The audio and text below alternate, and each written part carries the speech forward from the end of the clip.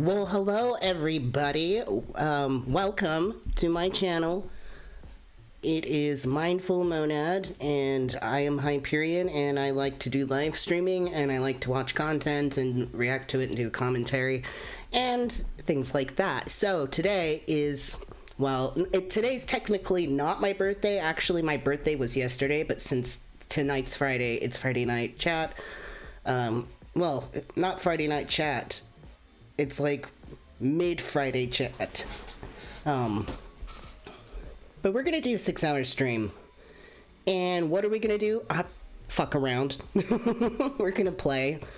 We're just gonna look at shit that's going on and maybe catch up on some recent news. Find some entertainment, read some articles. Maybe game? I have no idea. Like, there's plenty to do. So that's what I'm not worried about, for sure. I'm not worried about running out of things to do or things to say. I can be here on the screen all day. I can just make up shit. So, anyways, yes, tonight's my birthday stream, or today's my birthday stream. I'm getting confused because I usually do this in the evening, so I keep thinking it's like evening, but it's not. It's like 2 o'clock. So one thing I am disappointed about for today is I really wanted to do a fundraiser option to fight against anti-trans legislation, but I found out that apparently you can't do that on YouTube through your stream unless you have 10,000 followers.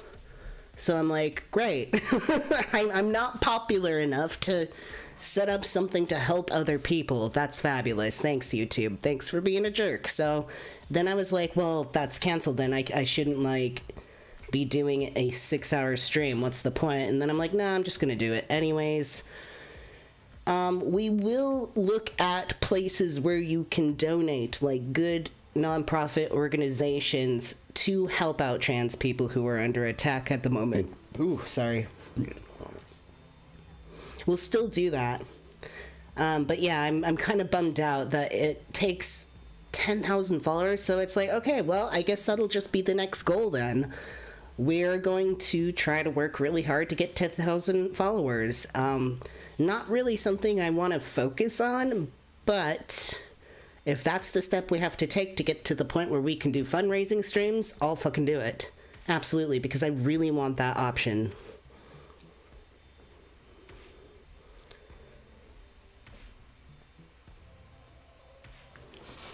Want to do a little... I'm trying to think of a workaround because it's like, pretty much all I can do is just show you all, like, the main pages to do that.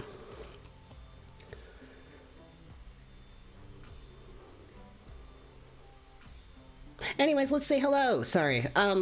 Yeah, today is going to be full of fun shenanigans. We will laugh. We will cry. Eat. I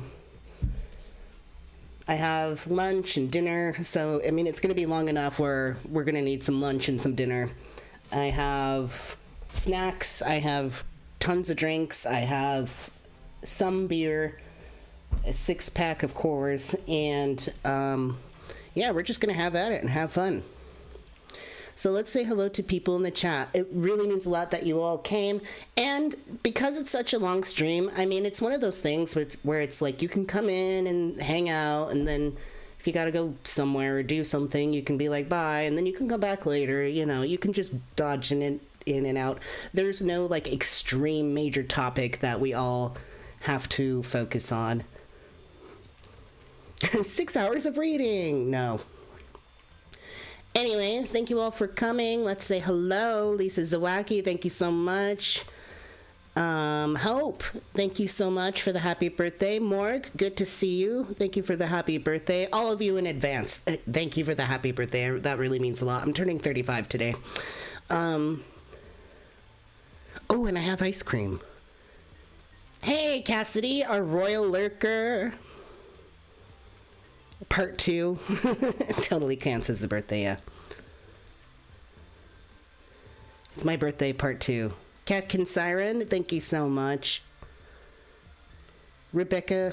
Did I say Rebecca? You all know the drill. If I repeat you, pretend it's new, and if I forget you, just repeat yourself.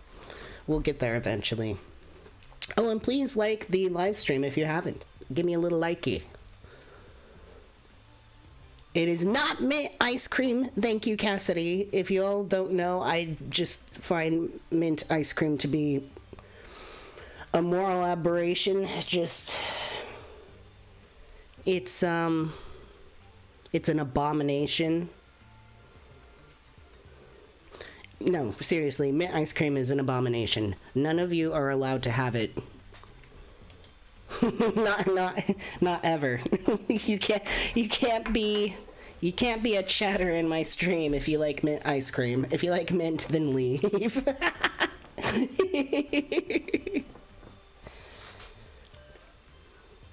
There's so many things we could watch today and look at. I have like a million ideas, and then I started to write them down, and I'm like, no, because then I'm gonna want to pick them off like a list. So I crumpled up the paper, and I'm like, let's just go wild. I like to stretch my capabilities of being innovative, like right on the spot when it comes to live streams. I remember when I first started live streaming, I was really nervous, and I would always have to like super prepare everything, like write everything down. And there'd only be like 5 people in the room with like under 100 followers. And at this point, I feel more comfortable having a raw reaction to things, and I don't mind it one bit. Yay, birthday cakes! I like birthday cakes. I am oddly terrified of balloons. I don't know. I don't know if anybody else has that. Does anybody else have that? Just like regular, like kind of birthday balloons? Like, I don't know why they creep me out. Like, I can look at pictures of them and stuff, but having them, like, I mean, having a bunch is okay, but like just one singular balloon, I don't know. It's kind of like from the original It, that like floating red balloon, and then it would burst and like blood would splatter. It just, to me, for some reason, like there's something in my subconscious, like my brain like wants to see it as like a floating disembodied head. And so it just like instantly I just get this like reaction, like, ah, it's a ghost. It's like very paranormal to me.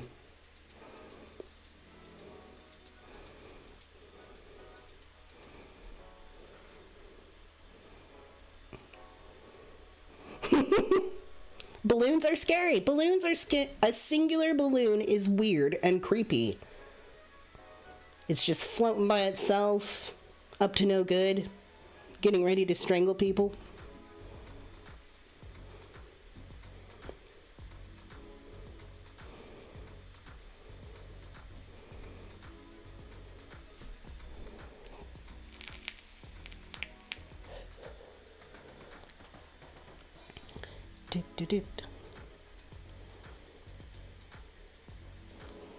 Cassidy says, what if it's one of those balloons with cuss words on them? I don't know what they call those. I don't know that either. What do you mean? Like a birthday balloon, only instead of happy birthday, it says fuck you? I don't mind the balloons with like the tinfoily balloons with the writing on it. That's fine. It's just like the classic quintessential like singular balloon. It's like a severed head that's like floating at you. Oh no, you guys can post the balloon emoji. Like, it doesn't bother me at all. I just was like shooting off into like a weird I'm just rambling. I'm just rambling. No, you can do that.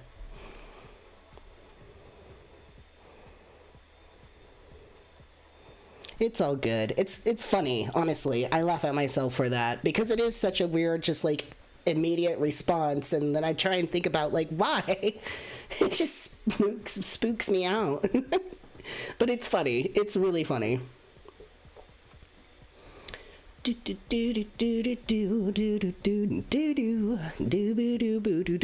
hair is so unruly today. It just like I trimmed it, but I don't think I took enough here off here because like it wants to just swoop. I'm feeling like an emo boy. Because tonight's the night that I will fall for you over again. Don't make me change my mind.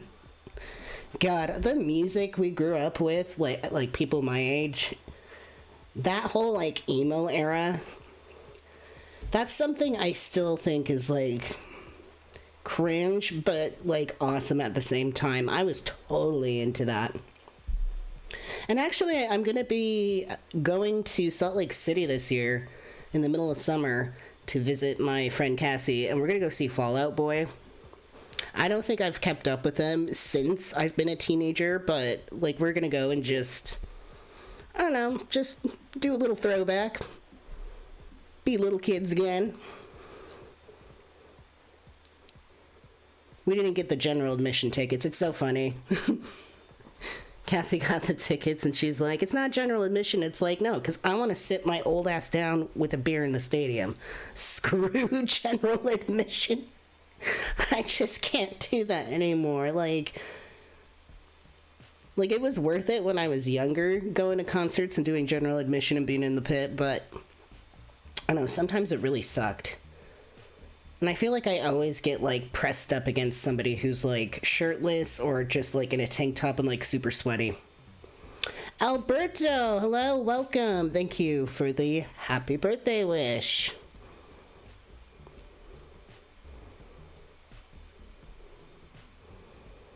Welcome to 6 hours of Jan rambling incoherently. No. I mean, kind of. We will start doing stuff. We just started going live, so we're just kind of hanging out, seeing who's popping in, who's popping out. It'll be really interesting.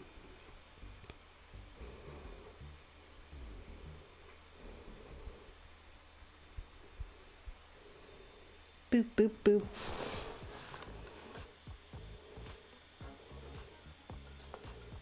The swearing balloon, that's what's called. One says, happy fucking birthday. What is the hair doing? Like, what is this? Why is this like this? Do you want to go like that? Kind of? Yeah, I'm getting like an emo swoop here. What the fuck?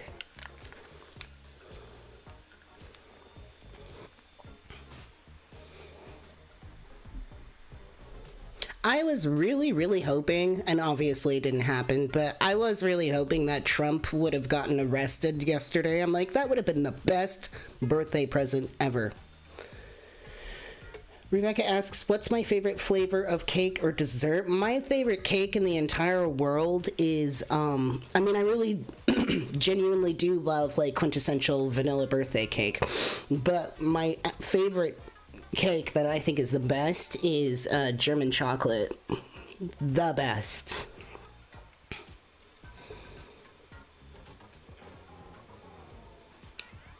I don't know. What's your favorite kind of cake, y'all? If y'all like cake, tell me your favorite kind of cake. Or favorite kind of ice cream. And nobody say mint! You can say mint. It's gonna be a long running joke here about how I hate mint, and then the chat just like tortures me with mint. It's all in good jest.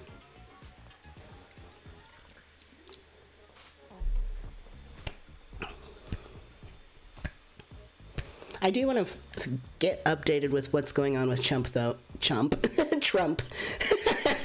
The other works too. Chump. Ex-douchebag Chump. I do want to catch up with that because honestly I've been really out of the loop.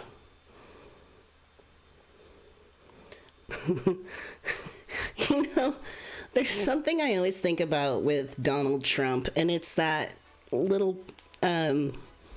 portion of Elmo, you know, from Sesame Street, and Elmo like calls him Donald Grump. Donald Grump. It's so funny. I think it's cute. Catkin says, I'm not crazy about cake.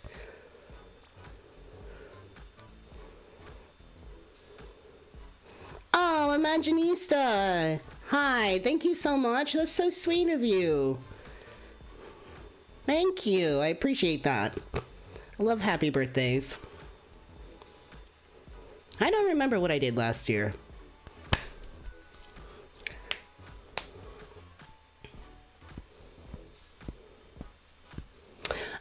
If you all notice, I got a light on the whiteboard. I found a lamp and fixed it up, so I think that might help with the issue, and people can actually see names on the whiteboard. Where's my markers?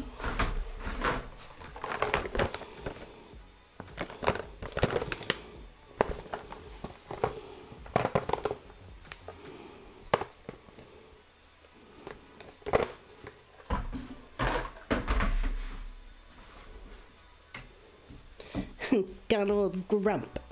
I wonder if I can find that. Elmo. No. Donald Grump. Donald Grump.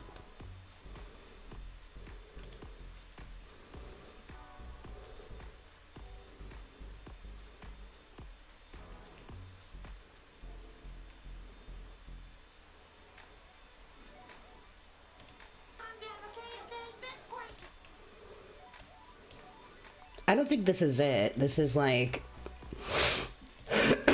Elmo acting as President Trump. That's kind of cute. Let's see. Let me try and find the one where he says like Donald Grump. Elmo and Donald Grump.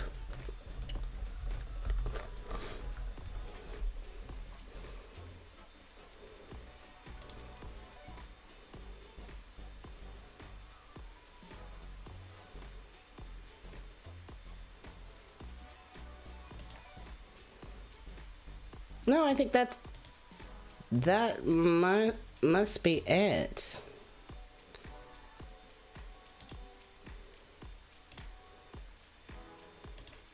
This has got to be like fan made though. I don't know if this is actually. I thought there was like one real thing where he was like saying Donald Grump.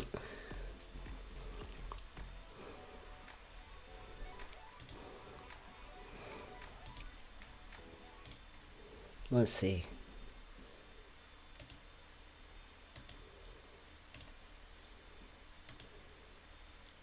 Stop it. Oh.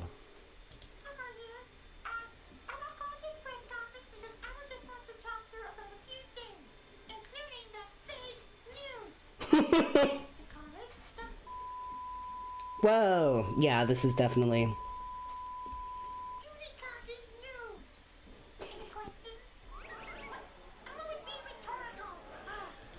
Yes, I have questions. Where's the original, like, Donald Grump? I think he's a Donald Grump. I don't want to do Elmo as Trump.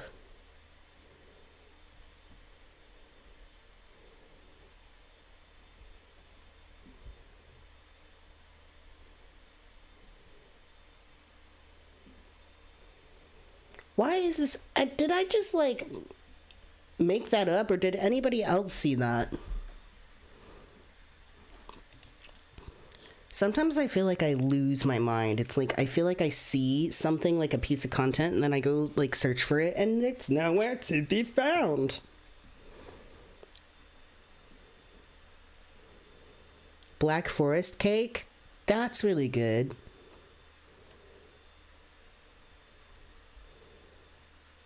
Lisa likes white cake with chocolate frosting. I can see that. I like the like just plain old yellow cake. You know, you just get the Pillsbury can of frosting, box of cake.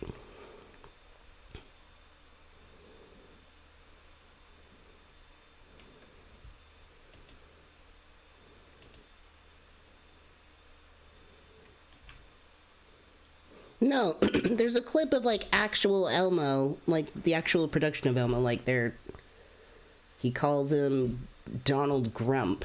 But now I'm just getting this Elmo as President Trump, and I don't think it's the same, but I don't know. Crystal Mason, hey! Good to see you. Chocolate layer cake. Yes. Yes. Yellow cake with chocolate icing. Hell yeah. Total Mandela effect of Elmo saying that. I know. Honestly. So trippy when that happens. That and deja vu.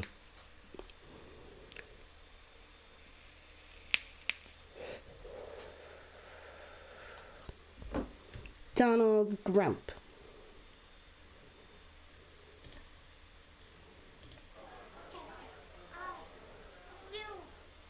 Hello, Mr. President. I am a puppet reporter for the ABCDEFGHIJKL. Oh, okay. Well, anyway, my question is, what do you intend to do about the Russian? You know what? You just shut your mouth because I want to know what he wants. He's talking you, shut your trap.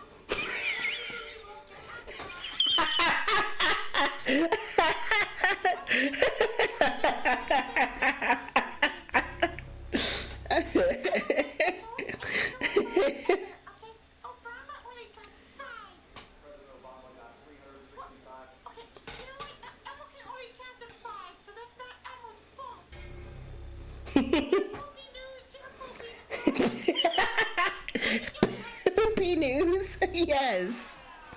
I am now reusing that reference from now on. Poopy news. What?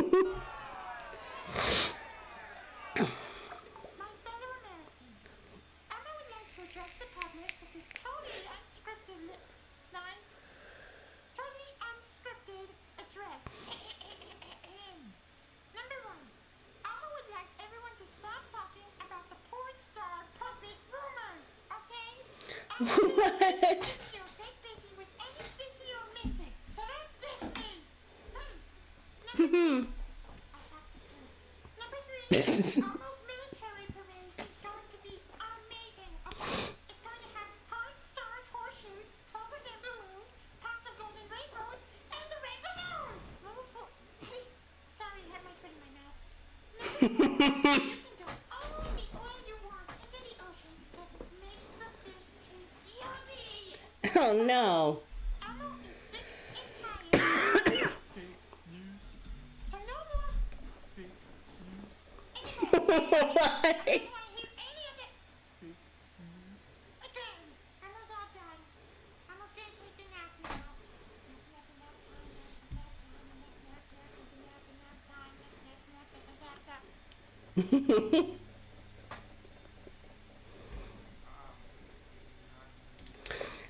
Imaginista says, Jan, I found it. Look it up.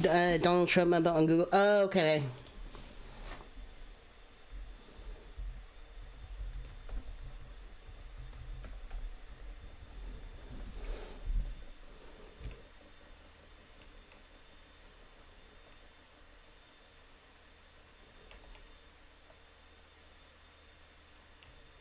Is it the Donald Trump, the Muppet Show mashup?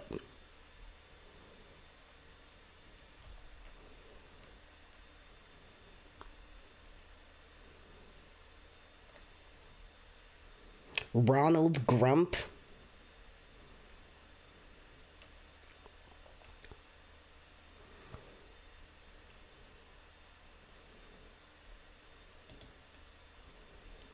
Hey, exploring the hollows. Good to see you. Absolutely wrong. Proved over and over again. Wrong. He actually Wrong. Okay, let's see. Ronald Grump.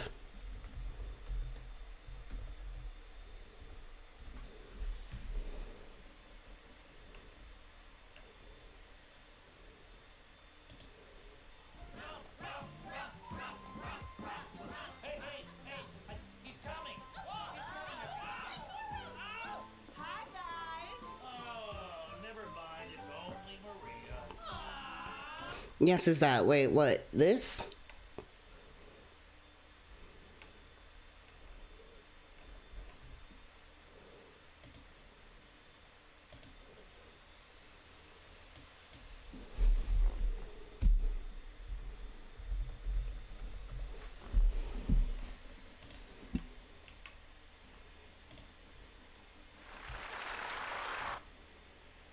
Oh, I was on it. Okay.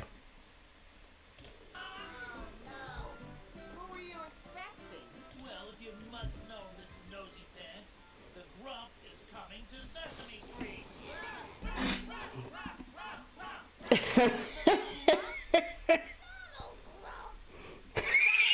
Okay, so it's not Elmo, but it's just Donald Grump. Man, Donald Grump happens to have the most trash of any Grouch in the world. Damn. Name is on every piece of trash. Thanks, Crystal. Yeah, people can pop in and out. It's good. More trash. Are we gonna get claimed for this?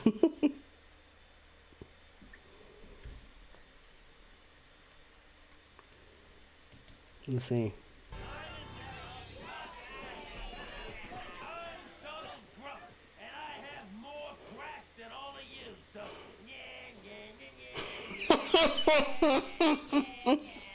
looking for an apprentice. A helper. Help! So much trash, I need somebody to help me sort it. And whoever I pick to be my helper gets to keep some of my very own trash. Of course, I'll still have more trash than you do. So, Hey, I want some of that trash, so pick me. Oh, quiet! Hey, the first thing I want to say is, I'm a grocer, Swampy. Yeah?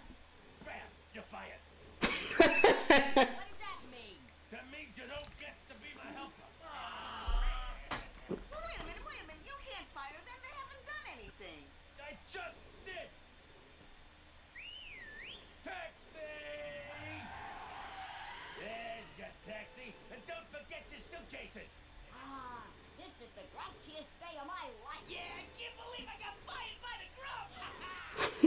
Wait, why is he laughing? Why did he laugh at the end of that? Why did he laugh? Can't believe I got fired by the Grump! Ha ha! All right, now, who's gonna be my helper? Oh, me. Pick me. I'm the one. Mr. Grump, Oh, there we go. Elmo is in this. You know Donald Grump? Maria, everybody knows Donald Grump. Donald Grump. Oh, that's the help. Oh, no, you can't be the helper. You're not a Grouch. Nice and annoying. Nice and annoying? Hey, I could use a helper like that. Come help me in the mailing shop. Elmo will help Maria later. But first, Elmo wants to help Mr. Grump. I don't know. Hey, you heard the kid. Scram, you're fired. Me? You can't fire me. I just did. I love it when he does that. Scram, you're fired. I'm going back to work. I'll be in the mailing shop if you need me, Elmo. Okay, Maria, bye. All right, now listen up, everybody. If you want to be my helper, you have to pass the Grump trash test. The Grump trash test? Yeah, the first thing you have to do is tell me how many of my rotten, smelly fish here will fit in this bucket. That's easy. My rotten, smelly fish. I'm gonna be the helper. No, I'm gonna be the helper. Oh, no, you're not. I'll be the helper. I'm gonna be the helper. See, one rotten, smelly fish is about so big. Elmo thinks 1, 2, 3, 4, 5. 5 rotten, smelly fish will fit in the bucket, Mr. Grump. Grump is gonna pick me. No, he's gonna pick me. No. He's gonna pick me. All right, let's see if you're right, Elmo. Okay. All right, let's see here. That's 1, 2, 3,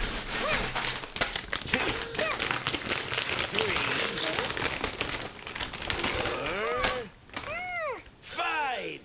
You're right, Elmo. Nah, bullshit. They could have easily fit 6 in there. Hey, no fair. We were busy arguing. You started it. Not me. You did. You Oh, started. you started You're it. the one. You started it. You two have a rotten attitude. I like that. So I'm gonna give you another chance to be my helper. Now listen up. Elmo's listening, Mr. Grump. As you all know, I've got more torn sneakers than you do. So, yeah.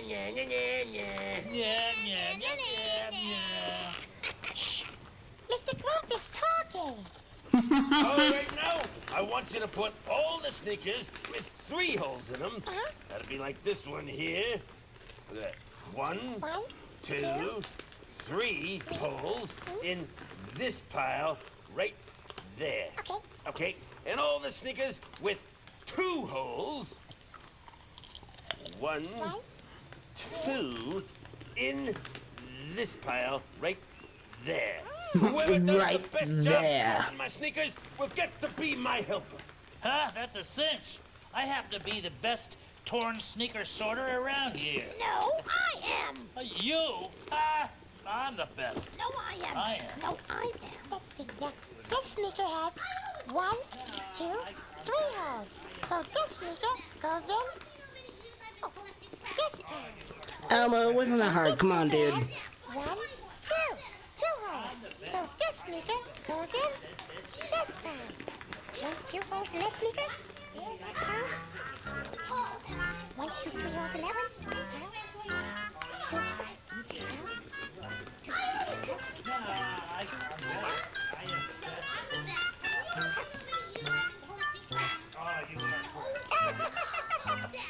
Almost sorted the sneakers, Mr. Grump. Hey, Elmo sorted all the sneakers. Look at that. And you two didn't sort anything. Huh? What? That's not fair. We were arguing. Yeah, well, you started it. No, you started. You started it. Since you two did such a rotten job, I'm gonna give you one last chance to be my helper. All right, here's what you have to do. Let's start over here. Okay, all you got to do is whoever finds the most trash in 5 seconds will get to be my helper. All right, are you ready?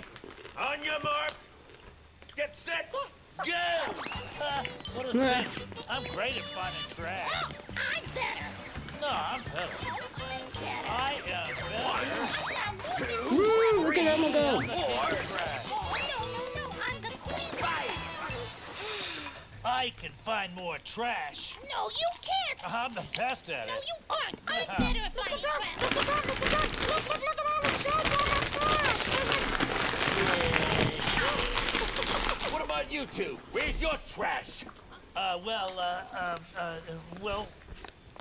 we found 0 trash. 0? You mean you didn't find any trash at all? That's what 0 means, doesn't it?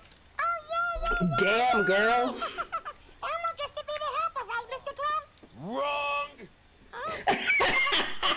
Wrong. Elmo guessed how many fish fit in a bucket and sorted all the sneakers. Elmo's a good helper. I know. Too good. I'm a grouch. I can't have a good helper. I got my reputation to think of. There's only one thing I can do, Elmo. Yeah? Scram! You're fired. Oh, that's okay. Elmo doesn't mind. Elmo had lots of fun. Yay! But you don't get to keep any of my trash. But Elmo doesn't want Mr. Grump's trash. What do you mean you don't want my trash? Well, Elmo just likes to help. Elmo's going to go and help Maria right now. But everyone wants my trash. There must be something here you want. Well, there is one thing. Go ahead, take it.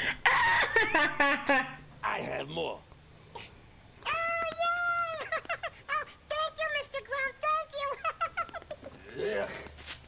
Okay, there are 2 of you left, and one of you is gonna get to be my helper. Oh, well, pick me then. Pick me. Me. You are both the worst helpers I have ever seen. All you do is argue. So there's only one thing I can say to you both. We're fired? No, you're hired. You both get to be my helpers. Yeah? You mean we get to keep the trash? Not so fast. First, you gotta help me sort it. Help you? Hey, that's the deal, remember? Hey, forget it. We're grouches. We don't help. Then you don't get any of my trash. Well, we don't want your trash. Not if we have to help. Yeah, besides, it's got your name all over it. Yeah, we can get our own trash. Yeah. You better fire us. Nope, I'm not gonna fire you. I'll never find helpers as rotten as you two. Well, if you won't fire us, we have just one thing to say to you. Scram! You're fired! You can't fire me! Oh, we just did. Oh. And don't forget your suitcase.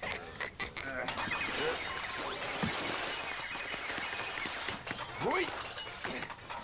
Taxi! Well, that was fun. Hey, Granjetta, Scram, you're fired. Granjetta. Scram, you're fired. Oh, yeah? Scram, you're fired. Scram, you're fired. That was funny.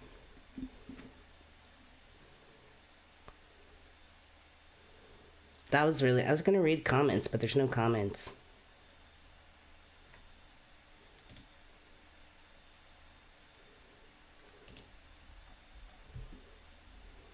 Donald Grump. What the hell is going on with the Donald Grump? Donald Grump. Now I'm just saying it. Arrest.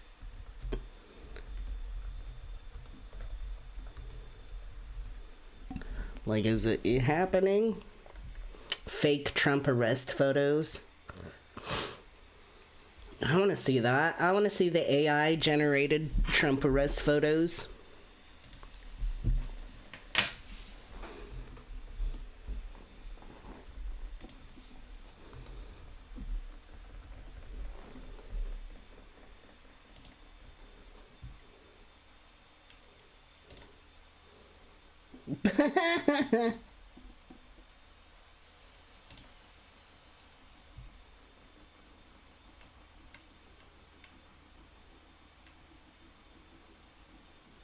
Live footage of Donald Trump being arrested. No, no music.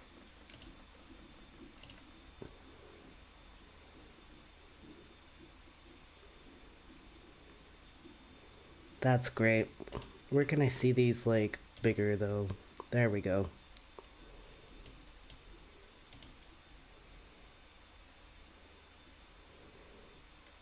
I know, AI is really, clever. It's not perfect, but it's very clever.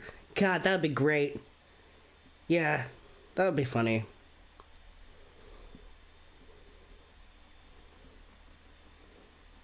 Wait, what? Why does Trump have the fucking, like... Yeah, why is he in the police uniform in this one? This is weird.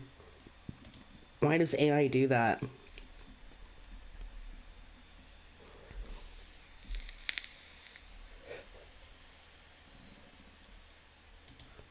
Come on.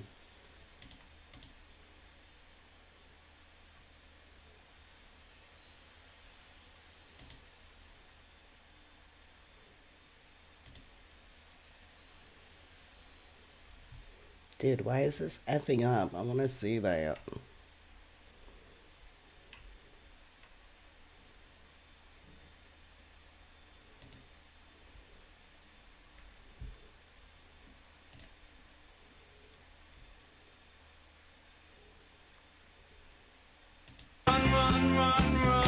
Nope.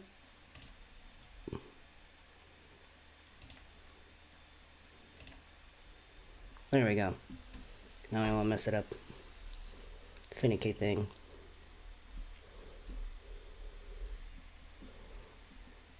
That one, he has like a gun on him. Screaming, yeah, why is the police there? It was son. Where?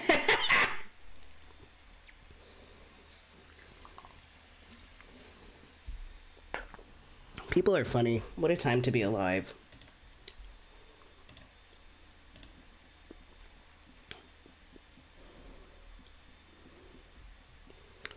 So, unfortunately, Donald Trump isn't actually arrested. That would be nice. Oh, exploring the hollows. Thank you so much. I really appreciate that. Going back to work now? Yeah, see you later. Come back if you'd like. I'm here all day, folks. What time is it? 3? Kind of getting hungry. I think maybe in like 45 minutes or so, I'm gonna grab... I just got like a big sandwich from the store. I'm just gonna grab a sandwich. Okay. What the F is going on?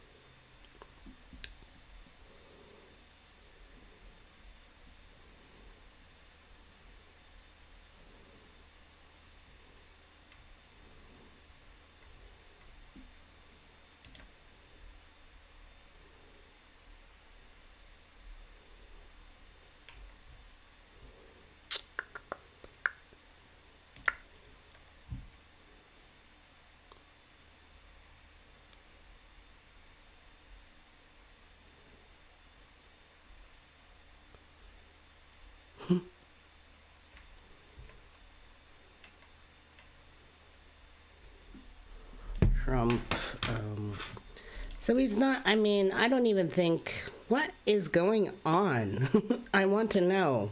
I keep seeing, like, so many different, like, separate things.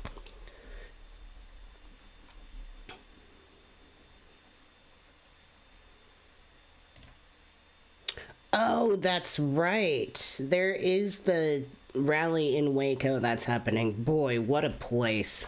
Waco, Texas. That is a place. Anyways. So Donald Trump has come under fire over his upcoming rally in Waco, Texas, with former president facing a number of potential headaches as he attempts to kickstart his 2024 campaign. God help us all. Trump will appear at his first major public 224 rally in the Lone Star State on Saturday, March 25th, while facing a potential historic indictment in New York as a part of an investigation into alleged hush money paid to Stormy Daniels. That's what he's really under fire for, is the hush money he paid to some stripper. By the way, I like the name Stormy Daniels. It's really good and it, like, rolls off the tongue. Anyways, Trump's team announced the Waco rally on March 17th, one day before the former president claimed on social media that he would be arrested under Manhattan District Attorney Alvin Bragg's probe and called for his supporters to protest. Yeah, because that's what you want to do after what happened on January 6th. You want to go and try and do it again. The timing of the rally has raised eyebrows as it coincides with the 30th anniversary of the Waco siege, which ended with the deaths of 86 people, including dozens of children. I've never heard of the Waco siege. What the fuck is that?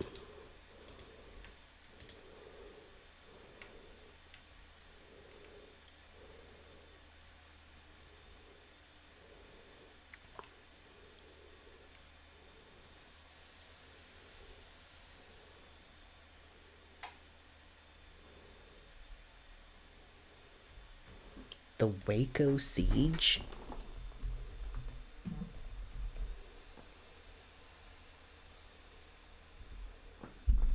What? Oh, fuck yeah!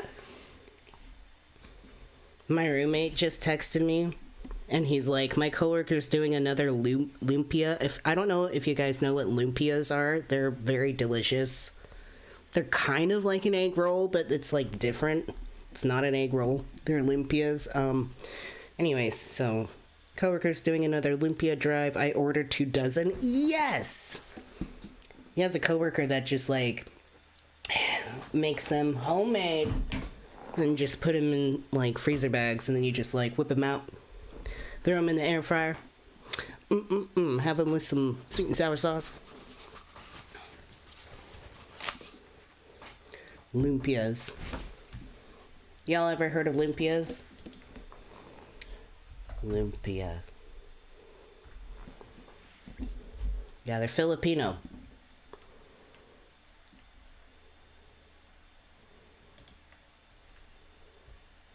So they look like this. You can just like eat them by themselves with some dipping sauce. Or you can have it with like some noodles or rice. So they're just kind of like stuffed with like rice and vegetables.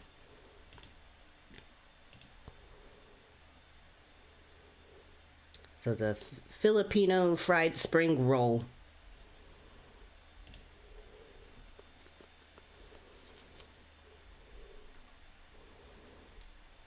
With a sweet chili dipping sauce. Hell yeah.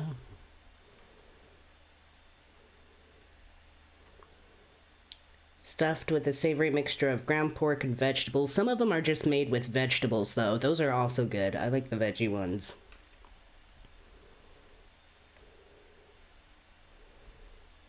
So fucking delicious. Delicious. What the hell is the Waco Siege? Okay, that's from History Channel. That's definitely getting claimed. Waco Siege? What happened? Oh, it happened in 1995? Oh, 1993.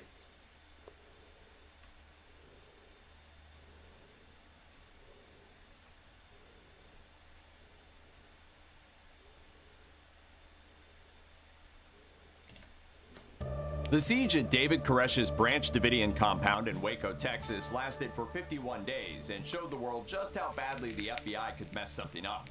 And with Paramount's Waco now on Netflix, a new generation is learning about the tragedy.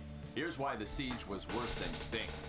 Every leader has to rise to power, but before David Koresh rose to become the leader of the Branch Davidians, it was George Roden who ruled the cult. According to the New York Times, Koresh wasn't especially fond of Roden, who he saw as squatting on his property, so he got a bunch of friends together and they invaded the sect commando style, dressed in camouflage military uniforms and carrying military-style weapons. There was a gun battle, Roden was shot in the hand, and Koresh was able to seize control of the cult. So how exactly does something like that happen without consequences? Well, there was a trial, but none of the 8 attackers was convicted of a crime. David Koresh claimed he'd been aiming at a tree. I think I watched the movie, the cinematic movie or something based off this. I'm learning about this for the first time. Like, I have no idea. Hey, Ontology Dragon, hello, welcome.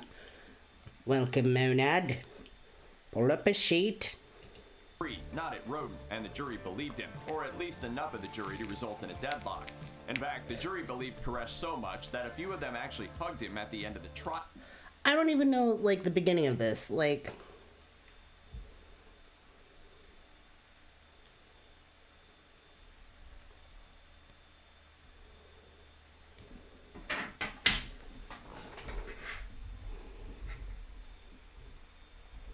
YouTube. YouTube. YouTube. We're getting on YouTube. The Waco Siege.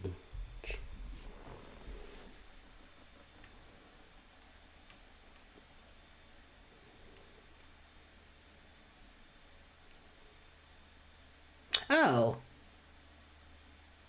There's a Illuminati thing on that. Prism of the Past? Yeah, let's do it. She explained things so well. Hello and welcome to Prism of the Past, a weekly series about historical events, people, and situations from the fascinating to the forgotten. I'm the Illuminati, and today we're going to be talking about the Waco Massacre. To give you an idea of what we're in for today, the Waco Massacre on the Texan ranch of a religious cult in 1993 was the end result of a 50-day siege in which 76 men, women, and children lost their lives after federal officials set fire to an isolated compound. So... Wait, sorry. I have to start over. I'm sorry. I, was totally not paying attention because I got distracted by, settings. I have to start it over. Sorry. Sometimes that happens. I'm like... I'll even be staring right at a video, and then I'm like, wait a minute, I was, off in outer space. Prism of the Past. Welcome to Prism of the Past, a weekly series about historical events, people, and situations from the fascinating to the forgotten. I'm the Illuminati, and today we're going to be talking about the Waco Massacre. To give you an idea of what we're in for today, the Waco Massacre on the Texan ranch of a religious cult in 1993 was the end result of a 50-day siege in which 76 men, women, and children lost their lives after federal officials set fire to an isolated compound. Boop. So, yes, disclaimers and trigger warnings galore right here. This episode may not be for some of you, and I totally understand if you'd rather click away, and hopefully I'll see you again in the next one. Yeah, okay. Hey, can you all hear me well enough? I just, was switching with the, so if I turn this 2 up, I'll hear myself, way too much. I don't know. But if I have it like this, is that better? How does that sound? Sorry. Testing. Tell me how it sounds. We sounding okay? You hear me just fine? Does it sound good, though? Okay. I just can't hear myself. I'm used to having, instant monitoring so I can hear myself, but I don't really need to do that. Okay. Oh, my haunches. Is it good? Is it good? That's good. Okay. I just, I was noticing in the sound thing, if I turn the monitoring up too much, I think it just, comes with a lot of extra noise. So then you're, double hearing. So, anyways. Sorry. Moving along. Ooh, I'm getting hungry. I already know this one will be probably a little too explicit for YouTube, so I fully expect them to smite me, but I really don't care. I think this topic is interesting and tragic, and it really shows a lot that we need to still learn about the way police handle situations. So, without further ado, let's jump into it, and we'll start with the history of the cult and what they were involved in, and get into why I'd rather not call it a cult to even begin with, but some sources call it a cult. It's just a mess, so let's just get into it. It's a mess! You're a mess woman.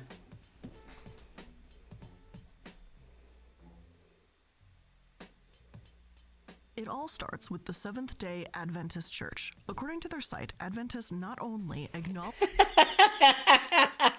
It all starts with the church. It always starts with the church. Always fucking starts with the church. Acknowledge the call to be unique or set apart the world, but they place a lot of importance on the fourth commandment, one of honoring the Sabbath day, as you obviously can tell from the name. Their site reads, before the name Seventh-day Adventist was even a thought, a group of Protestant Christians began gathering for Bible studies and tent meetings in the early to mid-1800s. Okay. At that time in the United States, there was a religious climate of revival that later came to be known as the Second Great Awakening.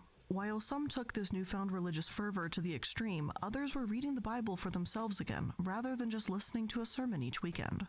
One preacher named William Miller was also fervently studying scripture and was spending time in the prophecies in Daniel and the Revelation. Oh, great. He became convinced that the second coming of Jesus, which at the time many thought to be figurative, would be literal. His study on these prophecies continued. Jesus is coming! A group of followers called Millerites. Jesus is coming! The more they learned about these prophecies and the idea of a literal second coming, the more they began to think in literal predictive terms. Eventually, it was determined by the Millerites that Jesus would return to Earth on October 22nd, 1844. He didn't. I find it interesting that they include this, actually, considering that ship sailed. that we're about to dive into another group of followers that branched off of them. But seriously, I've got nothing wrong with anyone who believes in honoring the Sabbath, taking a day off of the week for their religious belief. I struggle to take days off in general, and my mental health suffers from it. So taking time away to worship God is fine in my book if that's what you're into. That's not the problem I have with them. It's the cult that branched off from them that became dangerous, known as the Branch Davidian. They were founded in order to continue the work of Victor Hautef, who lived from 1885 to 1955, a man set on reforming the SDA Church. He settled in Waco, Texas in 1935 with his followers, preparing for what they believed was the imminent return of Jesus, claiming that Adventists abandoned this task in favor of worldly pursuits. The community in Waco became self-sustaining and continued even after Hotef died in 1955. However, his death came the splintering of the movement into several factions.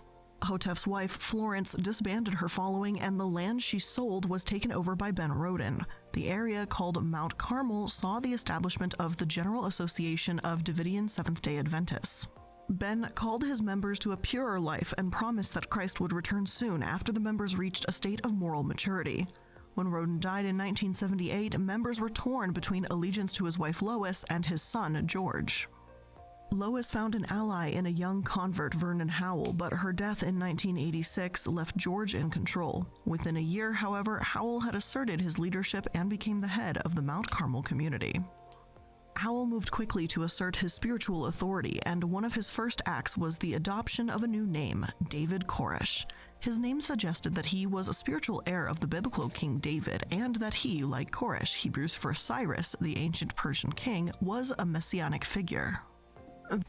Look, kids, it's fun to get into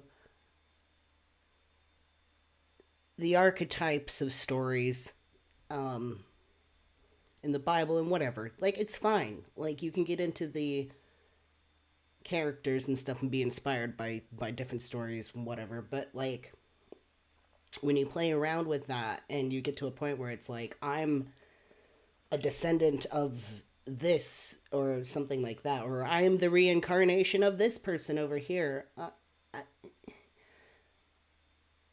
depending on how you're going about it, I mean, it can be something that's bad for your mental health, but, you know, if you're reasonable enough and you know how to compartmentalize the difference between yourself and the archetype, and you can, you know, understand that it's fine to play with archetypes. It's fun. I mean, I do it with, you know, my name. I named myself Jan, which is after Janus, the Roman god Janus, who is like the god of ominous spaces in between, like the end and the beginning, and it's like the god of gateways and stuff. So I'm like, I really identify with that character of Janus being the god of gateways. So, but I know, like, I'm not actually that god incarnate, right? So it's something that's, it's fun, it's enjoyable, I love it, I love relating to it and using that and assembling that type of archetype into myself, and, you know, strengths and weaknesses and everything. But at the end of the day, I'm my own monad. I'm my own thing. I'm my own mind. I don't know. I don't have proof of who I was in the past or who I am on a more, like, majestically cosmic level, if that makes sense. I am getting hungry. Eric, hey, thank you so much for the birthday cake. Welcome to the live stream. This is a really long live stream. Everyone can just hop in, hop out. It's like, it's gonna be really relaxing. It's just like, think of it as like you're literally just hanging out with me. Anyways, we're learning about the tragedy of the Waco siege. And then we're going to get back to this article. We're getting back to, like, what the hell's going on with Trump. So many things. Though not the Messiah Jesus. Cyrus is the only non-Jew to whom the title Messiah or Anointed One is given in Scripture. Koresh exercised his new authority by taking several spiritual wives from among the group's unmarried members, and in 1989 he asserted that he was the perfect male for all female members and confided to the Davidians. That's so nice. Thank you, Susan. Hi, Susan. Thank you for the birthday wish. That's so nice of you. I really appreciate that. I appreciate birthday wishes. Susan says hi, just dropping in. Thank you for dropping in. Drop in anytime.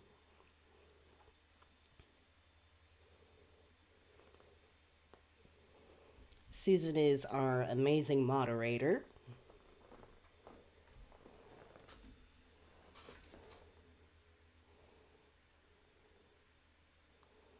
Lumpias. Lumpias. How is my stuff not sending?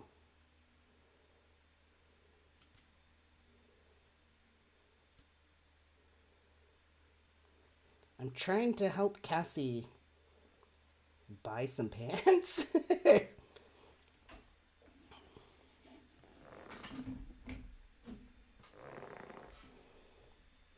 Yeah, we'll be here for quite a while today. And maybe even longer than 6 hours. I don't know. Hey. You know, there's some live streamers that they stream for like 8 to 10 hours a day every day and like as a job.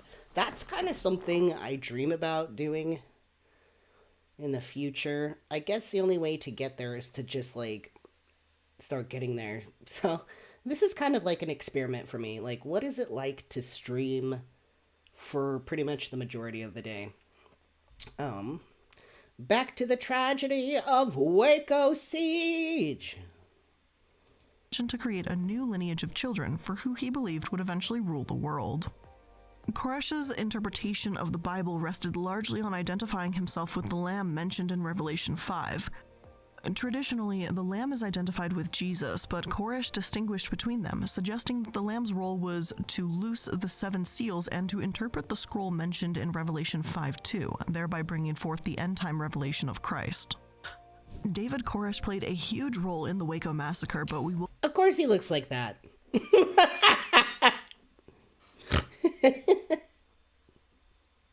Boy, you got fucking Jeffrey Dahmer vibes. We'll get back to him in just a little bit, but I think this history is important for us to see just how quickly things can spiral out of control. After all, this group was originally part of the Adventist movements, a church that places a heavy importance on the Sabbath. But all it took was the founder's wife to give up Mount Carmel, and it fell into the hands of a man who put conditions on Jesus' return, and then that man's son was willing to do what he had to in order to gain control of the group. That's not to say all churches are just a few steps away from becoming cult-like, but it's disturbing and interesting how quickly this one became exactly that.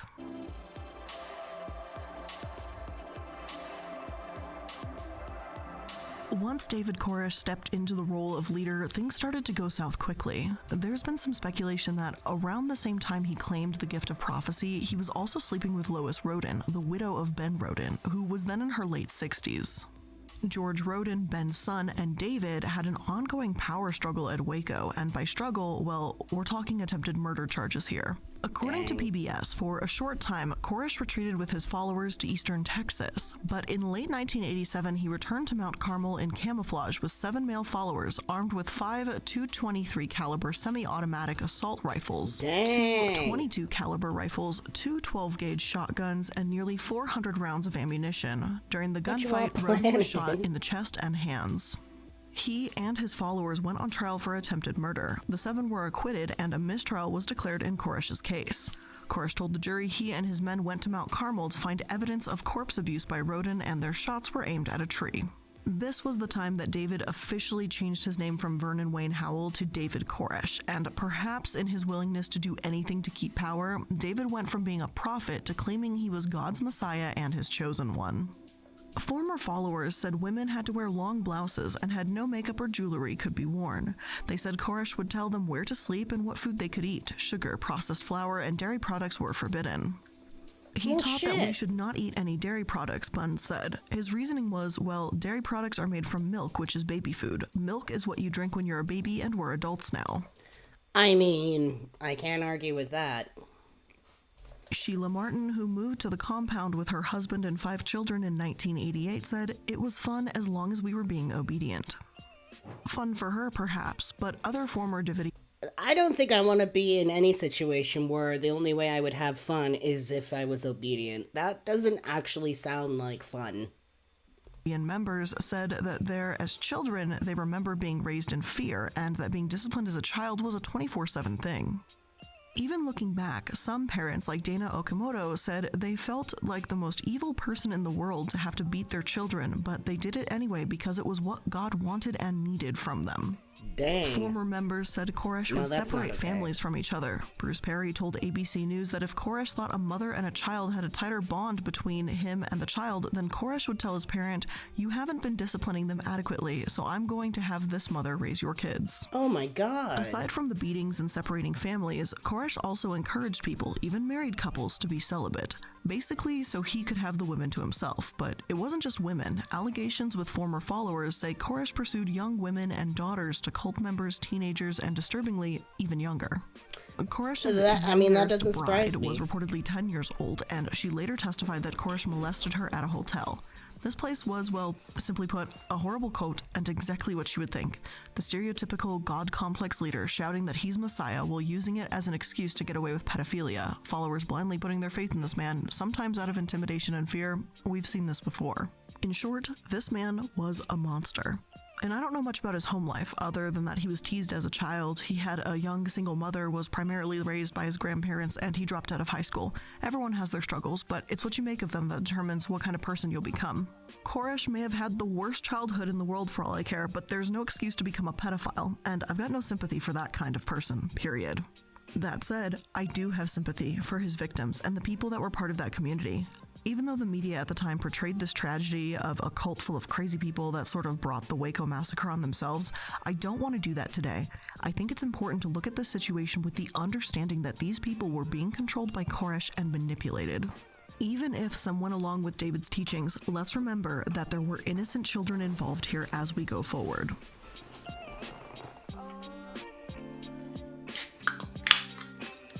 It all began Sunday, February 28, 1993. At about 9:30 a.m., agents of the Bureau of Alcohol, Tobacco, and Firearms attempted to execute an arrest and search warrants against David and the Branch Davidian compound. Some say they never should have been there in the first place and claim the ATF's application to search the premises was far below legal standards. The warrant to search the Branch Davidian compound near Waco was procured on the basis of an affidavit from an inexperienced special agent with the ATF, Davy Aguilera. The affidavit was approved by a U.S. magistrate who is a former prosecutor. The affidavit, kept secret during the siege, now has been released. A review of it shows that it failed to establish probable cause. On the other hand, Okay. the ATF states, in May 1992, ATF began an extensive investigation into David Koresh, aka David Wayne Howell, and the Branch Davidians, a cult group residing on a large and rural property near Waco, Texas. ATF's investigation centered on Koresh and the Davidians being involved in the illegal manufacture and possession of machine guns and the illegal manufacture and possession of destructive devices, including... Hey, Mistress Angelica, thank you so much for coming. Thank you. I appreciate that. Welcome. We are doing a long-ass stream today. bombs and grenades. ATF's investigation showed that the group acquired 136 firearms, including assault rifles and handguns, over 700 magazines for those firearms, Jesus over Christ. 200,000 rounds of ammunition, Yeah, that's concerning. 110 upper and lower I mean, do your culty business, I guess, but, like, you're stockpiling weapons like that. Holy shit. That's a lot. There's some plans there. A grenade launcher. Good God. receivers for AR-15 M16 rifles, grenade launcher attachments for AR-15 M16 rifles, and over 400 empty M31 rifle grenades along with black powder and other explosive chemicals. The investigation included interviews with former cult members, inspection and interview of a federal firearms dealer, review of documentation showing the purchase of large quantities of AR-15 rifles, ammunition, and inert grenades, which can be converted to live grenades, and records from interstate shippers. An ATF undercover agent became an associate member of the Davidians, although with limited access to their new compound. Sufficient evidence was gathered to allow for the issuance of federal arrest and search warrants in February 1993 to arrest Koresh and search the compound. Considering David's past, I definitely say this is worrying. It sounds like they were stocking up for some sort of apocalypse. Of course, if Seriously. you've been paying attention to the episode so far, I'm sure you can guess that this didn't go so well, and many people are divided as to where the case goes from this point. Now, because this whole siege was more than just a day-long event, I was able to find a timeline from PBS Online, and according to that, this is the order of the following events. Sunday, February 28th, 1993, they attempted to execute the warrant. 4 ATF agents were killed and 16 wounded when gunfire at the Branch Dang. Davidian compound erupted in gunfire. Within hours, the FBI That's some becomes the lead serious agency get for off resolving my the standoff, lawn. and Jeff Jamar is named the on-site commander. Get off my lawn. David Koresh discloses he's been wounded in the hip and left wrist, and Michael Schroeder from the Branch Davidian is killed while he tries to return from the main building. President Clinton followed the events closely throughout the day. David Koresh put all the lives of his followers at risk here, and again, I want to make this very abundantly clear that many of the tragic events to follow are on David's head. If we go into this with the thought that this is just a bunch of crazy people ignoring the FBI, then that would be irresponsible and dehumanizing many of these victims in the situation. But anyway, let's continue. The next day, Monday, March 1st, Clinton implicitly endorses a negotiated situation and asks to be advised if there are any change in the strategy. Larry Potts at FBI headquarters in Washington and Jamar in Waco are in command. Negotiations continue, and over the course of the day, 10 children are taken out of the compound. By 5 p.m., the FBI takes control with a fully functioning command post. Koresh becomes extremely agitated when armored vehicles move closer and when his phone line is cut except for outgoing calls to the negotiators. At least twice, Koresh says suicide is not being contemplated. FBI Director William Sessions favors a waiting strategy, and Clinton approves this tactic. On March 2nd, Clinton agrees to deploy military vehicles for safety purposes, and Koresh broadcasted his teachings over the Christian Broadcasting Network. Koresh said God had spoken to him and told him to wait. March 3rd, the FBI, in a conciliatory gesture, intervened to have murder charges dropped against 2 elderly women, Davidians who left the compound the previous day. Friday, March 5th, 9-year-old Heather Jones left the compound wearing a note pinned to her jacket on which her mother said that once the children are out, the adults would die. March 9 and 10, the electricity goes out, and hours of negotiation yielded no progress. I have to give the FBI some credit here. It shows incredible patience in such a delicate situation. There's several days in April that are just marked uneventful, and they truly did play a waiting game with Koresh. Koresh claimed they would come out after Passover as well, but by Wednesday, April 7th, they refused to confirm an exit date.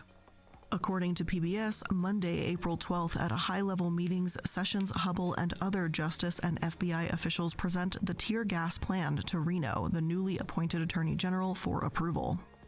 At first, she asks repeatedly, why now? Why not wait? But then becomes convinced some action is needed. After some discussion on April 15th, it becomes pretty clear that the negotiations believe there is no further hope of getting the Davidians out through negotiation.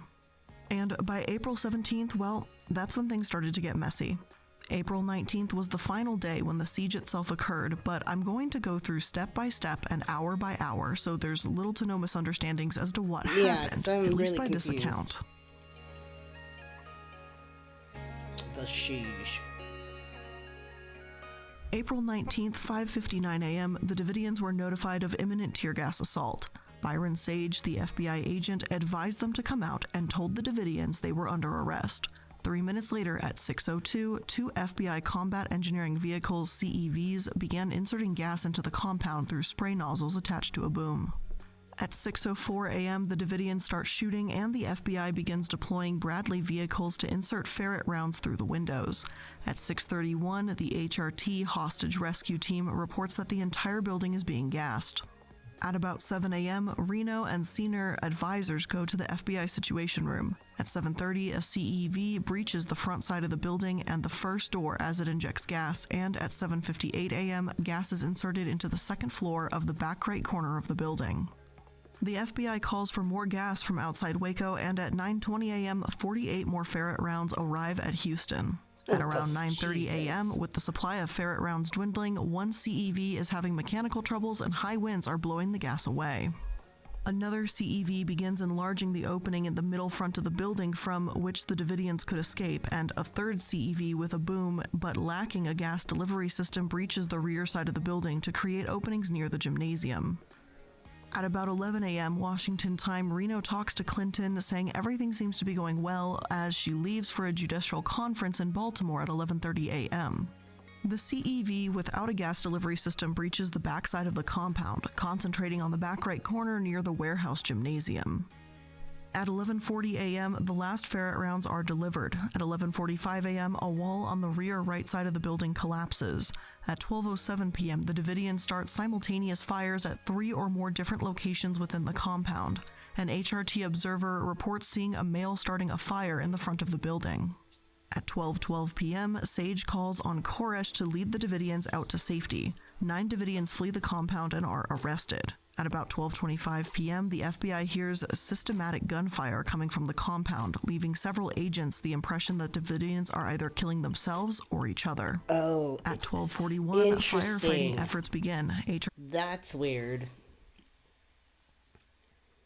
HRT agents enter tunnels to search for survivors, especially children. In the afternoon, at an unspecified time, Hubble speaks to McLarty. After her appearance on ABC's television program Nightline, Reno talks again to Clinton. Sometime in mid-morning, an apparent deviation from the approved plan begins. The plan contemplated that the building would not be dismantled until after 48 hours and not all the people had come out.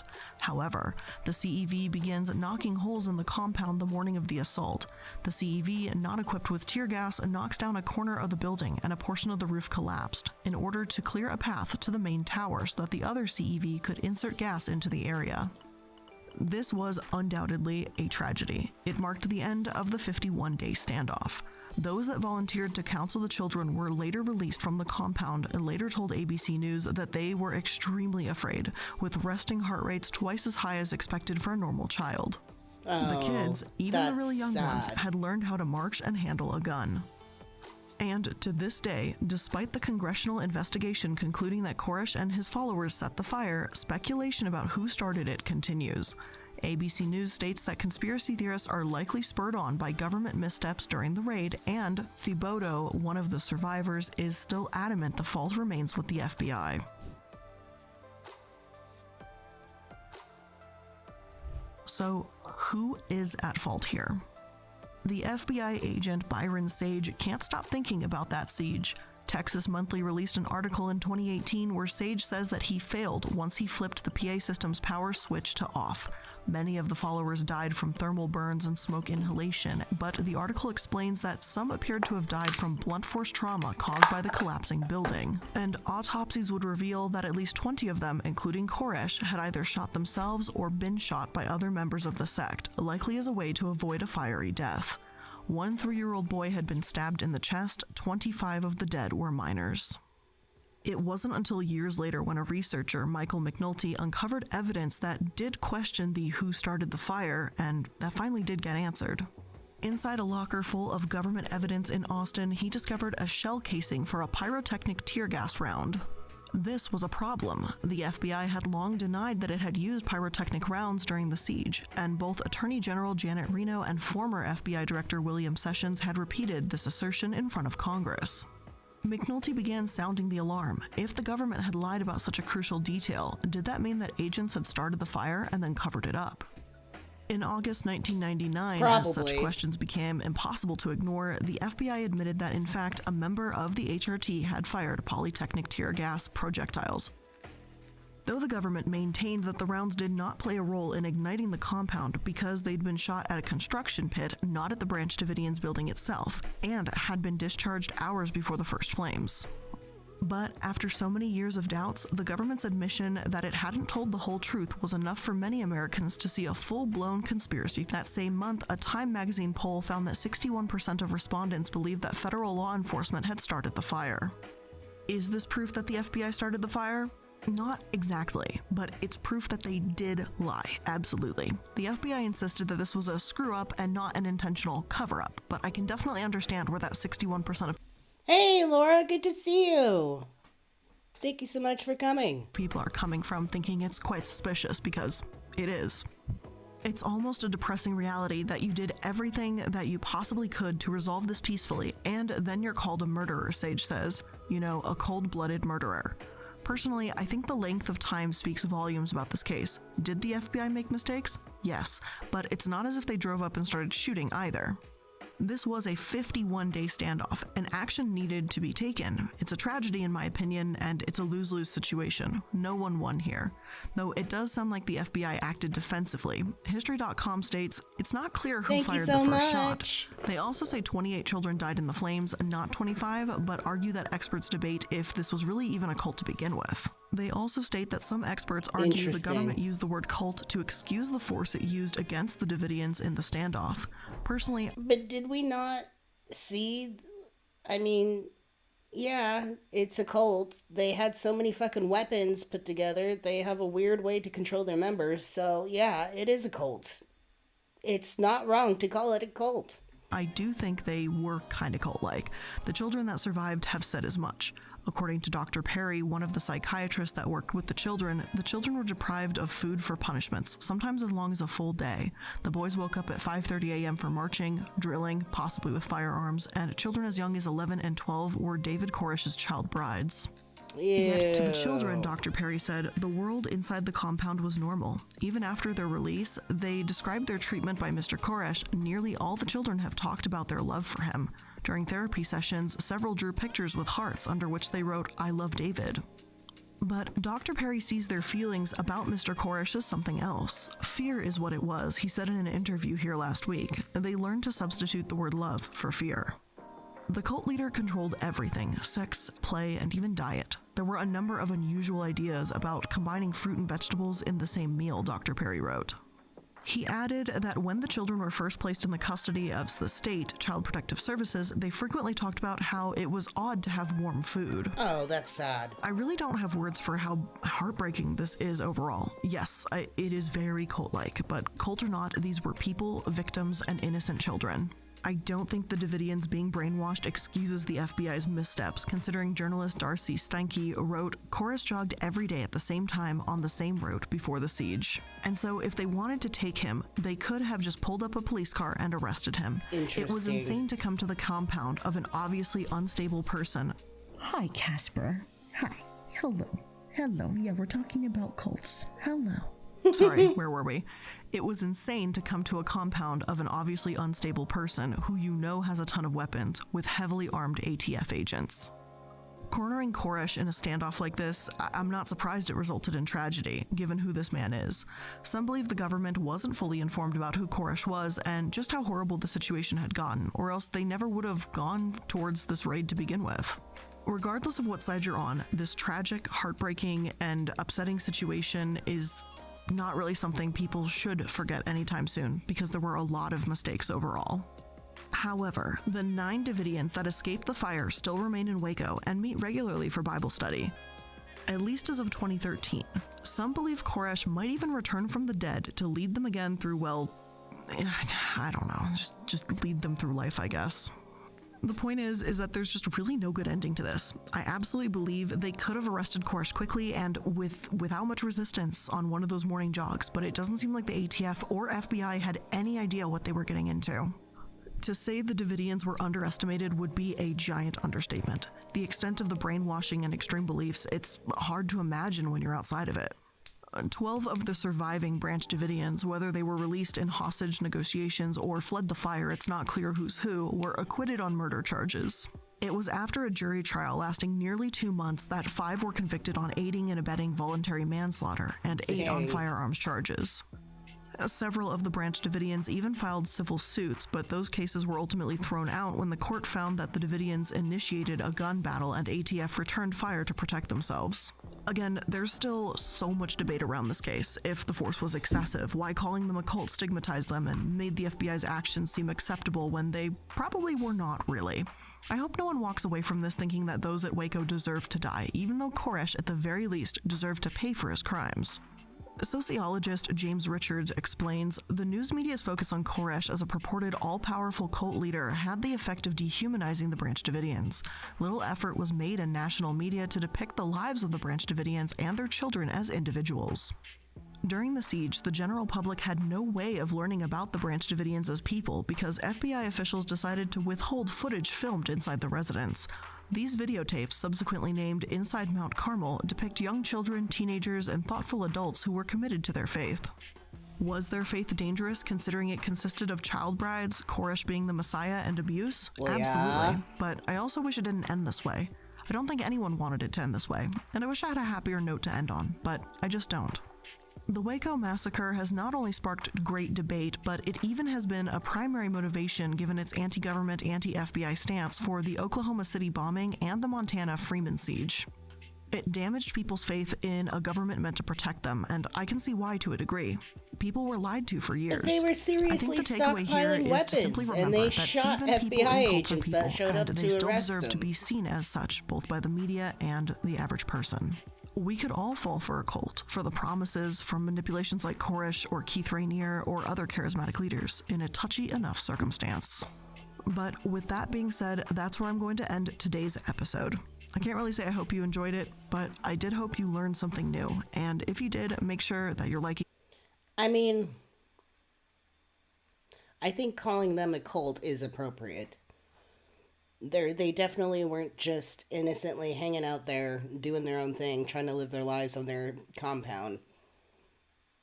It definitely sounds like the government used forces that were crazy, and it did a lot of damage, but that's not surprising. It's not an excuse. It doesn't say, like, that was good, but it's like, I'm not surprised about that, so...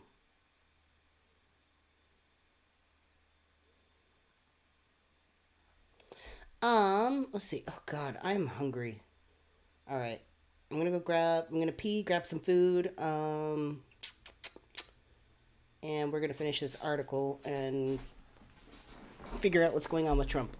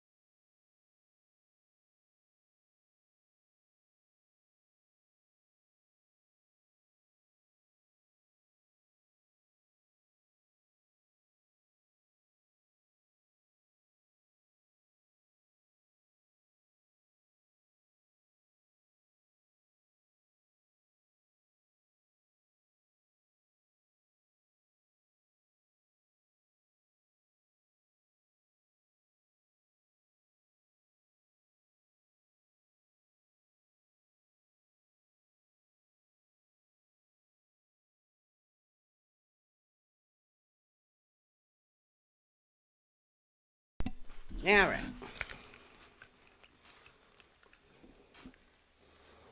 Koresh, not Korea. Yeah, I kind of figured. Korean. On TV, Korean TV.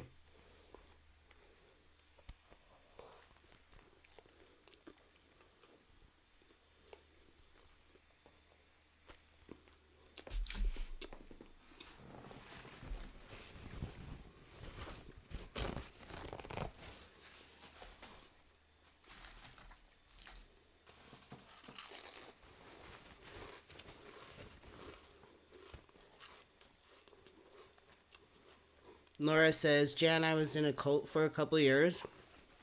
I'm sorry, that sounds awful. Oh, thank you, Jeff. Stoic Jeff. Thank you for coming.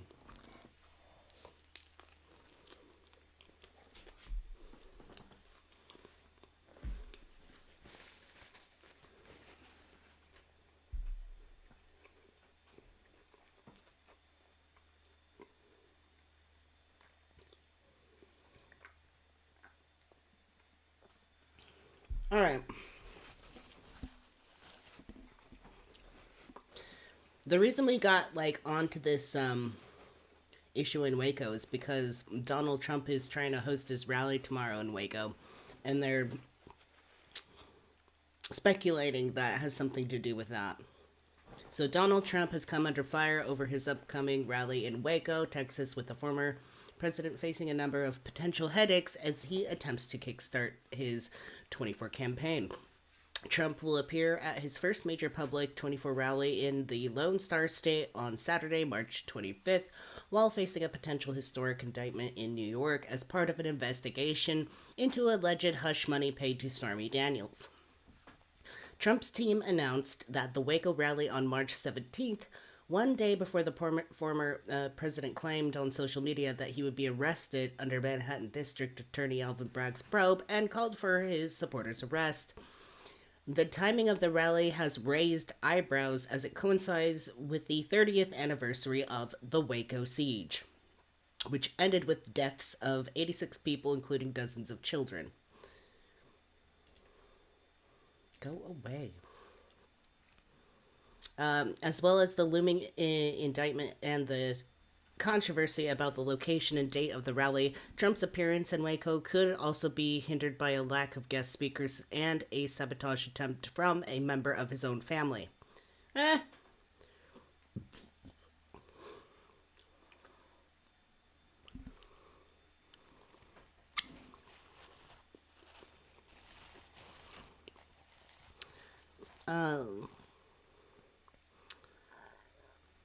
Ahead of the rally, Texas newspaper The Houston Chronicle published a scathing editorial that suggests it is not a coincidence that Trump is appearing in Waco for the first time, just days after calling for his supporters to protest his apparent upcoming indictment.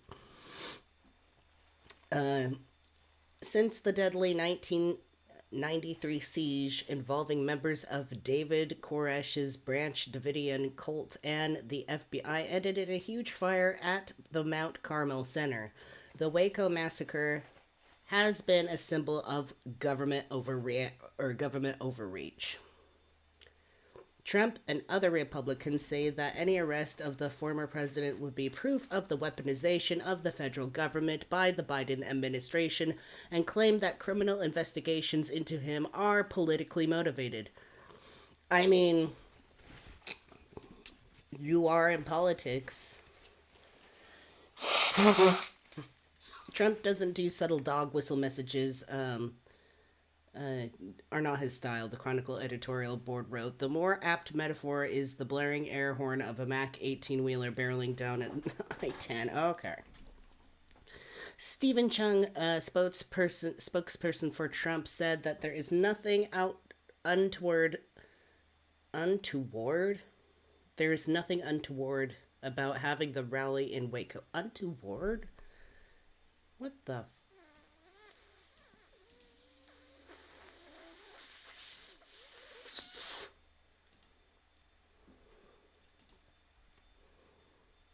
untoward. unexpected and inappropriate or inconvenient. Oh, I like that. Untoward. Untoward. Untoward. Untoward.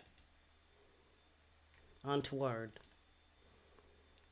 There is nothing untoward about having that rally in Waco, and that the city has been chosen because it is centrally located to all four of Texas' biggest metropolitan areas: Dallas, Fort Worth, Houston, Austin, and San Antonio, while providing the necessary infrastructure to hold a rally of this magnitude. This is the ideal location to have as many supporters come across the state and in neighboring states to attend his rally. It is reported that Trump is also struggling to get GOP figures to appear as a guest speakers at the Waco rally amid suggestions the New York grand jury are gearing up to vote on whether to indict the former president in the coming days. The names of other speakers in Waco have not been confirmed by Trump's team, but several Texas Republicans have confirmed they will not be attending. Aides for Representative Troy Niels, who has endorsed Trump for 2024, told Insider he could not attend the rally as he has an engagement in Washington, D.C. that day. Representative Pete Sessions, a Waco native, also has prior engagements on March 25th with Representative Michael McCall and State GOP Chairman Matt Rinaldi, also saying they're unable to attend. They're like, we're not going to be there. Waco Mayor Dylan Meek will be another absentee. Even the mayor's like, nope, I'm out. As he's attending a centennial banquet for the 10th Court of Appeals on Saturday. He expressed concern that the event will once again highlight the Branch Davidian tragedy that the local community has spent decades striving to move on from. My hope is that the national image of our city will continue to reflect the positive occurrences in Waco rather than as siege, albeit tragic, had occurred 30 years ago. Meanwhile, podcast host Mary Trump, niece and frequent critic of the former president, called on her social media followers to sign up to get free tickets for the rally at the Waco Regional Airport and then not to attend to fill this venue with empty seats. You go, girl. Donald has a rally in Waco this Saturday. It's a ploy to remind his cult of the infamous Waco siege of 1993, where an anti-government cult battle and the FBI... the anti-government cult battled the FBI. Scores of people died. He wants the same violent chaos to rescue him from justice, Mary Trump tweeted to her 1.6 million followers. Hell yeah.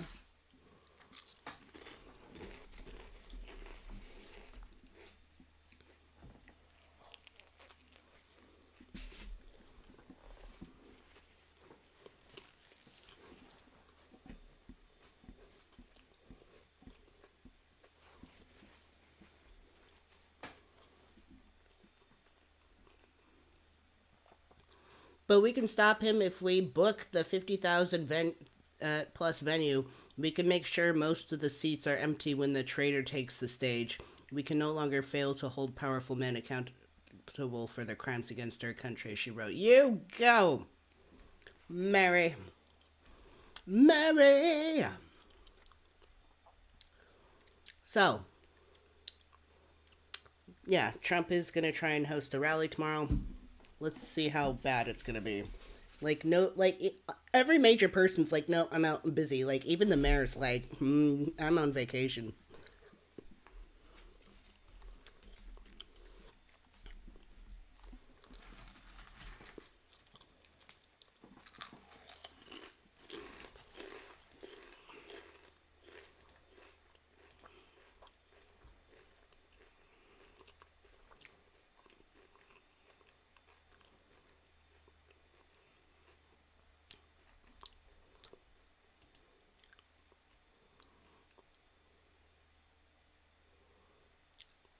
You know, one thing that that destroys Trump the most is having absolutely no one give a shit. So, an empty venue would be really fucking funny and effective.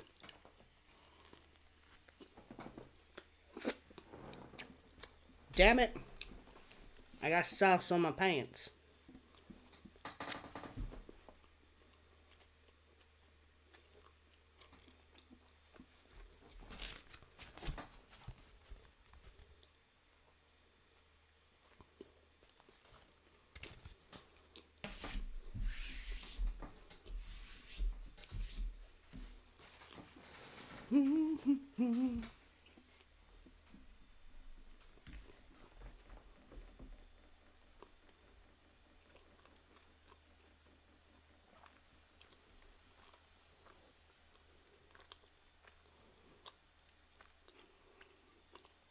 He expects to be arrested on Tuesday.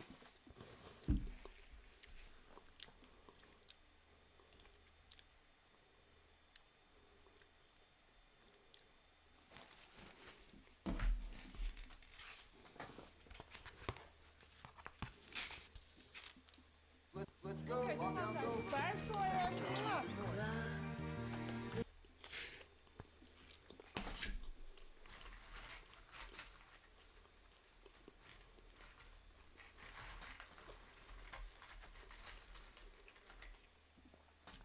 Oh my god. Morg, thank you so much. That was really nice of you. Holy shit, thank you so much. I really appreciate that. Yay, happy birthday to me. Thank you. Wow. I'm speechless. Thanks, buddy. I have like sandwich in my mouth. Thank you. That was very nice. Hello, hello. Oh, we're missing it. We're missing it.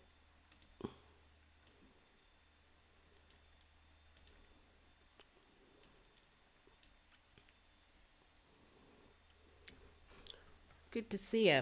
All right, let's check out what this is about. An attorney for former President Trump blames the media for Trump's claim that he'll be arrested on Tuesday in Manhattan. In a statement to CNN, Joe Tacopina says, "No one tells us anything, which is very frustrating.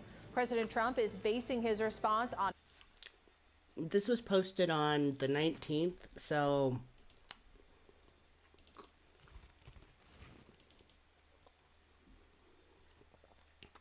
Where's my damn calendar?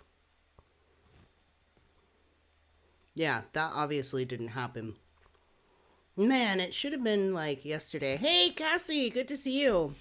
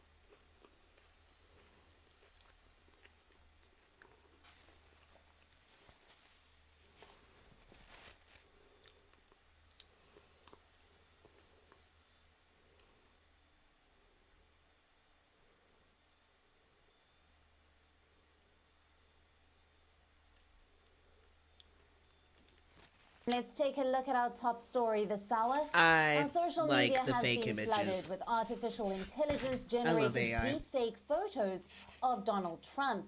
The pictures show the former US president resisting arrest and trying to run from the police. A Manhattan grand jury is mulling whether to indict Trump in connection to hush money paid to porn star Stormy Daniels in Hush money. 2016. Now, Elliot Higgins, the founder of the group Bellingcat, posted the deepfakes. Higgins said that they were created with the artificial intelligence text-to-image generator Midjourney. Many people fell for the pictures at first glance. However, a closer look shows the text on the police officers' uniforms does not make sense, along with the distorted faces and hands. Now, Stormy Daniels says that she had an affair AI with Trump. cannot do hands. She claims that the former U.S. president gave her $130,000 before the 2016 election to not discuss the encounter. Trump has maintained that nothing of the sort ever happened, and in 2018 told reporters that he knows nothing about any payment made. If an indictment is filed, Thank you so the much. 76-year-old Republican would become the first former or sitting president to be charged with a crime. A possible indictment would send shockwaves through the 2024 White House race, in which Trump is running to regain office. Trump has been citing a political You can witch run hunt. from prison. He says it is an attempt to take down the leading candidate in the Republican Party. Now, Trump's former lawyer-turned-enemy Michael Cohen, who has testified before the grand jury, told Congress in 2019 that he made the payment on Trump's behalf. The payment to Daniels, if not properly accounted for, Hey, could Rebecca. result in a misdemeanor charge for falsifying business records that might be raised to a felony if the false accounting was intended to cover up a second crime, such as campaign finance violation. In the United States, campaign finance violation is punishable by up to 4 years behind bars. Legal experts say that the argument would be difficult to prove in court, and any jail time is far from certain. An indictment would begin a lengthy process that could last months, as the case would face legal issues and move towards jury selection. Now, Trump is facing multiple legal challenges and investigations. Cases include his handling of classified I documents. love the ones on and his Melania. alleged Her efforts mouth is to just like overturn open. the It's like results shaped of the like a square. 2020 presidential election.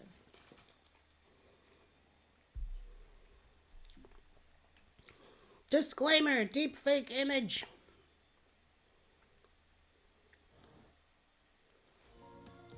Look at this shit. Isn't it neat? Love it. I'm pretty sure you can run from prison. I think Tiger King's trying to run.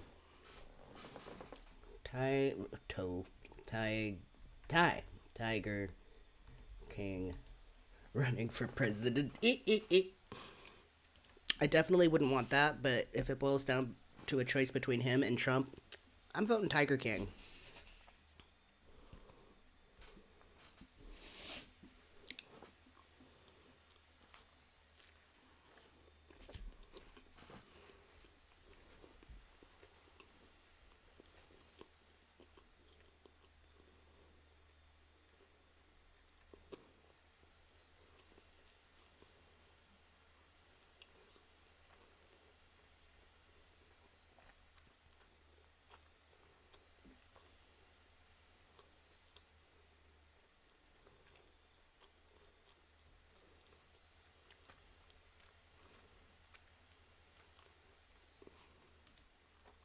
What this country needs is a president that's gonna say, "F you, we're not taking this no more."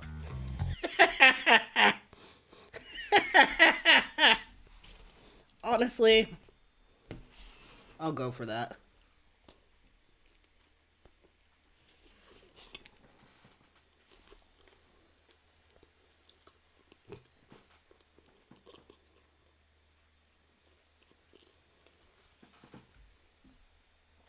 I do love Jon Stewart.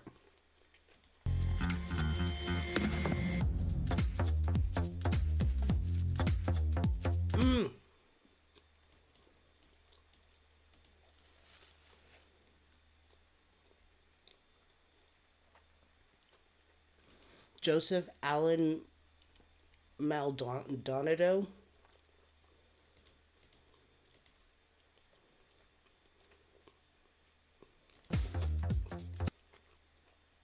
We can't listen to the cool music. Folks, Joe Exotic. Let's fix this.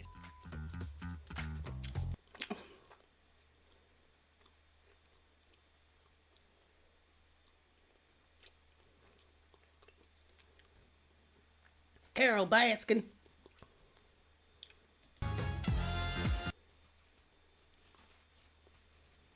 President Exotic. I mean, I'd be down for that just to say President Exotic.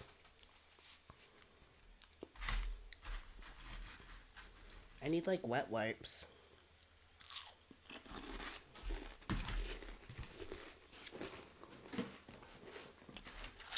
Put these chips away somewhere. This can just sit there. I need to wash my hands. Hold on.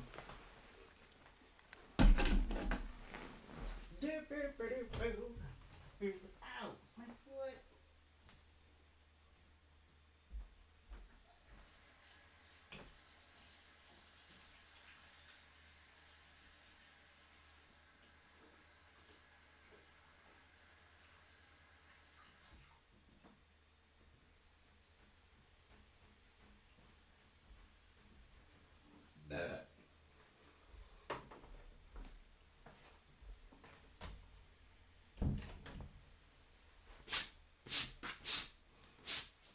That was a tasty sandwich.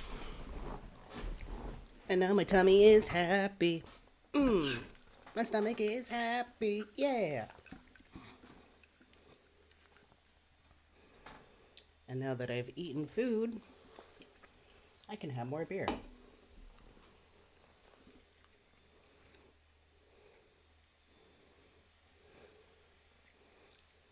Rafit says, not going to say who I want to run because I don't want them to run? Like, what do you mean?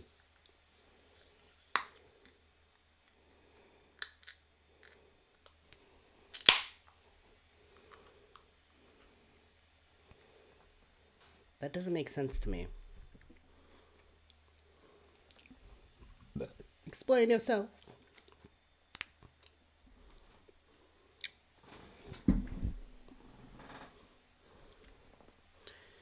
Tiger King.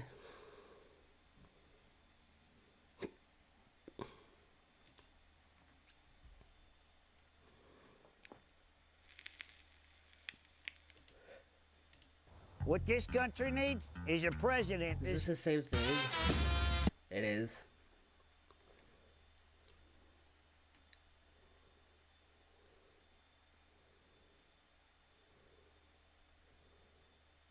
Is this a joke? Trump's twin? I don't know about that. I mean, Joe Exotic, I really don't really know much about his political point of views, but I'm just like, at least he's queer, so I mean, there's that going on for him, I guess.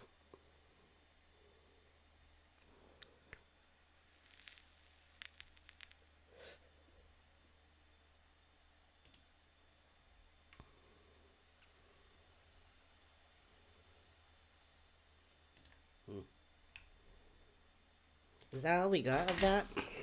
YouTube.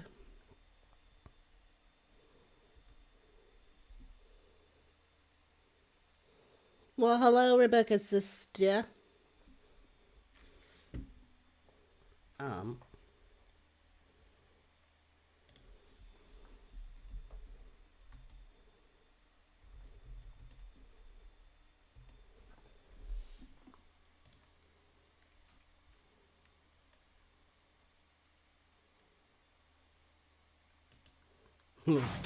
Welcome back. Okay, so listen to this. Joe Exotic, remember Joe Exotic from Netflix, wants to go from federal prison to the White House.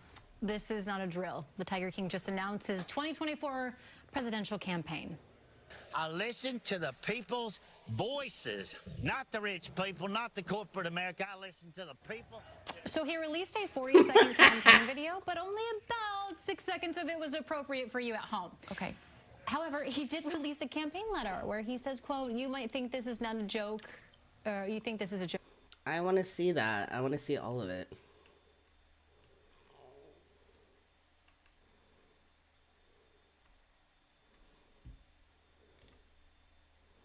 Morning, ladies and gentlemen, and welcome to Video Message. When was this posted? I don't fucking know. Number 29. This one goes out once again to all the presidential candidates and the politicians and the city council members and everybody of the United States, as well as some of you American citizens, because you can learn just as much from these videos as the politicians can. Let me start off by saying, in no means during any of these videos am I threatening the Hey, Hyperion Frequency! Thank you so much. I really appreciate that. Oh, thank you for the happy birthday wish. I love birthday cake emojis. Hell yes. Thank you. And thank you, Rebecca's sister, for the birthday wishes. More Joe Exotic. States government, law enforcement agencies, or anybody, just because I wear a firearm. I live in the state of Oklahoma and I have a permit to carry a firearm, especially on my own property. I work very good with the United States Department of Agriculture's inspectors. I have never had anything but a good time working with my inspector. The problem here is there's a dickhead out there in Ohio called Tim Harrison. Runs the Outreach for Animals program, a non-profit organization, okay? But he is the one that pushed this stupid-ass law in Ohio to take all the people's animals away from them. You, all right? Brags to be an ex-cop, a firefighter, a paramedic, and all that bullshit.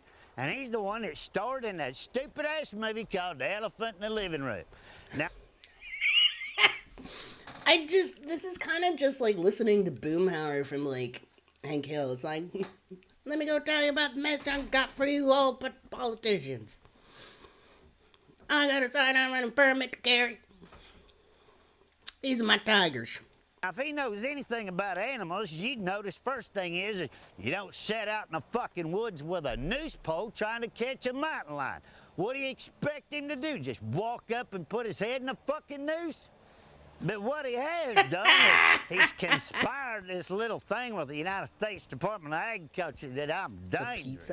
I got banned from the Big Cat Symposium that they put on up there in Kansas City because I'm so-called dangerous. I am far from dangerous for any kind of law enforcement agency or the government. What the fuck but is he going on about? TNO. Back up his promise. A first time Wayne Pacelli or any of his fucking nuts, or Carol Baskin or PETA, crawl this Carol bitch and try and Baskin. hurt any of my This is like animals 7 again. years ago. You This can is like goddamn old. tell you I'm gonna put a cap in your ass the first time to make you squirm around on the ground, and then I'm gonna put a... Hello everybody and welcome to video message number 36. Jesus Christ, I should never have watched the debate last night. Have you ever seen more monkeys on a stage trying to slap each other's ass? It is beyond me what the hell they were trying to even prove last night. Yeah, this is posted I'm 7 gonna years start ago. with This is old, but oh my Governor god. John Kasich. You know something? You're about the lionest bastard I've ever seen on TV. About the Let alone lioness in real life. bastard. Trump was talking about building a wall, moving the illegal immigrants back and making them get legalized before they come back over. You open your big fucking mouth and you stuck both feet in it, mister. You start bitching about, really, Trump? Are you gonna go and rip people out of their homes and ship them back across a border? The fuck are you doing right now? You're going into people's homes with fucking SWAT This teams, man is and just AR-15s, fucking and you- old man yelling at the clouds and just fucking like I'm just so distracted by the tigers and that pink shirt. But the tigers are fucking cute. They're all like playing with their little plushies. And this motherfucker is just ranting and raving. ripping away the animals out of their This homes. is art. What the hell's This is art. This is art. This is an art piece. Like it's astonishing. I'm amazed. the difference between that traumatization? I'll never understand you, motherfucker. You about the Kitty. stupidest governor I've ever seen in my life. Kitty. And then you start talking about your 2 daughters and tax reform and how to save so much tax and all this other bullshit. Meanwhile, you're taking $6.4 million away from your own taxpayers in Ohio, where you're supposed to be a governor looking out for your citizens of the state, and you turn around and hand another $250,000 contract to some lady named Bobby Brick that's on your little circle of buddies there so you could have her haul everybody's animals out of the state, and you have the balls to stand up there and talk about saving tax dollars? Fuck you. Y'all got me the hell wound up today, so I'm going to use my opportunity of free speech and free expression, and you're going to see this pop out in this video a couple more times. And while I'm on your ass right now, Who is K-Chick, let me filming say these? something else about some of the shit you spouted One of his out that husbands? blowhole you have. You know what? You start talking about ethics. Who the fuck are you to talk about ethics? Are you serious about ethics? You're taking people's animals away, you're taking their tax dollars away, and you're giving it to a bunch of fucking crooks. You know, one thing I can say about the news media right now is they're finally starting to report the truth. You stand over there at the end of the stage behind your podium, look like a fucking little kid over there having seizures or a temper tantrum. And that's the funniest shit I've seen on the news in I don't know how long. And you know why that's funny? Because it was the goddamn truth. You're standing over there looking like a goddamn idiot, and everything come out of your mouth could have been considered diarrhea of a mouth. There's not one thing you covered last night that you'd actually stand behind. So why don't you just stop your presidential campaign and stay over there in Ohio until your term runs out? Because the Ohio citizens, they're fed up with your bullshit. You just as well start looking for another job. Marco Rubio, I don't even know what to say about you anymore. You had so much makeup on over there standing on your end of the stage. I don't know if you were a wax figure with them big-ass shiny ears. You were talking about bullshit about making it illegal to feed a homeless person. Now, Ben Carson opened his mouth one time during that debate, if you can hear him. I don't see any kind of a president of the United States going up against world leaders all over the world that says, just don't tell no lies about me. Really? Is that the loudest you can scream at the top of your lungs while the rest of this country's getting butt-fucked? You want everybody to get the same treatment. Be fair across the board. And you got people out in California, you got people down there in South Carolina and Florida that are starving to death, and you all support laws making it illegal to feed a starving person. Now, let me tell you a little bit about starving people, because we pick up a lot of them and we help feed them. You know, you have veterans that have served this country, lost everything they have, fucked up in the head from the shit you put them through, and China, they don't understand half the shit about what you're doing trading with Mexico. Nobody can really even give a shit about Iran, Tiger's just Iraq, lazing and all them about. other countries over there fighting, because y'all got us so fucking confused, we don't know whether to shit or wipe our ass. But I can tell you one We don't thing, know whether to we can shit or ask some wipe our real ass. legitimate questions around here. Like, you know, why is everybody bitching about illegal immigrants being in America working when you can't get the white people off their ass or the black people off their ass to go get a job? He just Every took the American business owner, how thingy. hard it is to find help right now. I don't know where you people get the idea that there's no jobs out here. There's a help wanted sign in every business in town where I live. And I travel a lot, hear me right. I go to Colorado. People don't, I mean, Everywhere else. It don't matter if you own a 7-Eleven, there's no a good quick trip, jobs. a dirty Nobody wants a bookstore, shitty job. or a big restaurant or a hotel. Nobody can find any help. Why is that? Because you people made everybody fucking lazy. And all you can do is bitch about the illegal immigrants that want to come in here. And another thing is they ain't working for as cheap as they did 10 years ago. These motherfuckers are modernized. They want full pay, full benefits, and everything else. So you can't blame it on My because God. they work cheaper. It's because they got more morals trying to I figure out what guess. the hell he just did to us. You know, but I think it's kind of funny how they picking on you about what you said when you were in the 10th grade, whether or not you got a scholarship, whether or not you got a thug. Let me tell you how to run a real honest presidential campaign, because this is exactly how I'd do it if people of this country wanted me to be president. First of all, I'm as gay as a $3 bill. Second of all, I've had some of the kinkiest sex you've ever seen. Woo! Third of all, when I was young, damn right I tried drugs. What the hell do you think is we're gonna sit back and lie about all this bullshit? I'm broke as fuck, I know nothing about politics, but I can goddamn guarantee you I listen to the people's voices. Not the rich people, not the corporate America. I listen to the people that are paying the salaries of all you bastards. You know, the coolest thing about running a campaign is you put it all out there on the table. They either like you or they don't like you. And they ain't got nothing to talk about. Trust me on that one right there, okay? I'm married to the sexiest man you've ever seen, built like a brick shit house. Anything else you want to know, pick up a phone and call me, because I ain't got nothing to hide. Because you know why? I don't need all of the friend support. You either like me or you don't. Now that's how you run a fucking presidential campaign. But you know, to add just a little bit to that, I'm guy, about as gay how as a many $3 bill. Hundreds of thousands of millions of dollars are we spending on hearings at the White House and the Senate and all that bullshit because somebody sucked somebody else's dick in the back room of the White House, or you know what I'm talking about? Whether or not Hillary Clinton used the wrong email address or anything like that. You all people need to get this shit out in the open and be an honest presidential candidate. And then you ain't got nothing to worry about somebody sneaking up behind you. But, you know, as long as you take care of the people of this country and you stand up to make sure that nobody comes over here and fucks us up, I really don't think the American people can give a shit less whether you're fucking the neighbor's wife or you're blowing the neighbor's husband. It doesn't make a damn bit of difference. I'm Joe Exotic, and I'll see you tomorrow for video message number 37. Great. Hello. Great. It don't matter if you're fucking your neighbor's wife or sucking someone's dick. Ladies and gentlemen, and welcome to video. It just don't matter.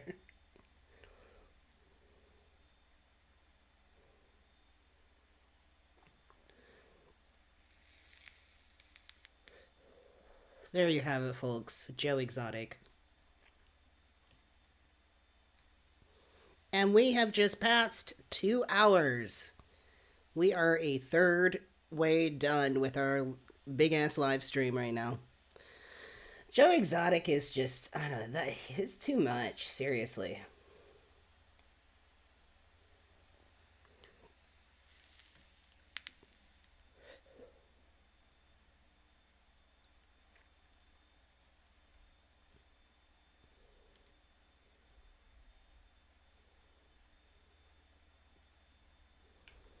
Joe Exotic.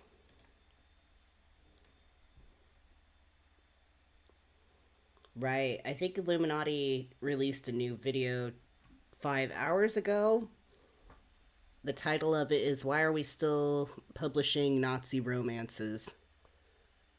That seems interesting. Is anybody down with watching that? Rooster falls in love with disabled chick. What do you mean? Oh. I hate sad animal videos.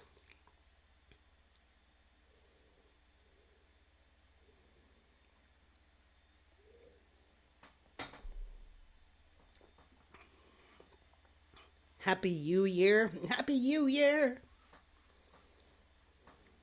Everyone's like, sure. But pretend to be a little more enthusiastic. I mean, come on here.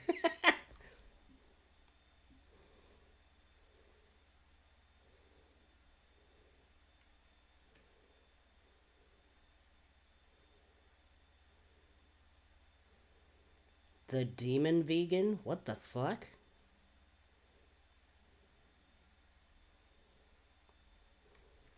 The fuck is this? More than 5,000 feet above sea level, on the cliffs of the Ethiopian mountain ranges, Cassie, you'll find sure. a creature with enormous canines and the Dang. markings of a bleeding heart. If you Those think this are some primate is a crazy bloodthirsty, looking fucking carnivorous animals. predator with an innate desire to kill you, you'd be Great. dead wrong. Oh. This social creature eats grass like a cow, yet chatters in unique speech patterns like a human. This is the gelada. Ugh. And it's frightening as fuck. It's gelato fucking crap. Hi, I'm Danielle Dufault, and you're watching Animal Logic. Animal Logic. If you Alright, want to hold see on. geladas, I'll be right back.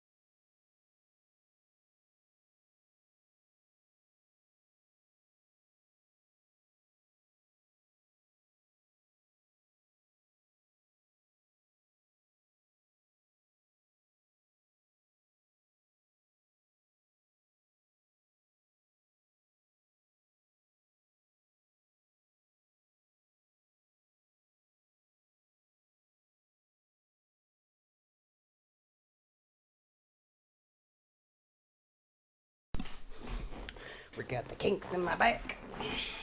This chair is definitely like a more comfy chair that I've had, but like I still struggle with like a lot of hip problems and lower back issues.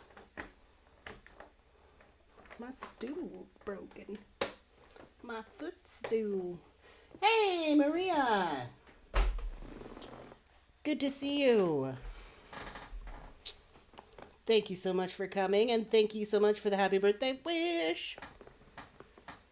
I think you came in just in time. We're like taking a little breaky poo and watching this weird animal baboon that's like, I guess they're completely vegan, but they have like massive canines. So it's kind of neat. Baboons! Rabbit-ass baboons! Rabbit-ass baboons. Where does that come from? Oh, thank you for the super chat, Rebecca. That's a cute little sticker thing. There's only one place that you can go. Their ancestors once ruled over parts of Africa and India, but today, these fearsome monkeys only survive in Ethiopia. Before we go any further, I'm so excited to tell you about our brand new long-form documentary. I don't fucking care. I just want to hear about the goddamn crazy looking fucking baboons. Dude, that is crazy looking. That is the craziest fucking looking primate I've ever did seen. I love animals. I could spend like a whole day watching just like animal videos. I love it. My hair, ooh, it's driving me nuts. Stop it! Stop it!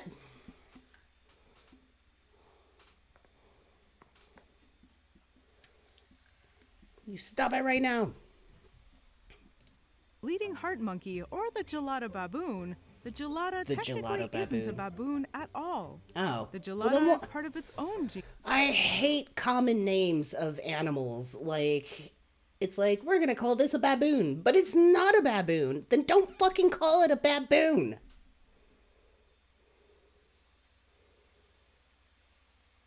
I don't know why that made me mad.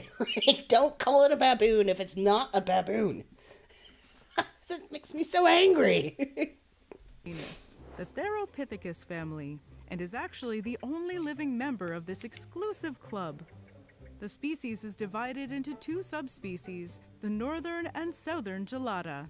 There are so few differences between the two groups, researchers question whether they should even be considered two separate subspecies at all. Males typically weigh up to 20 kilograms, while females typically are about half of that.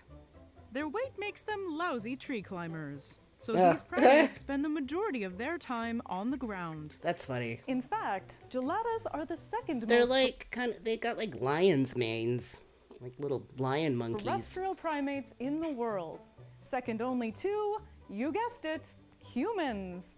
But unlike humans, the gelada's diet consists primarily of grass. An impressive 90% of their diet is grass, and they are the only primate to eat this way. The gelada's diet closely resembles that of a horse, though the gelada's digestive tract is nowhere near as long and complex. Instead, geladas rely on a particular microbiota in their digestive tract to extract the necessary nutrients from grass. Since geladas are less efficient than ungulates at extracting protein. Hey, Kahuna, thank you so much for coming and for the birthday wish. I really appreciate that. Protein from their diet, geladas can be found grazing for over 10 hours a day in order to get their fix. They employ a unique shuffle step while eating that is different from the quadrupedal gait they use while walking or running. While grazing, geladas squat down on 2 feet, feed with their hands, and then shuffle bipedally without really changing their stance. This allows that's for how I eat almost crumbs off the continuous couch. foraging and feeding. So, would we call that the biped shuffle? The gelada scoot? Either way, these grass-loving primates sure know how to bust a move when they're hungry. They have short, powerful fingers that not only help them pluck yummy blades of grass, but are also used to dig for nutritious roots, with highly opposable index fingers and thumbs. So if these herbivores don't use their enormous teeth for tearing flesh, then what else are these great big fangs used for? Nuts? Mainly intimidation and defense. Oh, interesting. Threat displays are common in geladas, where they curl their upper lip over their nose, exposing their gums and teeth. Geladas also have pale eyelids that sharply contrast with their dark facial fur when retracted in aggression. A winning smile and piercing eyes aren't the gelada's only stylish attributes. When it comes to looks, the gelada absolutely dresses to impress. Male geladas have dark, coarse fur around their shoulders, chest, and back that resembles Nope, a fabulous baboon. furry cape. Not to be outdone, females have pearl-like knobs of skin on their chest that fill with fluid to look like a necklace. Oh, you Interesting. fancy, huh, geladas? Sorry about that. I was feeling a tad underdressed. Now, where was I? Oh, right. The gelada's crown jewel of their fancy get-up. It's their it's like kind of a pet peeve. I hate it sometimes when people insert those kind of like startings like, well, where was I? Oh, it's like, no, like don't say that unless you actually had a moment where your thoughts kind of got away from you. Then you could be like, oh, wait, where was I? Oh, okay. But like when you purposefully craft it into your your script like that, you just sound like an idiot. Where was I? Oh, right. Nobody asked. characteristic red marking found on their chest, which is also where they got the name Bleeding Heart Monkey. Both males and females have a hairless, hourglass-shaped patch of skin located on their chest. Yeah, that's weird. The color Why? can range from a racer pink to a fiery hot red. The color of the marking signifies different things for both males and females, and it changes based on hormone levels. In males, the patch of skin will become redder based on a higher social status. A dark Interesting. red would indicate a group leader with a higher rate of reproductive success, while a more pink color would indicate a bachelor or caretaker. In females, the color signals their current reproductive stage, though the color is also affected by age and recent activity. Dude, that the girl- beads of skin titties surrounding are the freaking- hourglass patch nipples will are also crossing. fill with fluid when females are ready to mate. This is one way in which geladas and baboons differ. While female baboons have bottoms that swell and turn red to indicate readiness to mate, female geladas are flat-bottomed ladies with no such thing. It's possible that Oh, hey, Buck Doe. Thank you for coming, and thank you for that. That's so very nice. I really appreciate it. Just dropped in. What are we watching? We're watching a medley of things. Before, we were reading an article about Trump, and then we got into, like, the Waco siege back in the 90s, and then we watched some Joe Exotic, some of his, like, presidential whatever campaign videos from like 7 years ago, and then right now we're taking a little break and just like looking at these weird ass baboons, and then we're gonna watch another Illuminati vid about,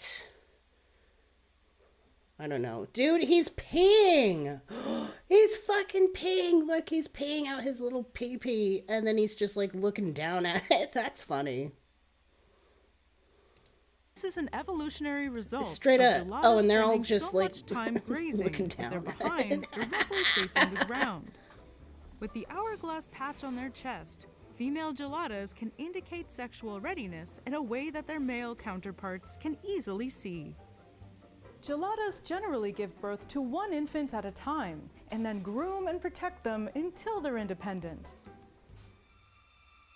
Baby geladas are born with cute little pointy ears that will later be covered Aw. with fur as they grow into adulthood.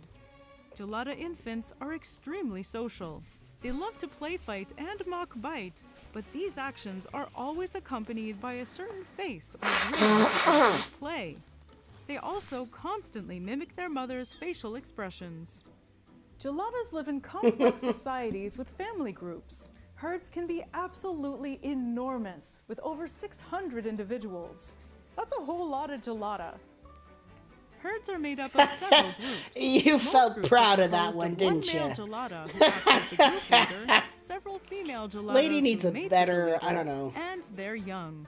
Other typical groupings When she are and her all-male inserts bachelor humor groups into who it, at it's times just, challenge yeah. male group Cassie says, leaders I just for like power, monkeys. Hence Monkeys the are cool. need for threat displays and intimidation. Cut to enormous canines. A fight between two male geladas can last up to 3 days. Up to 3 If a male days? bachelor successfully challenges a leader male, the bachelor becomes the new leader and gains exclusive reproductive access to the females in the unit. Geladas are What a also known dick. for their intricate, speech-like vocalizations. The unique chattering sounds they make are often combined into different sequences, almost as if they're forming a sentence. With a diverse set of cries, barks, calls, squeals, and grunts, the gelada has one of the most varied vocal repertoires among all primates. Geladas even use a unique combination of lip smacking and vocalization to produce a sound called a wobble. Researchers have said that the wobble has a similar rhythm to that of human speech pattern and is always used in a friendly context.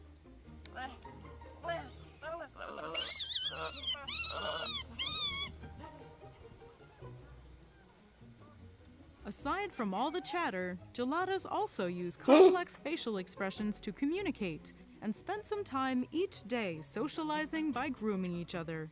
He's grooming After his a long ass. day of grazing, chattering, and Like grooming, directly grooming his geladas asshole. sleep on cliffs, because why wouldn't they? Cliffs provide both shelter from predators and a place to rest their heads. Plus, the most palatable grasses grow at higher altitudes, making the Ethiopian cliffside the place to be.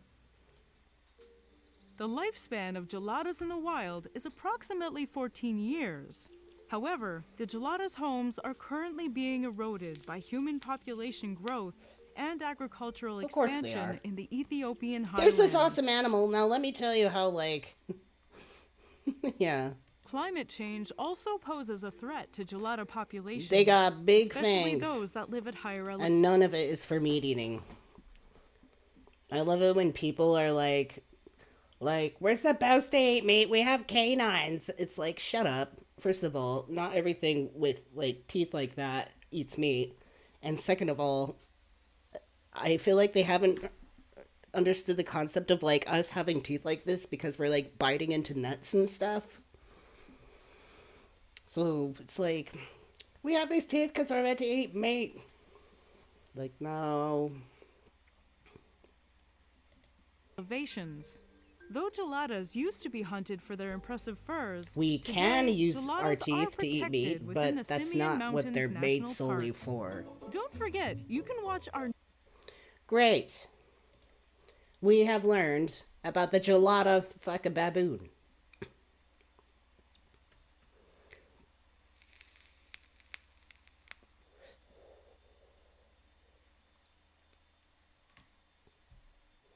Threatening note, powdery substance sent to Manhattan DA. That makes sense. The Mexican mole lizard? Oh. Damn it. It's so easy to get distracted by that.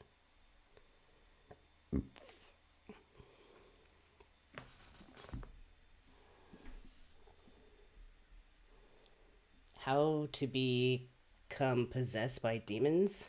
Detailed instructions? Interesting. Maybe we'll try that next.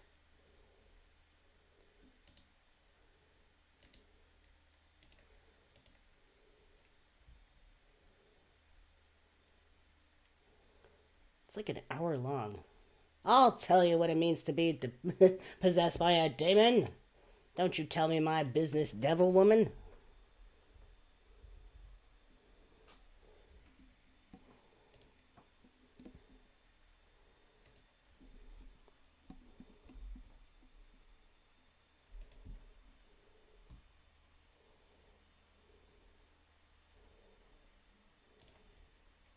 About a year ago, an author named Emily announced that her book, Heartland, had been picked up by Putnam Books, and this was huge for her, as it would be for any author. Emily's agent, Molly Glick, works for CAA, the Creative Artist Agency. They're known for repping best-selling and famous authors, publishing books about every.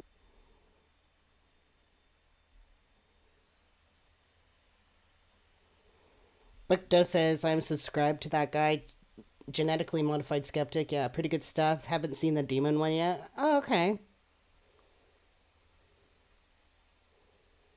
Why don't we try that then? Why don't we do that? Just because it just seems a little... I'm really curious. With the recent comeback of the Satanic Panic and my recent discussions of Satanism on my channel, I've seen a conspicuous rise in claims that I am influenced or even possessed by demons. Now, I'm flattered that these commenters are... He is. I mean, just look at clearly so impressed with my content that they're forced to conclude I have supernatural powers, but I'm sorry to say that I don't. It's a one-man operation here. But what if I did want some help? How would I become possessed? Well, I started looking into it and rather quickly realized that the answer is complicated. I mean, yes, if you go to a religious official or expert exorcist, then you'll get a fairly simple answer. But go to a different religious official and you'll get a different answer. They'll tell you what their specific sect's current doctrine states and leave it at that. But that doesn't account for the fact that doctrine in all faiths changes over time, or that different faiths have equally rich traditions on the subject. This is why I decided to look to non-sectarian scholars of religion for help on this. They're interested in understanding what traditions exist and how they interact with the world, not furthering their specific religious beliefs, a practice which ensures one's cognitive bias in study, really. Because exploring ideas of possession in all faiths would be too much to pack into just one video, I'm going to focus on Christian tradition and its evolution here. Okay. At the end, we'll go over risk factors for possession so we can determine my chances and yours for being possessed by demons. Possessed! So let's speak to a couple of scholars. First up, Dr. Justin. You're possessed by a demon. You're possessed by a demon. You're possessed by a demon. We're all possessed by a demon. Yay! Everyone gets a demon. You get a demon. You get a demon. Let's do it. Let's get possessed. Let's summon a demon inside of ourselves. It'll be hot. Sledge of the channel Esoterica. He was a fan favorite from my How to Go to Hell in Every Religion video, and he has a particular interest in demonology, so I had to have him on again for this one. All right, well, first of all, thank you very much for coming on. People really liked our last interview on my channel on the How to Go to Hell in Every Religion video, so very happy to bring you back on. Thank you very much, Drew. That was a lot of fun. Yeah, I love it. I love the question, like how to get to go to hell. We don't think about typically how to go there, but it's a fun question. But you might be told to go to hell, but most of the time no one provides detailed instructions, so I just wanted to fill in the gap there. Absolutely. I think you're doing everyone a great service. Thank you. I want to talk first about our oldest recordings or texts of demonic possession or some kind of spirit possession. What are the earliest or some of the earliest records of something like spirit possession in history? So we can separate history and prehistory here, and there's some pretty good reasons to believe that in prehistory, spirit possession was probably a big part of religion. This is easily referred to as shamanism, and we see it pretty ubiquitously across the world, especially in hunter-gatherer societies. So there's lots of reasons to believe that actually predates history for who knows millennia. Although when we get into history, our earliest accounts, of course, come from the earliest people to build civilizations, and those are going to be people over in what is now southern Iraq, the Sumerians. And in their literature, especially in their medical literature, they have a wide variety of forms of spirit possession that could happen. And typically that's their going theory for medical illness. Almost every form of medical illness in the Mesopotamian world was typically thought to be the result of spirit possession of various kinds. So you have a whole host of different kinds of creatures that could possess you, could even possess certain parts of your body, and they had really elaborate rituals for... certain parts of your body? My penis is possessed. It won't stay down. Getting rid of those spirits as well. We see something very similar actually developed also in Egypt. Although I will say that Egyptian medical technology was much more naturalistic. Of course, they also engaged in a great deal of exorcisms as well. But from their surviving records, they tended to have some mix of spirit exorcism and naturalistic medicine, whereas in Mesopotamia, it's much more heavily leaning in the direction of spirit possession. So, and we had very detailed rituals for expelling those demons. Let's explore some of those rituals. What was exorcism like in that context? I've heard that it wasn't, hey, you evil spirit, get out of here. There might be some appeasement or some more complexity there than we might think of today. What was exorcism like then? It was much more of a negotiation. In this case, these creatures are pretty powerful, and so you would do things like you would compel them, and you would use things like incense, sometimes sulfur, burning of sulfur, forcing the victim who's been possessed to inhale sulfur, which you can imagine just must be awful. Yeah. That tradition, by the way, will persist for thousands of years. It is amazing how long that tradition will last. You could also compel them through negotiating with them. You could offer them things, and typically you would offer them a range of things. One of the things you might be dealing with also are dead people who have come back and possessed people. That would be a case where you would need to offer them some kind of ritual offerings or something like that to make them stay dead. You don't want the dead coming back. So get the fuck back. Of ritual affairs. You could also use demons against other demons, which is an interesting kind of technique. Jesus is accused of using that technique in the New Testament, using one demon to drive out another one. That was a very common technique. The most famous example of that in the ancient world was that, as you can imagine, crib death or what we now call SIDS was just as common then as it is now, unfortunately. And protecting children from demons, especially the demon SIDS, sudden infant death, I think.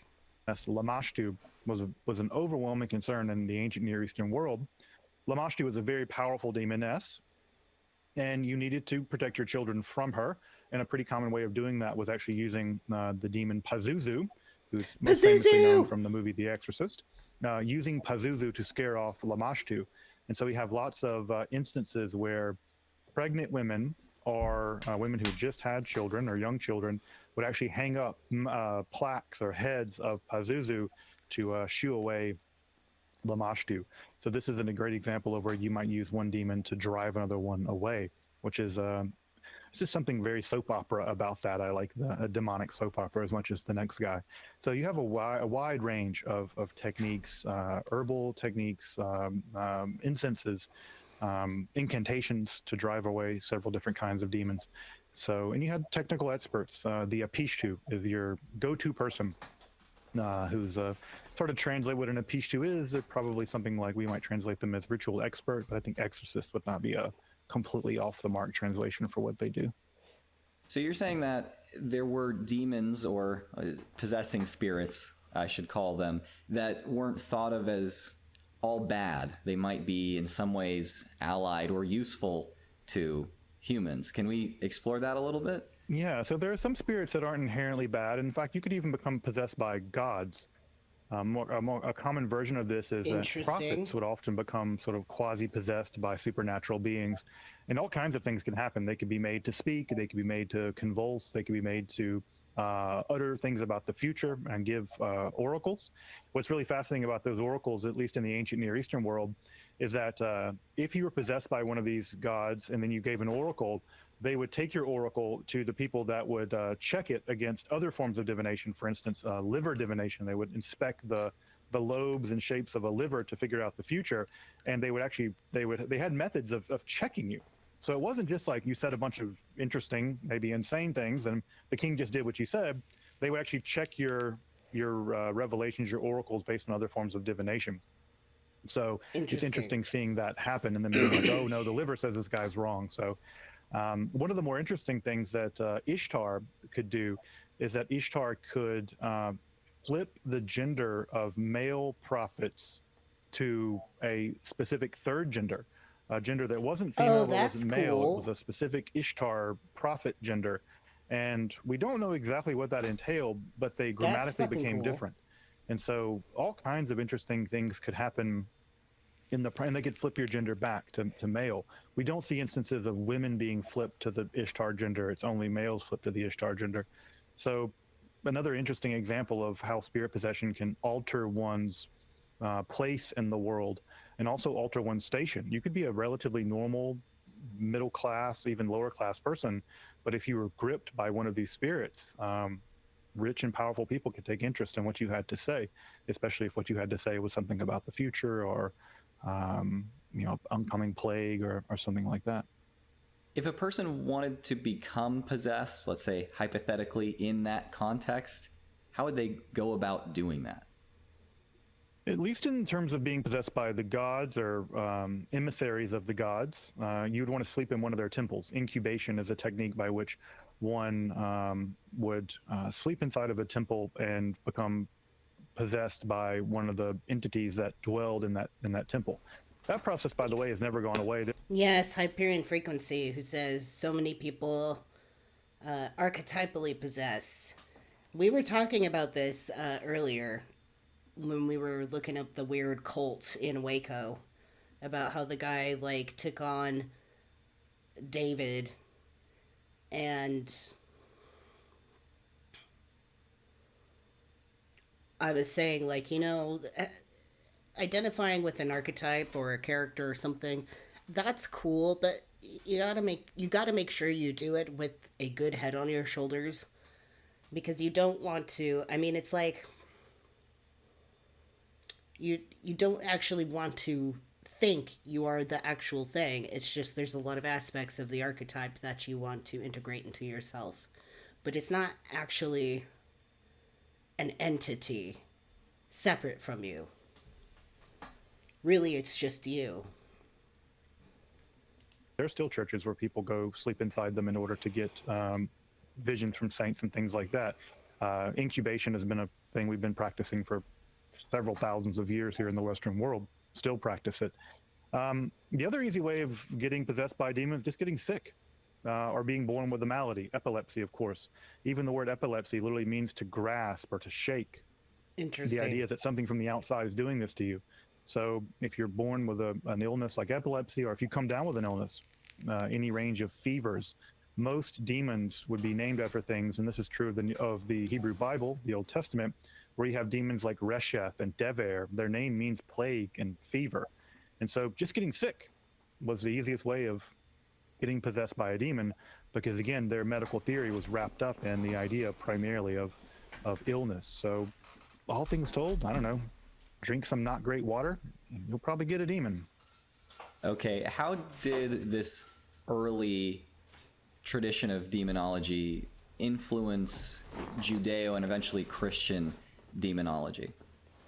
So what's really fascinating about the Hebrew Bible or the Old Testament is just how demon-free it is. If you look at the Hebrew Bible as a piece of literature, which it's pieces of literature, we should think of the Bible as a collection of Israelite literature. What was actually shocking about it is that if you compare the amount of demons or malevolent spirits or whatever you want to call them to their Egyptian neighbors and to their neighbors to the east, the Mesopotamian culture, the Hebrew Bible has very little in the way of demons. You have very little there. A couple of mentions of things that scholars even debate now whether they were demons or just birds. We're not even sure exactly what they were. Birds. And so the Hebrew Bible typically is free of them. Help me, I'm possessed by a bird. What is interesting, however, about the Hebrew Bible is that in the few cases, and I'm thinking particularly of two cases here, where we have a case of spirit possession, one of them being Saul being possessed by a Ruach Ra'ah, an evil spirit, and then another case in the second book of Kings where the prophets of Ahab are actually possessed by a lying spirit, a spirit of deception. In both of those cases, the entity that possesses them is sent by God. So it's not an inherently malevolent entity, or if it is a malevolent entity, it's not an entity sent by a devil figure. There is no devil figure in the Hebrew Bible. It doesn't exist yet. It's sent by God. So the Israelite God might be responsible in both those cases, or is responsible in both those cases, for the two cases of negative spirit possession. In the case of Saul, it makes him mentally ill. He attacks people. He attacks David several times. In fact, David's playing of the harp is the only thing that seems to calm this down. Eventually, it leads him to get himself killed.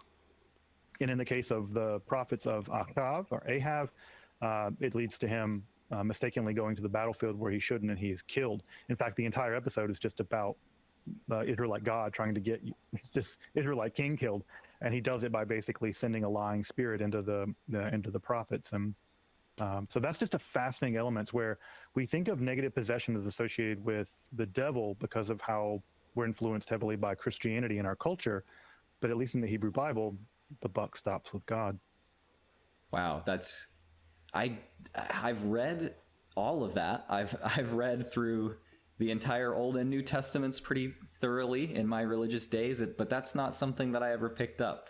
That's interesting. It may be the case that you didn't pick it up because if you're reading it from the point of view that God does no wrong, and that's your hermeneutic, then often people's brain just doesn't see it. They just don't see the words "and an evil spirit went from God to Saul," or a lying spirit. And I love it because it's in the image in 2 Kings. I think it's maybe it's in the 1 Kings. So I should be careful. But there's an image where God's in sort of the court of God, and God's like, "Hey, who wants to volunteer to go down and deceive a bunch of prophets?" And one of the spirits, one of the angels or whatever, steps up and says, "I'll do it. I'll become a deceptive spirit." So it's almost like God is sort of sending them in special forces style to disrupt the prophets. That's so but weird. This is a Why great would you do example of that? how if we come at the text with a certain kind of hermeneutic, God doesn't cause people to lie, and God doesn't send spirits to possess people to do bad things like attack David. Then we just don't see them because we're not in a hermeneutical place to see them. Now let's shift to a specifically Christian context. What do the earliest Christian accounts of possession look like? So the earliest Christian accounts, of course, are the ones found in the New Testament. And so what's interesting about Jesus as an exorcist is that Jesus is very much like a lot of his Jewish exorcists of the time. Jews were famous as exorcists in the ancient world. In fact, in Josephus, there's a great story where Josephus attends to an exorcism that's done.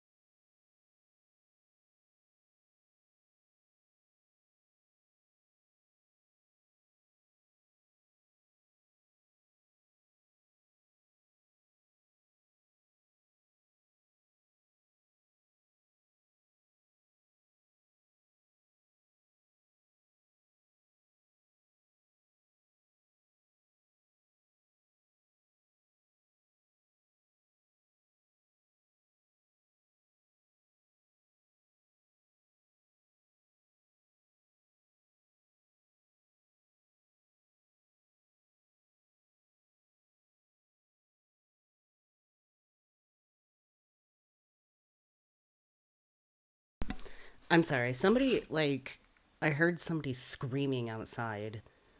Like something was really wrong. And I'm, trying to figure out, what was going on. I think it's okay. I think it was, the neighbor. They were screaming about their cat getting out, but it was, a scary scream. I'm like, oh my god, someone's getting murdered. Sorry. Threw me off a bit. You heard it too? Yeah, that was loud. What the hell is going on?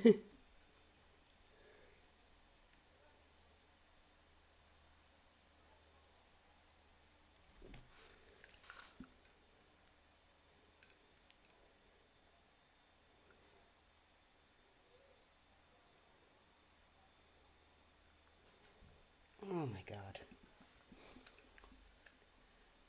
People. Done in front of the Emperor Vespasian. A Jewish exorcist named Eliezer actually causes a demon to come out of a possessed man, and I think even knocks over a bowl or something when the demon comes out of him. So if Jesus weren't known as the Messiah for the Christians, he would have been known as a pretty famous Galilean exorcist. And about half of his miracles, depending on how you cut them up, actually come down to exorcisms or healings via exorcism. So the earliest case of a Christian exorcist, of course, is Jesus. And we have accounts in the book of Acts where Christians were engaging in exorcism as well. And this wouldn't have been surprising because, again, we have several accounts from several Roman writers saying, look, if you have an exorcism problem, go to the Jews. The people in Syria, the Jews, are pretty good at that kind of thing. And Interesting. there was a general idea that Jews were kind of good at magic and good at exorcisms in general. So those are our early cases, at least in the Christian world. Now, what's going to be interesting is that when we get into the Jewish world, of course, early Christians were all Jews. And what seems to happen in the divorce, I suppose we could say, between Judaism and Christianity is that Christianity is going to get exorcism. Judaism is going to basically abandon the entire process, the entire ritual. And what we think happens is that for just about 1,000 years, there's not a single narrative case of a Jewish exorcism in all of Jewish literature. Probably because it becomes so heavily associated with Christianity that the Jews say, we don't want to be associated with this anymore. The Christians can have the exorcisms. Now, that's not to say that Jews weren't still dealing with demons. They had other technologies to deal with demons, but exorcism seems to have fallen by the wayside.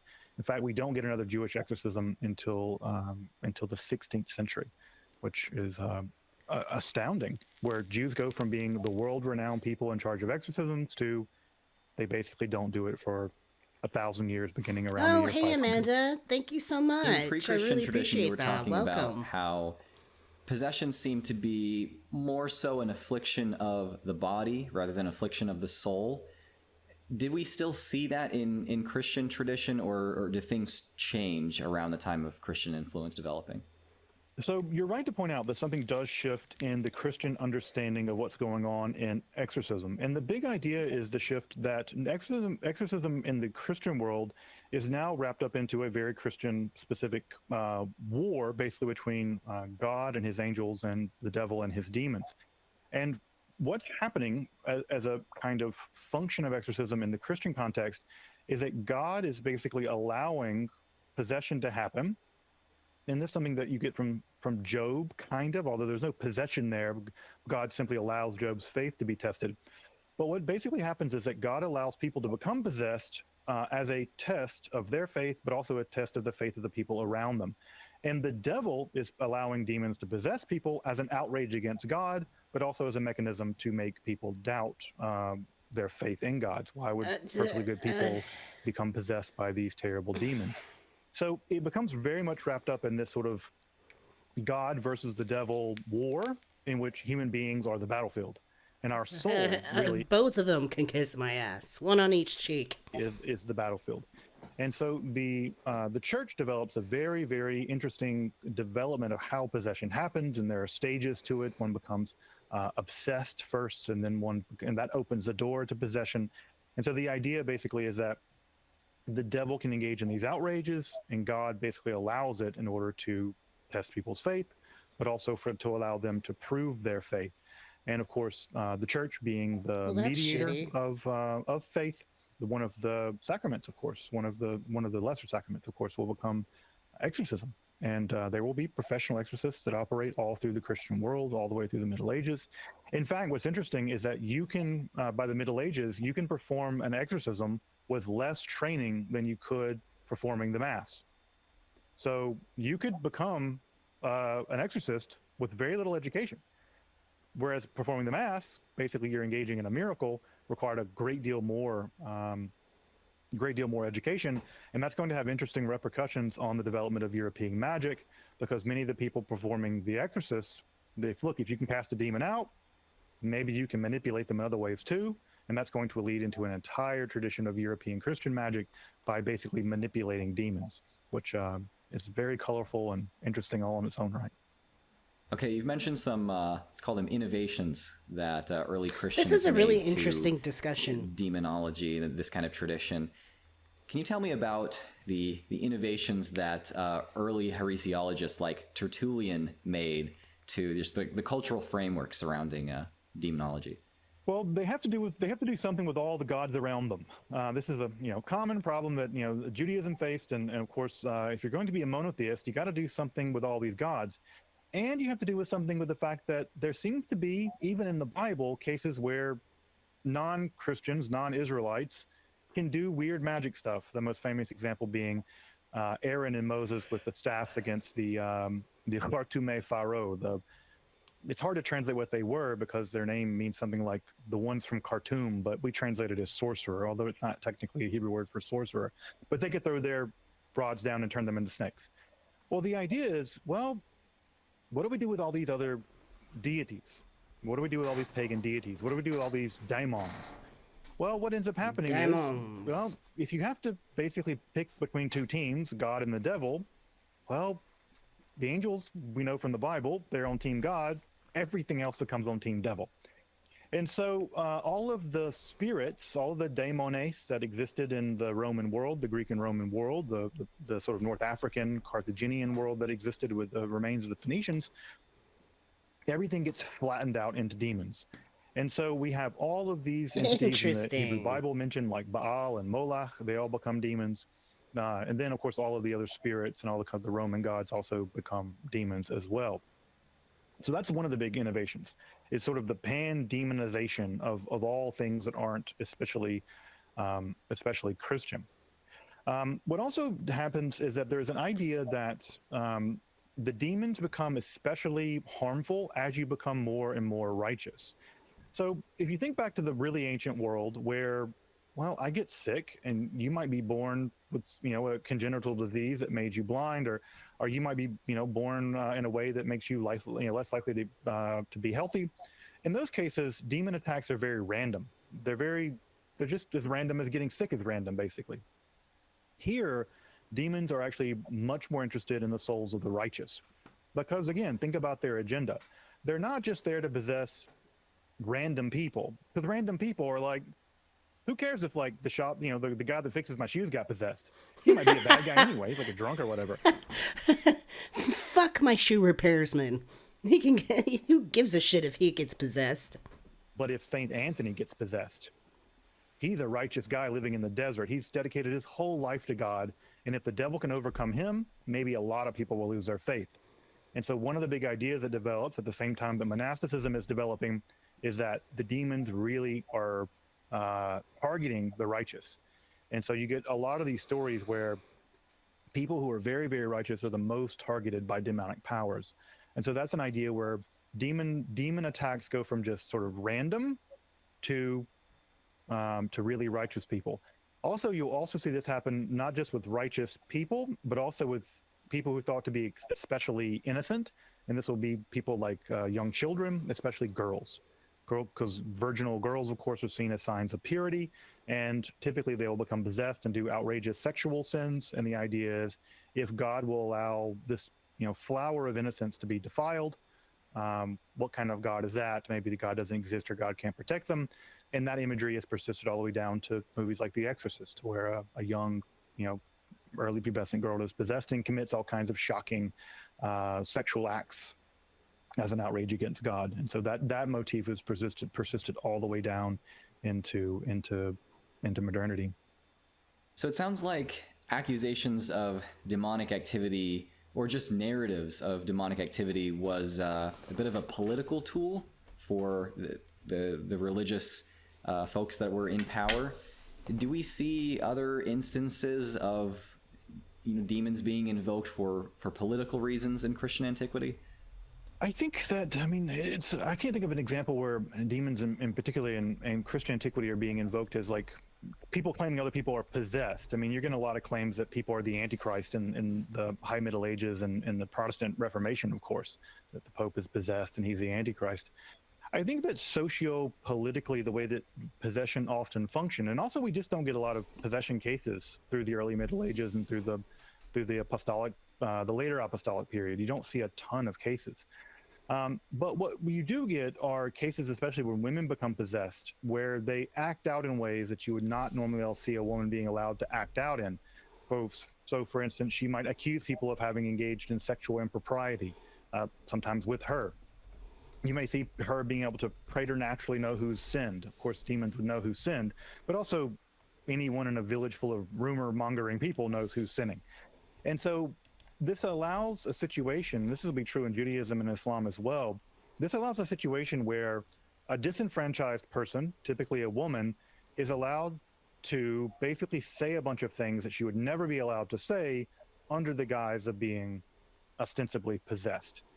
And so this is an interesting case where it could be the case where the person does believe they're possessed. I'm not sure that they were. It's not for me to say. It's a metaphysical question. But once you are possessed, you become unresponsible for the things that you've done and the things that you say. And this gives people enormous amounts of freedom to speak their mind and act in ways they would otherwise not be able to act. You're not possessed. You're just throwing a fucking fit. Sit down. Possession of children and women, young girls, and things like that. But you'd be surprised that, unsurprisingly, lots of possession cases early on. But as Christianity gets more and more and more powerful, less and less and less possession cases. Now, I think that a cynical read of that, but maybe not a completely cynical read of that, is Christianity just doesn't have the kind of enemies that it had before.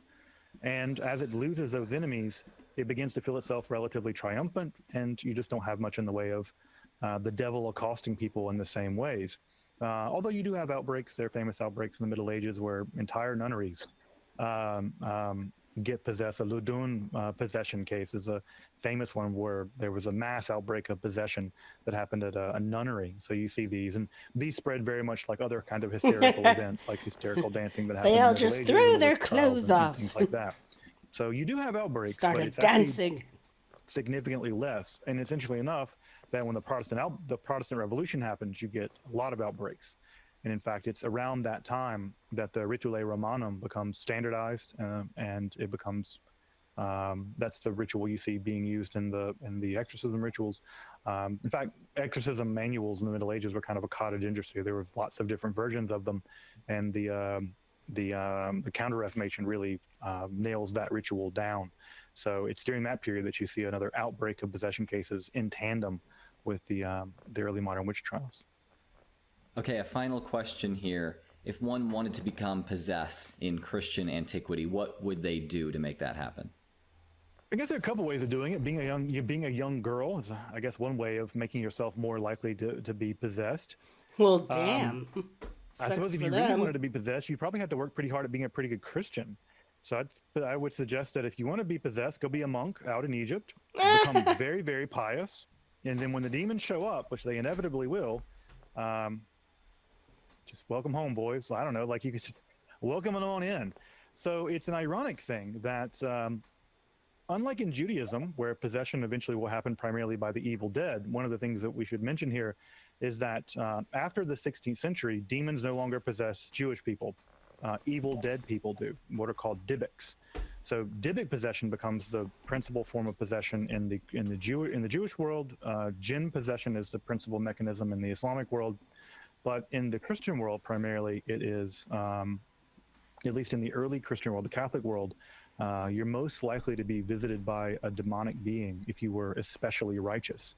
So, and that's not to say that random possessions don't happen, but if you want to for sure attract to the attention of demons. Specifically the righteous. Like, the more righteous you are, the more likely you're about to be possessed. Does this or does this not sound exactly like Shadow to you? Shadow? Like, the more quote-unquote righteous you are, the more of yourself that you're suppressing. What in the fuck is going on outside? Hold on. What the hell is going on?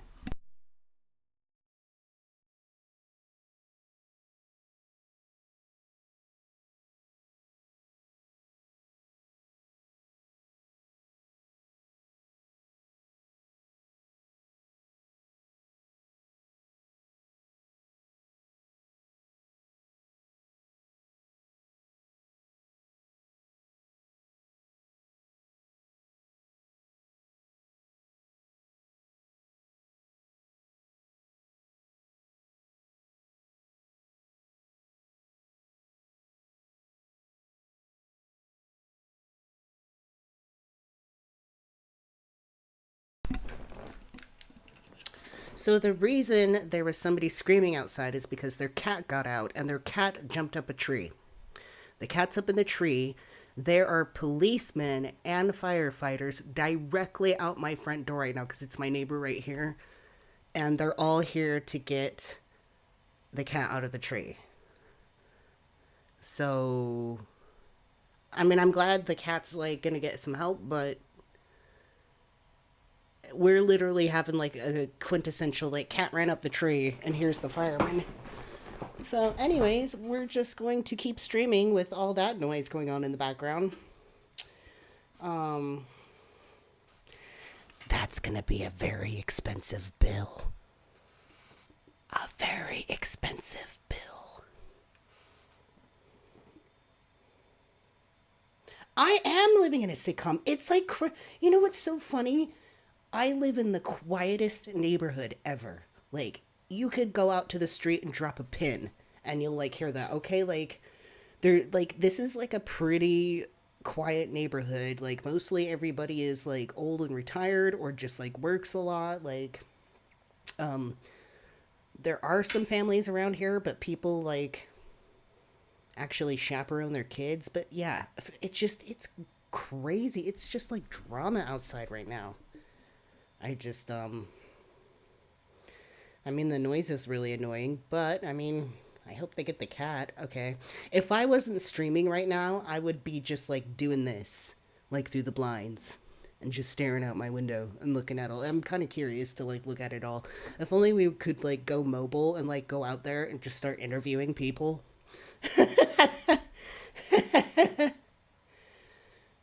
Yeah, I do. Yeah, I hope they get the cat. They're probably going to be out there for a while. God, really? Like, of all days. Hey, good night, Buck.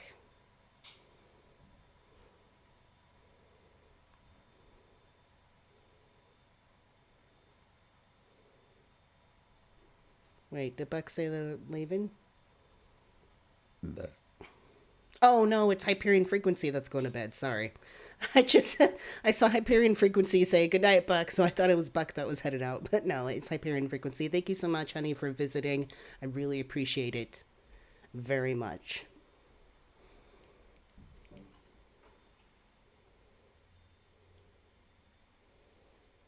Oh, my God. Oh, it's your dad's birthday. You're going to go see him? Well, happy birthday to your dad. Yeah, come on back. Come on back if you can. Let's see, what time is it? 5? We still got like... Yeah, it just passed our 3-hour mark, so we're like halfway done. And it's not like I'm going to stop right at the 6-hour mark. If like we're still energetic, then I'll stay on.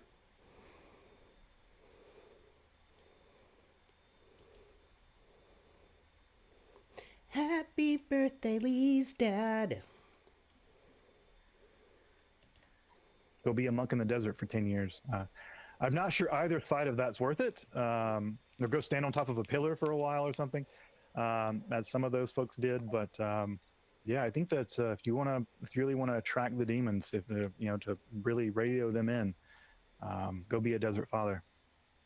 Well, if you get a rather blasphemous email from me in about 10 years with an attachment, a photo of me looking quite sunburned, then you'll know what's happened and it will be your fault, Justin. Hey, you know, if you do all of the spiritual athleticism of moving to Egypt and living in a cave in the desert, and then you were like welcome them in. I don't know, man. You may be responsible for that for yourself. But yeah, exorcisms and these kinds of things are fascinating. I've been to some exorcisms. I've been personally at them, and they're very weird and very interesting. And possession is just a I want to go to an exorcism. Quick, somebody get possessed, so we can all see. I'm gonna live stream it. It'll be great. We'll make history. Part of what it is to be human. Again, I'll mention another example in Judaism. I don't think I can get possessed. I mean, I'm too knowledgeable about shadow stuff.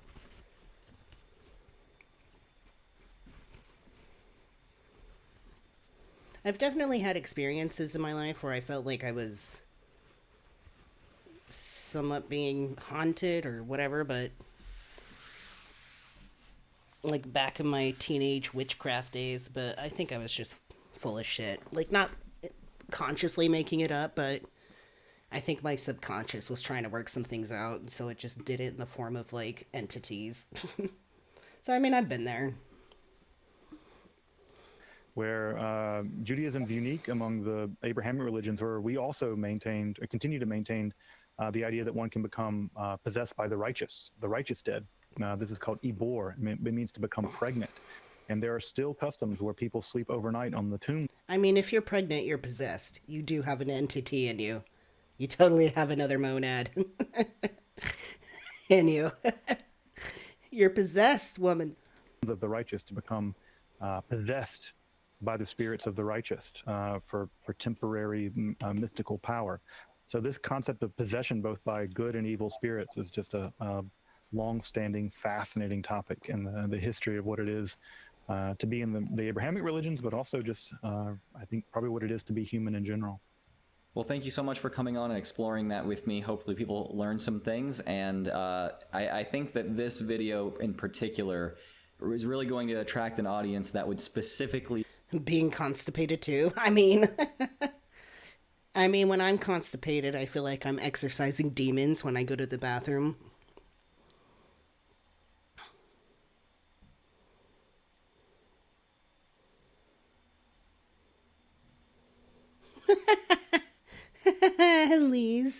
Elise says a church I went to when I was young, was a young adult. I was possessed once, and they tried to lay hands and pray over me, but I was really just high.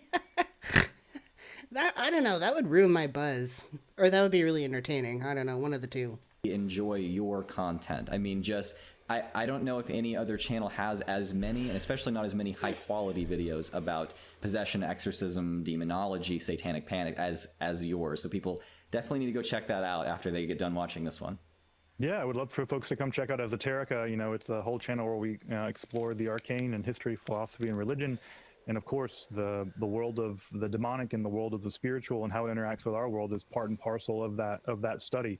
So yeah, we have long episodes really diving deep into the text around these kinds of topics. All right, up next, let's get into current Christian tradition on the subject. For this, I'll speak to Dr. Joseph Laycock, a professor of religious studies at Texas State University who specializes in new religious movements. He's written some incredibly valuable popular level books on satanic panics, possession and exorcism, and Satanism. I highly recommend his work for anyone interested in diving deeper into the subject. Hey, Mark, good to see you. Mark is a moderator, super lovely moderator, says, hey, gang, wow, I love the channel Esoterica and Dr. Justin Sledge. Everyone seems to, really like, this is the first time I'm seeing this guy, so I think I will...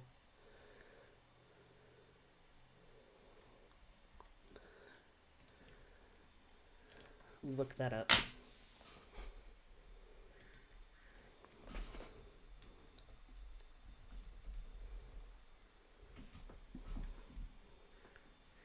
Esoterica.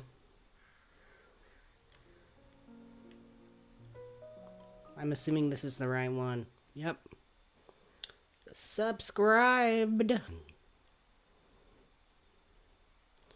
Very high level instruction in areas like Kabbalah. That's pretty cool. This has been a really good video so far. Pretty much saying... people who were more righteous were more prone to possession. It's like, well, yeah, because they're trying to be righteous, so they have shadows. I'll link some of his books in the description. So let's jump in. Okay, well, first of all, thank you very much for joining me. I've really enjoyed reading through your work, so I'm excited to have you on the channel. Let's start with, in Christianized cultures today, what does possession look like? What is possession today? Right. So if you go back to the Gospels, which are the earliest accounts of possession in the Christian tradition, most of the people that Jesus is casting spirits out of are mute or lame, or there is some physical malady with them.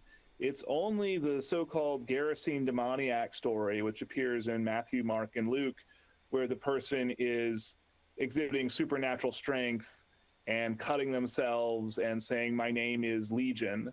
But that one example kind of became the type for what possession is supposed to look like in the Christian tradition. So In the Catholic tradition, the signs of possession are superhuman strength, speaking in tongue someone has never studied, sometimes called a xenogloss. See, getting possessed is cool.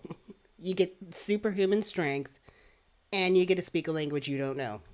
Knowing things that would be impossible for a human being to know.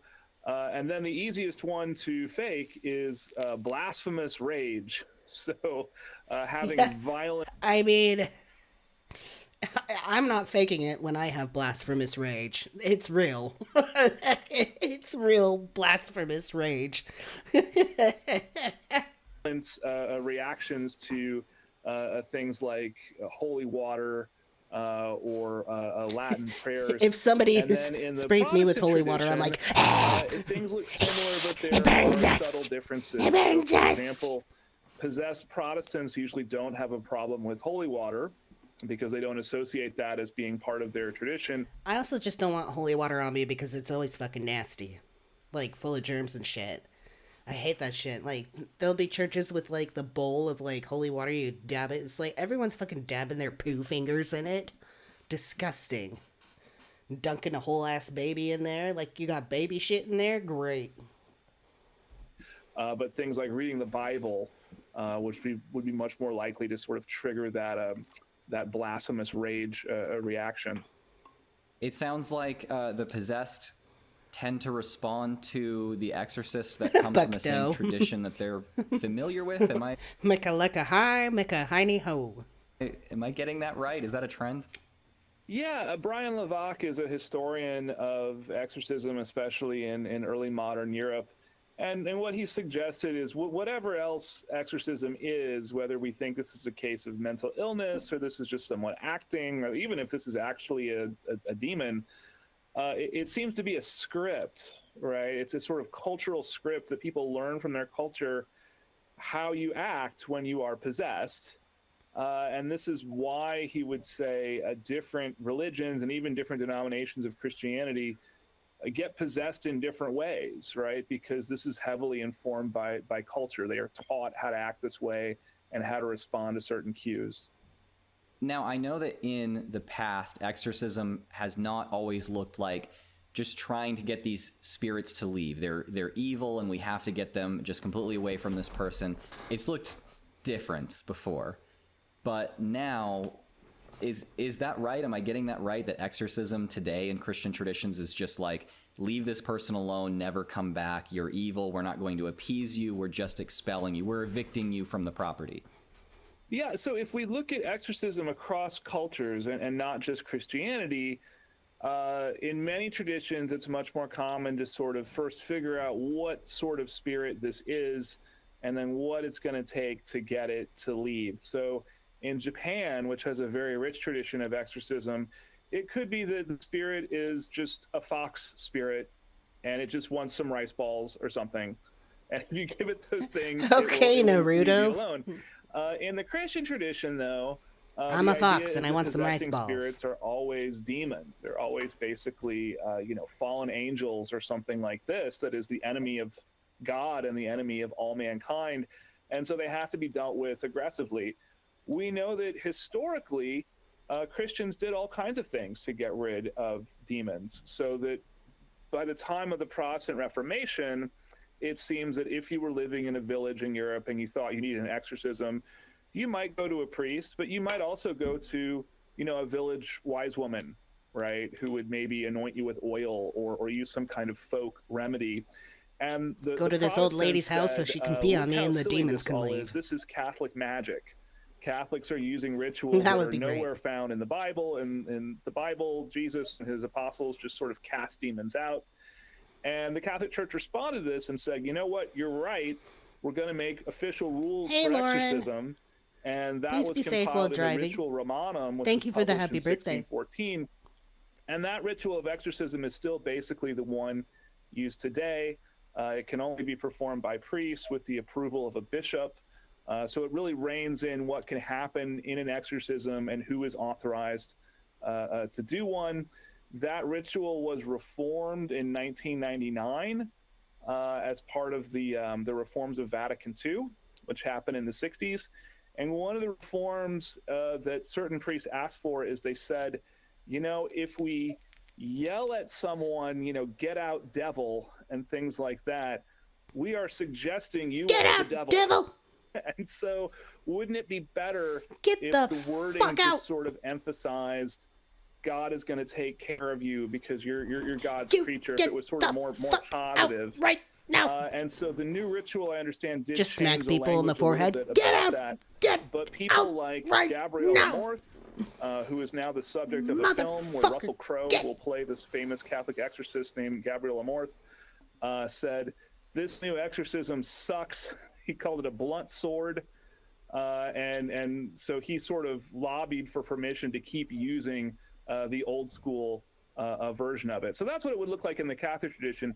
And then outside of the Catholic tradition, it can be very inventive, right? There are cases of people using various products. Yes, like Lauren, blessed please don't oil, or please even don't read things in like text while vinegar driving. and bleach. Again, these are Christians just kind of spontaneously doing this, urging people in the congregation to spit into cups or vomit, and this is supposed to be kind of spirits leaving their body.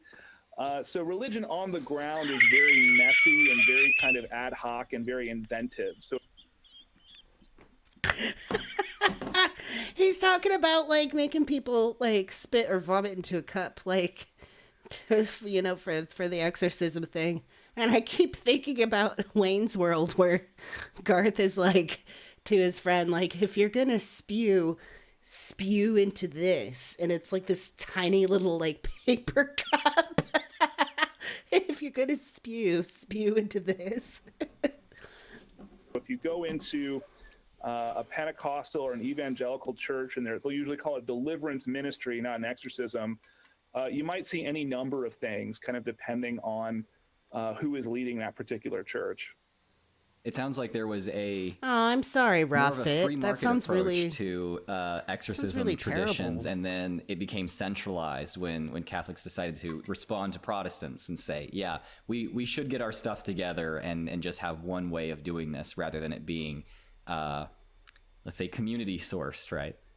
Right, and when you study the history of religions, you really notice how political all of this is, right? What motivates changes to exorcism practices is how will this make my church look against my competitors, right? Other churches, and what can I do? What services can I offer that will bring in more people to my church instead of brand X? So in the United States, the Catholic Church initially was very embarrassed by exorcism because Catholics in America were considered to be this kind of superstitious immigrant religion. But after the movie The Exorcist came out in 1973, everybody wanted an exorcism, and if the Catholic Church wouldn't give it to them, they were going to go to the Pentecostals or they were going to go to the evangelicals. So now the Catholic Church has pretty much completely reversed its stance. And it's now much easier to get an exorcism from the Catholics. That's funny that the movie The Exorcist like caused a bunch of people to like think they're possessed. Exorcism is so iconic, honestly. It literally scared the holy fucking shit out of people. Exorcist is really good. I like the movie. Exorcist 2 sucks. It's really fucking dumb. Exorcist 3 is actually one of my favorite movies of all times. It has Brad Dourif in it, and it's so fucking iconically amazing. They should have just went directly to that instead of doing Exorcist 2, which was dumb, but I do love Exorcist 3 with George C. Scott. Oh my god, it's full of so many fucking iconic lines and scenes. It's a piece of art. It would have been in the 1960s. Yeah, I wanted to talk about that specifically. So in preparation for this, I was reading some of your work and came across this idea that I actually wasn't aware of, that exorcism was increasingly rare after the kind of first American satanic panic in the witch trials in both America and Europe in the 17th century. But at a certain point in the 20th century, it like exploded back onto the scene. What happened there? Yeah, I mean, nobody really knows, right? But by the 1700s, there were Christians basically saying the devil is not part of Christianity, right? Yeah, it talks about a devil in the Bible, but that's metaphorical, right? Forget about the devil. And in the 1960s, there were even prominent Catholic theologians writing books saying the devil is not real. And in the 1960s, there was the rise of the secularization narrative. So in other words, everybody in the 60s felt religion has got maybe a couple good years left. But basically, we're right on the verge of becoming this highly secular sort of Star Trek-like a situation. And maybe it was because of that belief that in the 60s, we saw this big turn towards anything having to do with the paranormal or neo-paganism. This is the beginning of the Church of Satan, right? Founded in 1966. So anything having to do with demons or witchcraft, people are suddenly really into. And I think that's why William Peter Blatty was given a book contract to write The Exorcist, and why it was eventually a kind of a successful film. But it seems almost like the belief that religion and the supernatural were dying both caused a demand for something like The Exorcist and also made it scarier, because part of the fear of The Exorcist is it's fine if religion dies out if demons aren't real. But if demons are real and we've gotten rid of all the priests, then we're totally screwed. And I think that's part of what audiences were reacting to in 1973. I was wondering if there was an interaction between the pop culture, bits of pop culture that were depicting exorcism and actual cases of, claimed possession and exorcism. So Carl Sagan in The Demon Haunted World talks about how accounts of abduction, alien abduction, kind of mirror popular media about aliens that were coming out in the early mid 20th century. Do we see something similar with possession? Do people watch, horror movies that started to get really popular around the 1970s and think, okay, maybe I'm possessed like in the movie. Maybe I need an exorcist like in the movie. Oh, absolutely, 100%. And in fact, I have a book coming out called The Exorcist Effect, specifically looking at this. But we know, even from priests who appeared in the film, director William Friedkin liked to cast non-actors. And so a lot of the priests in The Exorcist are actually priests. The medical staff are actually medical staff, and so forth. And the priests who appeared in the movie said as soon as the movie came out, I started getting nonstop calls from people who said that they were possessed. And of course, most priests in the 1970s, and this is still true today, have never done an exorcism, right? And have no idea kind of how to go about doing that. It is still something that's largely not supposed to happen, and especially was in 1973. I also found cases I'm gonna have to dig up the pamphlet on how to do that. Young kids who were just beginning to develop things like epilepsy, and thought that what was happening to them was demonic possession because of all the talk. I was gonna say, I feel like most demonic possession cases throughout human history have been people with like mental disorders or other type of neurological disorder type things. I don't know if epilepsy is, what is that considered as?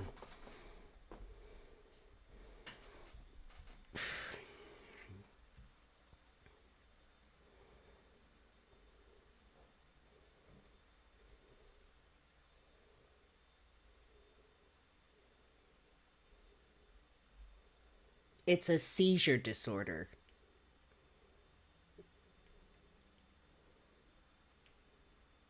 Caused by excessive and abnormal brain cell activity. That's interesting.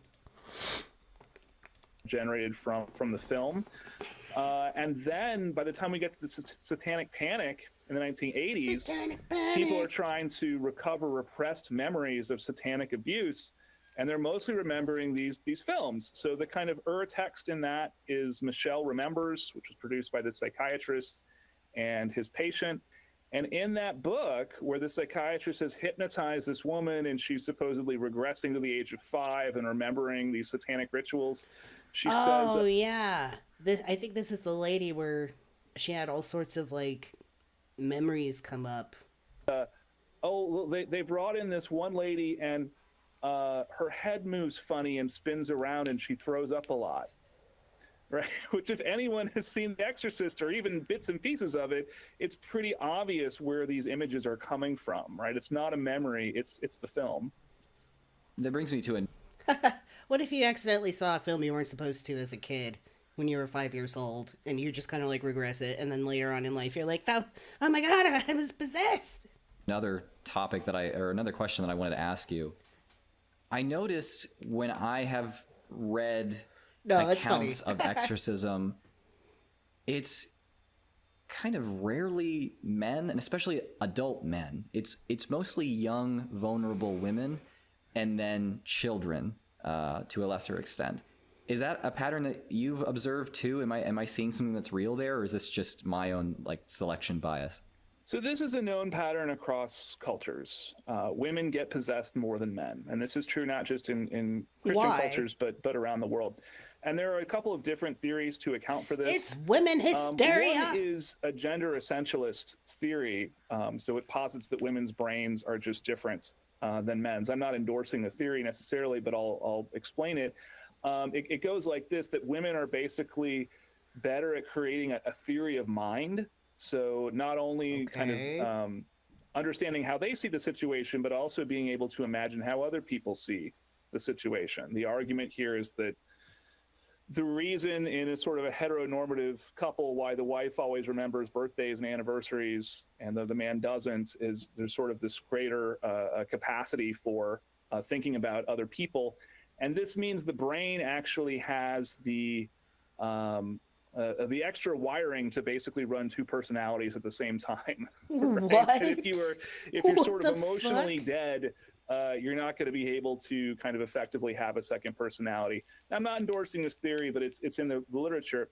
Another theory is called the social deprivation theory. And the idea here is that basically in many cultures, women are just ignored. No one takes them seriously or cares what they have to say unless they are in a state of possession. And we can certainly find cases throughout history of this. In the Christian tradition, there was a peasant girl named Martha Brassier, and she became basically a professional demoniac. And basically different sort of political figures in France would do exorcisms and sort of coax the demons into giving, political proclamations about the order of the day. And she got the attention of the king of France, right? So I got to do something about this woman because she keeps saying these things. So that could be one reason for it.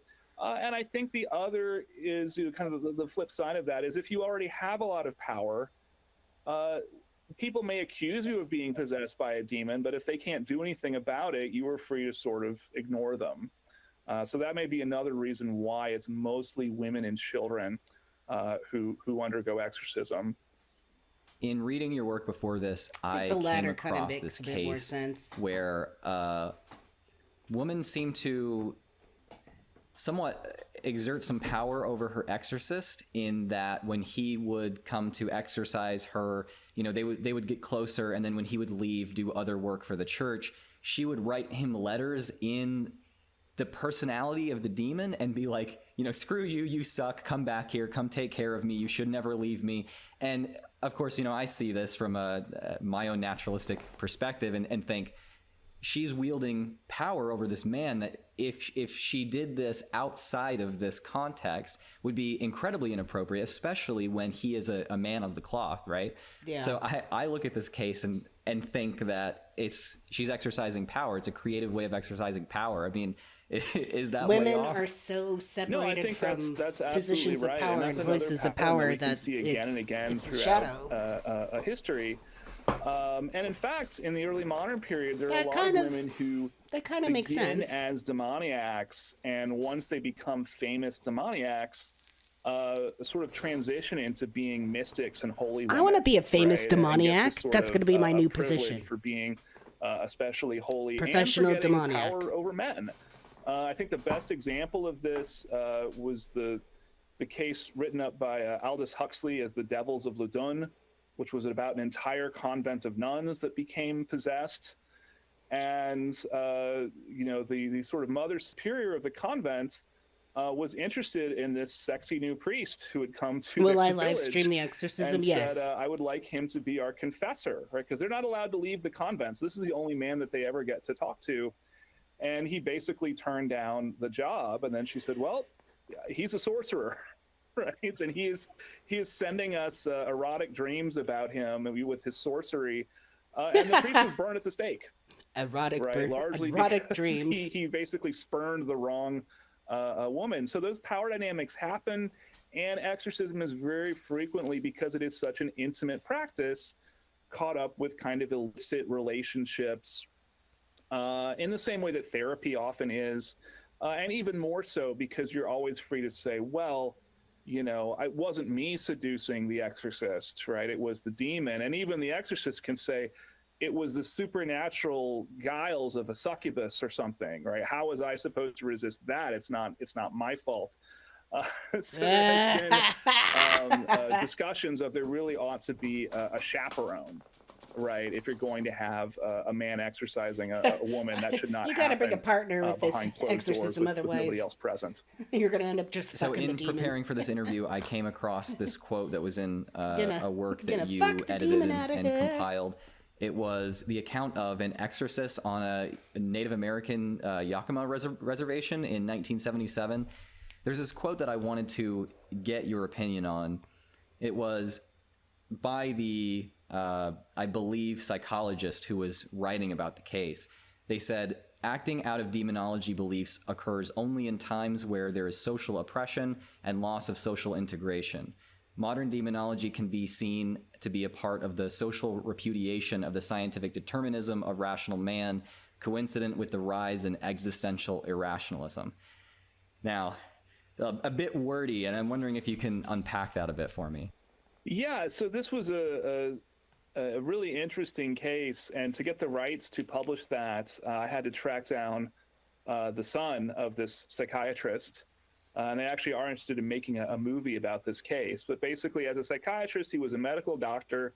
He was assigned to the Yakima reservation, mostly to deal with, I think, ordinary health issues as were needed. And a woman brought in her daughter, a Yakima woman brought in her daughter who was experiencing hallucinations and things like this. And in the 70s, psychiatrists were all Freudians. And so he had this theory of, well, your daughter is hallucinating because you are sexually jealous of your daughter becoming a woman and you've somehow transferred your feelings onto her and so forth. He didn't tell them any of this. He just said, what do you think is going on with your daughter? And they said, well, I think the spirits want her to become a shaman, but we want her to go to college. We don't want her to be a shaman. And he just said, well, what do your people normally do in that situation? And they said, well, I guess there's a ritual we could all do and just tell the spirits to leave her alone. And he said, as your psychiatrist, I think you should do that ritual. And it worked. It was effective. And so he comments about how psychiatry is really just our culture's form of shamanism. It sort of depends on the authority of the psychiatrist.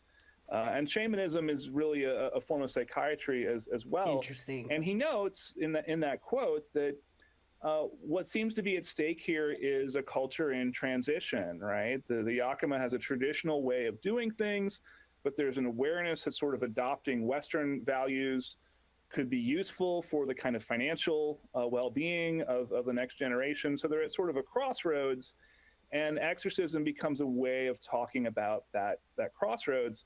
What's interesting, though, is this is in 1971. This is the year The Exorcist novel comes out. And really, American society as a whole is at a similar crossroads of kind of thinking about if religion is really dying out, what's our future without religion going to look like?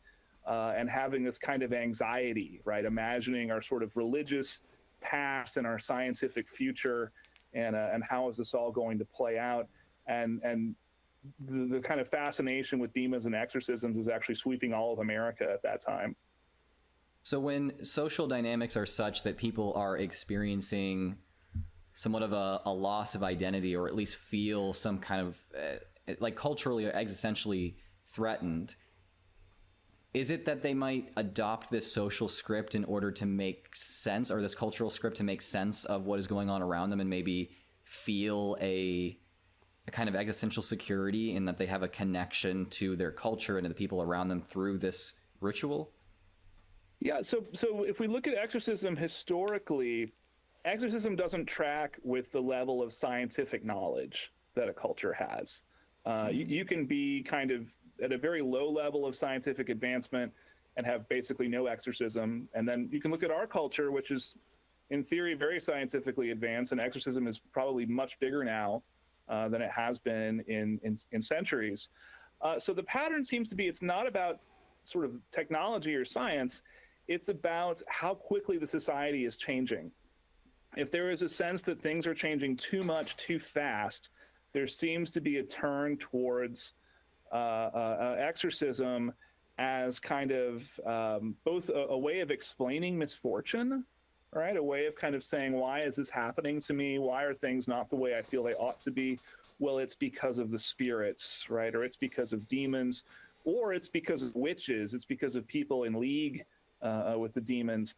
And the other thing that this does is it's very good for scapegoating and sort of shoring up this sense of, no, there is a right way for society to be. And it must be this way because outside of this is the demons and the witches. And why would they try so hard to destroy what we're doing unless this was really the way that things need to be? In Christian antiquity, there was quite a political bent, let's say, when it came to accusations of possession and then exorcist activity. Is that still true today? Are people claiming that others are possessed or in league with Satan for political reasons? Yeah, absolutely. I think exorcism has always been very political. But if you look at things like QAnon, QAnon may not be explicitly a supernatural register, but certainly saying that, the liberal elites are Satanists who drink human blood, right? To get the adrenochrome. You can't even see it without is laughing. basically a kind of demonic register. And, Roger Stone understands that this is effective. Roger Stone, of course, is a political fixer and has done things like said, well, there's a portal to hell open over Biden's White House, right? And you can go to D.C. and you can see it for yourself. He wouldn't say something so ridiculous unless he knew that this would work, right? Some people would be kind of persuaded by this. So I think the language of possession and exorcism is always going to be politically useful because it is a kind of intellectual laziness. If you can persuade your audience that, my opponent is just in league with the devil, then you don't need to get into all the, details of why this policy is better than that policy and so forth. It's just categorically evil with a capital E. Yeah, it definitely is easier to debate with, Lucian Greaves, the one of the main spokespeople for the Satanic Temple, if you are constantly asserting that he drinks the blood of children rather than, engaging him on what he actually says. It's really interesting to watch him debate Tucker Carlson, and Tucker Carlson will say things like, crawl back into your hole and die. Thanks so much for being on our show. Which is totally passable if, he's using the language of Satanism regardless of his actions, right? Yeah, I actually think this is partly why there is such a visceral reaction to the Satanic Temple, is because they do things like charity work. And it's sort of taking away this big stick of the evil Satanists, right? The Christian critics of the Satanic Temple, as opposed to other critics of the Satanic Temple, are more upset about them doing good works in philanthropy than they are about them identifying as Satanists, right? When they say they're not totally evil, they say, well, then you're not really Satanists. You're just trolling then. Well, it's taking away the cultural script that they know and cling to, and that's challenging to their identity in a way. Exactly. You actually have to be a good person because of your actions, not simply because of your tribal affiliation. Yeah, that's what's challenging about the Satanists. All right, in wrapping up here, now, if I wanted to become possessed, let's say hypothetically, how would I go about doing that in a Christian context today? Well, I think for Christians who think about exorcism a lot, getting possessed is ridiculously easy, right? I think it was Ed and Lorraine Warren who coined this term, the law of invitation, that you must somehow invite a demon into you. So certainly if you were to like turn out all the lights and light a candle and say something like, demons, I invite you to enter me, that would certainly fit the bill. But the Warrens would say that there's actually all sorts of ways to accidentally and unintentionally invite demons into you, which could be anything from taking a yoga class, reading a Harry Potter book, playing with the Ouija board, or even things like owning DVDs of horror movies in your house. So That's yeah, the it's devil. really more a That's question how of my how would you parents not operated. get That was their possessed, not how logic. would you go about doing it on purpose. Maybe I should do a segment right after this interview concludes and just do a little this possession is brought to you by Hasbro. There we go. Yeah, I would love to see a clip of you, doing yoga on top of a Ouija board while reading Harry Potter or something like that. See how you can optimize this. If you get into YouTube, I'm going to have some competition because that's a fantastic idea for a conclusion for a video. All right. Hey, well, I really appreciate you coming on and talking to me. I am excited to try this out and see if your ideas for how I can become possessed will work. If not, then I guess at least I've learned some things from this. Well, you're in Texas, so there's exorcists all over, so you'll be in good hands if anything goes wrong.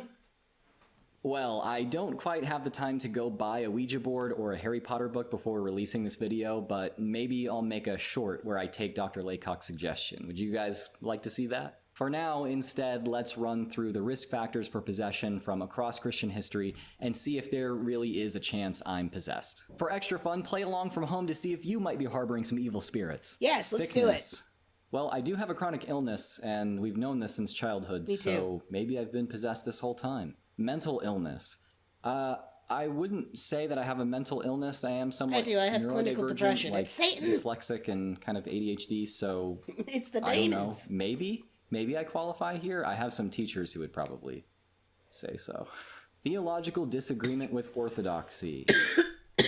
Oh, hell yeah. I mean, I have theological disagreement with anyone who believes that theology is about like things that are not made up. So yeah, that's me. Being spiritually pure or innocent.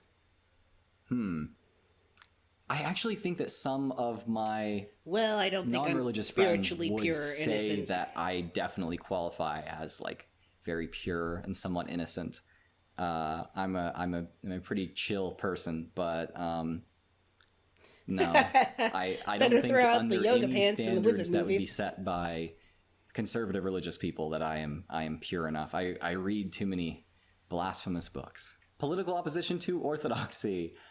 I think that the fact that running this channel is my full-time job tells you all you need to know about that. Yes. Being a young woman, finally, one that I don't qualify for. Yeah, I don't Being qualify an for indigenous that person either. who hasn't fully assimilated into the culture of colonizers.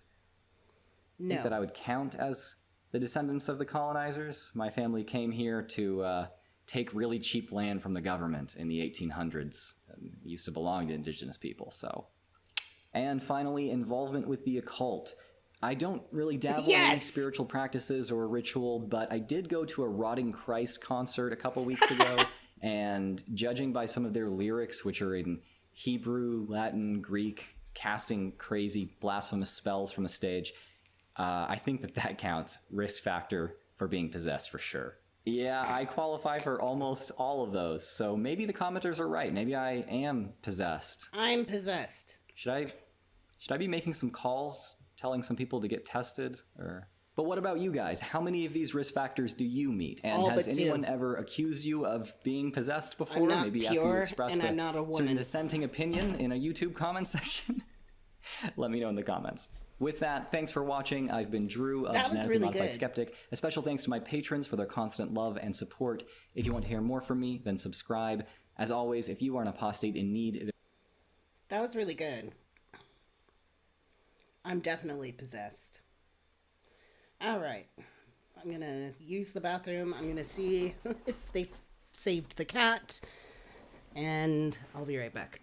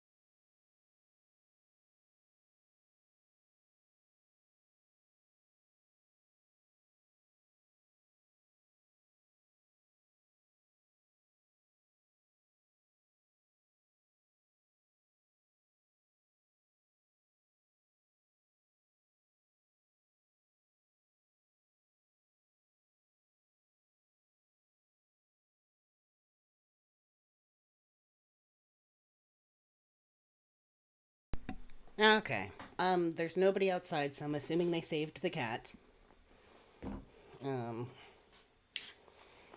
Hey, Michelle. I mean, you missed 4 hours of live streaming, but other than that, no. Last beer.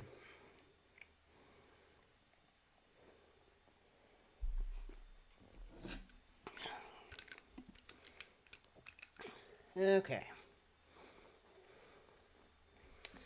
So, we just watched a really great video about how to get possessed by a demon. Pretty much like it all just boils down to shadow.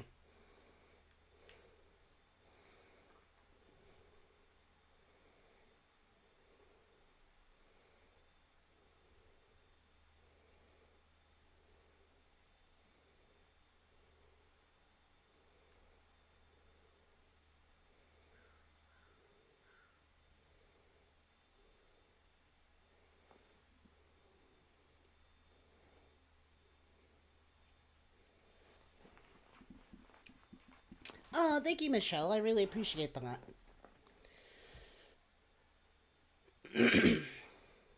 It's my birthday.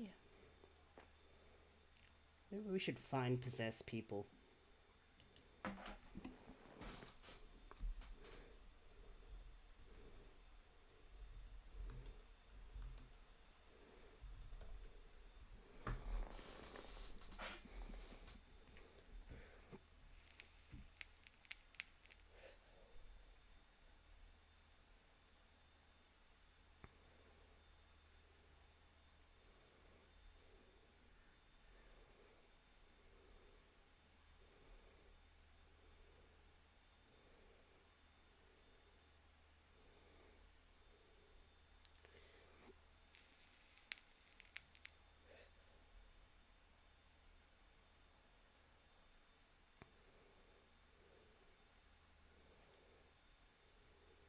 What?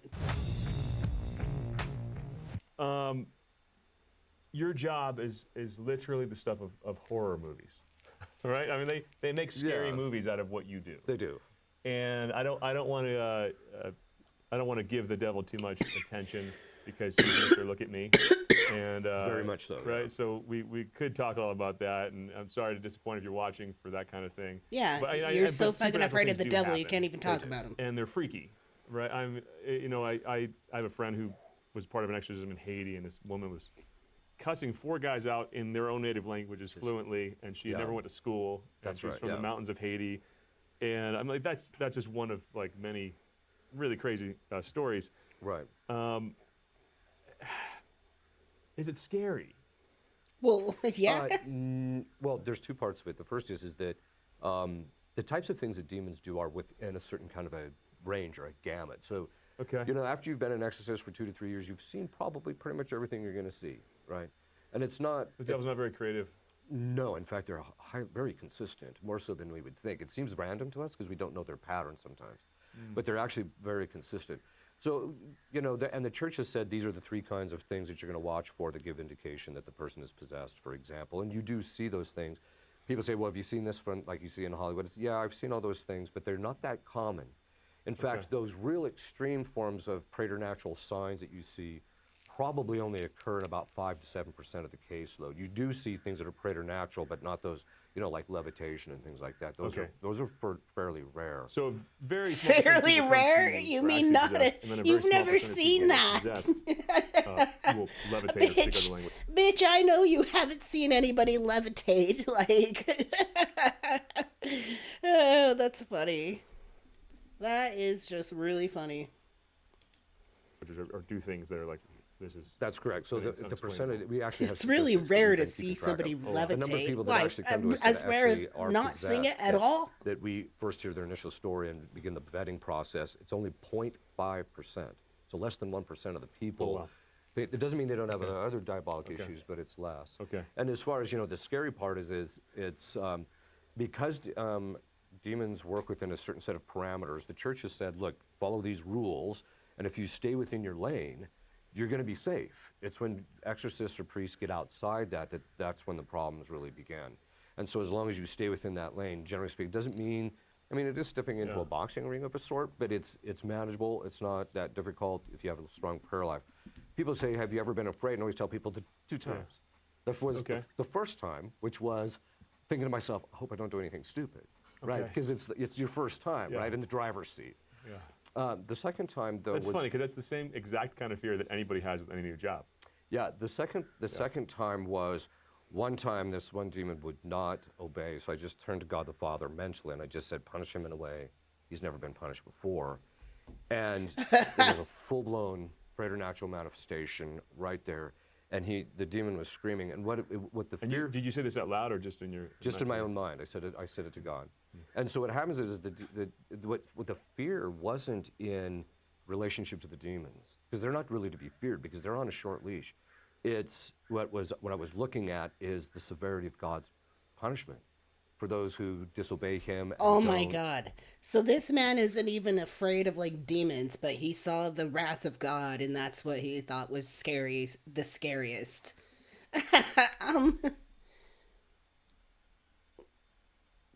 That just, that's not good, I guess. Like, if God's scarier than the demons, like, that's not good. That doesn't make sense to me. That does not make sense. That reject him. So that's what I looked at him like, if that doesn't strike the fear of God in you, nothing will, right? Just see, literally looking, this is what hell looks like. So there was that fear, but it's really fallen out of style to even talk about that. It very much is so. It very much is so. But in relationship to the demons, there's an experienced exorcist doesn't have any fear. He's cautious. You have to be careful. Okay. But you don't. There's no fear because this guy is full of shit. They can only do what Christ permits, and so you know they're restricted. And he so you know, is so fucking full of shit. As long as I stay under Christ's protection, which is basically staying in the lane that the church has said to stay in, you're not gonna suffer any. Faith. Yeah. Faith. It's just, faith and fear don't coexist. No, they don't. You know. That's exactly. Faith and fear don't coexist? What are you talking about? What? I gotta rewind that. What are you talking about? You're not gonna suffer any. Faith. Yeah. Faith. It's just, faith and fear don't coexist. No, they don't. You know. That's exactly right. Yeah. Yeah. Wait, what? It's cautious. You have to be careful. Okay. But you don't. There's no fear because they can only do what Christ permits, and so you know they're restricted, and so you know. You were just talking about having the fear of God's power. As long as I stay under Christ's protection, which is basically staying in the lane that the church has said to stay in, you're not gonna suffer any. Faith. Yeah. Faith. It's just, faith and fear don't coexist. No, they don't. You know.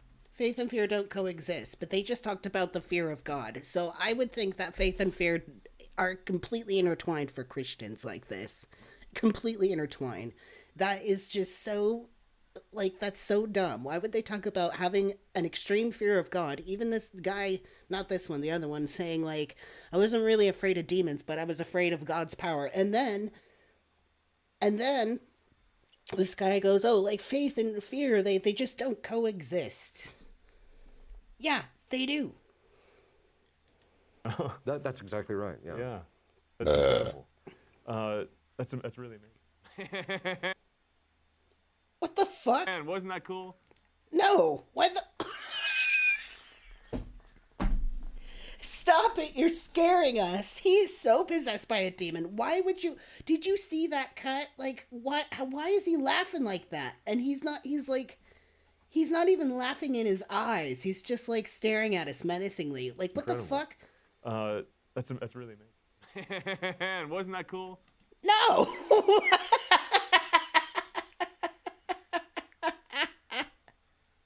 That's really amazing. Man, wasn't that cool? Wasn't that cool? Wasn't that great, kids? What the fuck?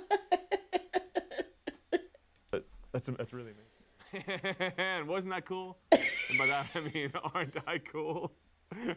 We know that I'm not. But life to the full in Jesus is really cool. So make sure you subscribe and. Man, you are scaring us, sir. Stop it.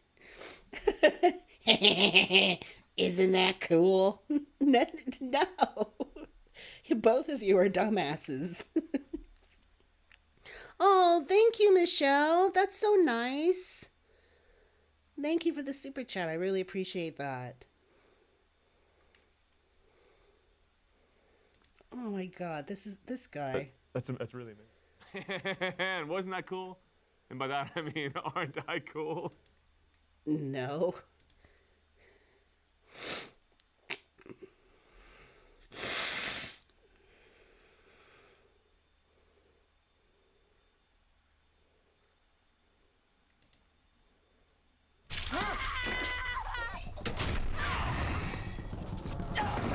About Paranormal Activity.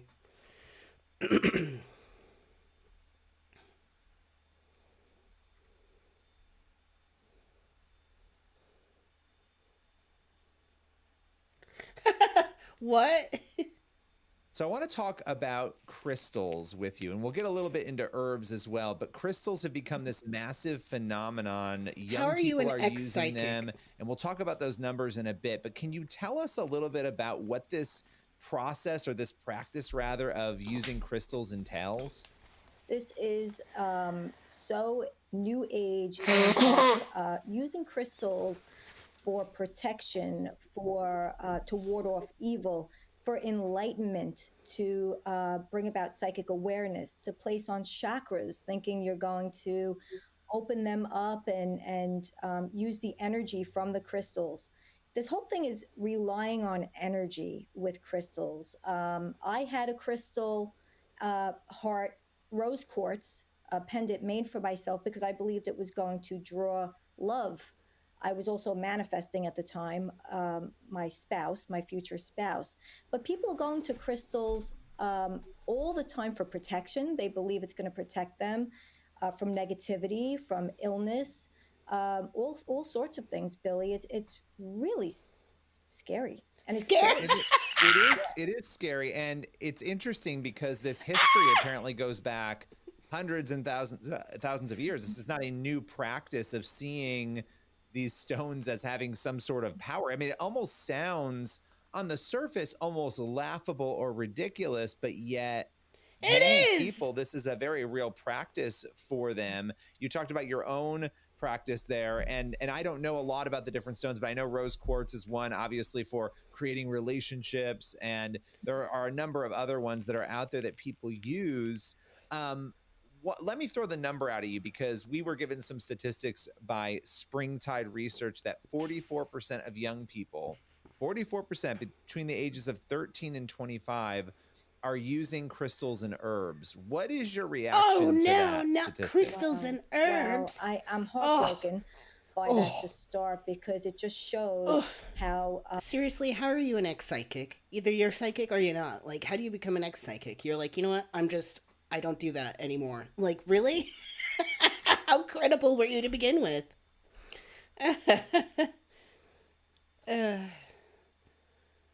Michelle says, I think crystals are good for electricity. I'm not sure. No, they don't. I mean, there's properties in crystals that you can, like, incorporate into technology. But, like, it's just...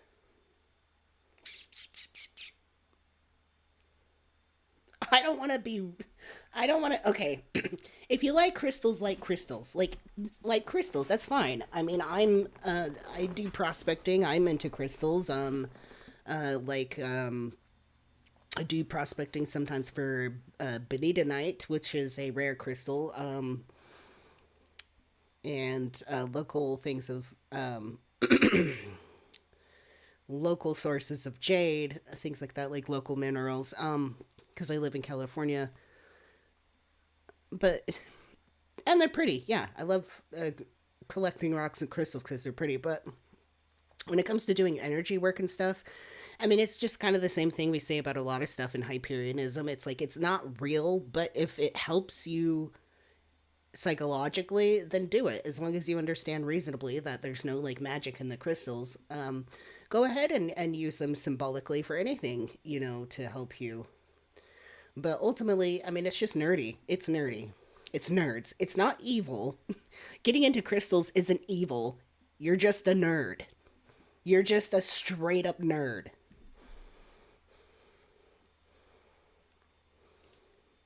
Deceptive the devil is, number one, and how he's not even Oh, hiding. honey. These kids are so exposed to witchcraft these days, and they're really looking for something. They're really looking to feel better. They're really looking for Yeah, they're looking to feel better because, like, mainstream Christianity is just not helping them do that. It makes everybody feel like shit. Nobody actually likes it. They just do it because they're afraid. identity. They're looking for love. They're looking for all the things that only God can do. But they're not hearing about God. They're hearing about crystals, and it's glamorous and no. it's trendy, and it's spiritually dangerous. It's witchcraft, Billy. It's witchcraft because you are How? invoking. Once you go to that crystal, It's dangerous. And, you think you're going to This lady. manifest something from that, whether it's health, protection, increase your happiness, increase your wealth, what have you, self-confidence. You are invoking demons, because the demons are the ones that have the power. I have to tell you, the crystal is a rock that God created. It can't do any of those things for you.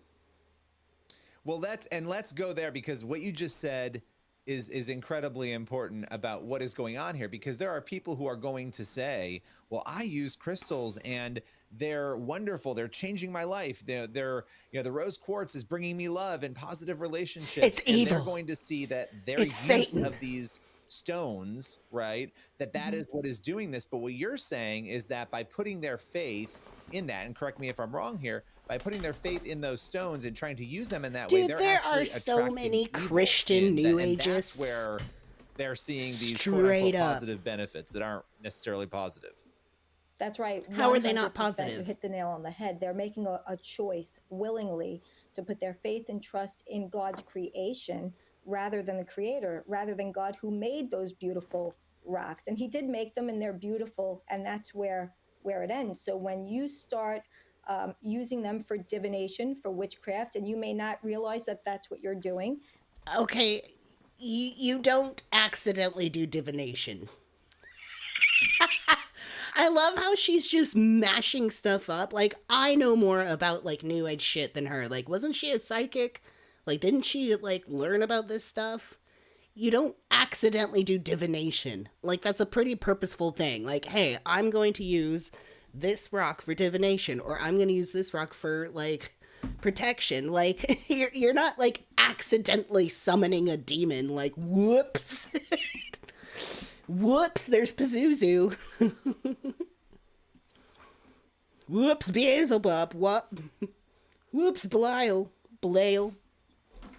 Oh my god, I am not stoned enough for this.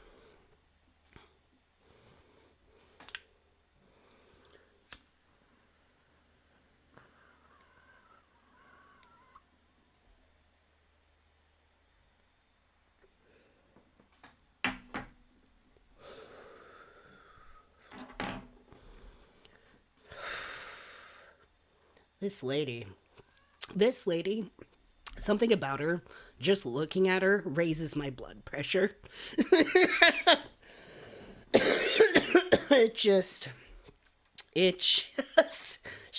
Her voice, her inflections, just everything about her is just so irritating. I really hope she doesn't have children. Please do not have children. Please do not procreate. Raffit says, can't stand tools, they weigh me down. I mean,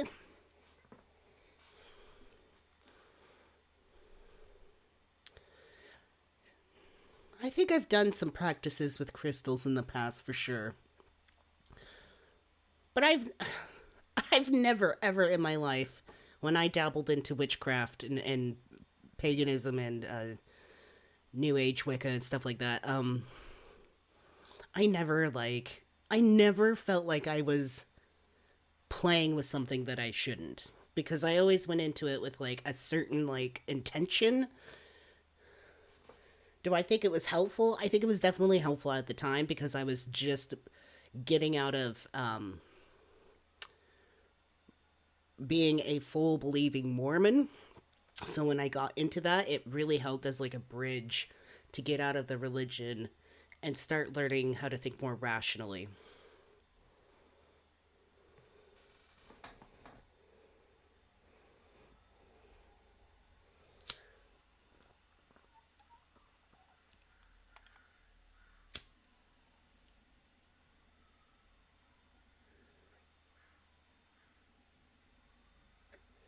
Did I find any other spirits or demons? I thought I was communicating with other things or getting in touch with other things, but it wasn't real. It was just aspects of my mind that I was so disconnected from that it manifested itself as something that seemed like another spirit or a separate entity from me. But really, it's just me and my mind and aspects about myself.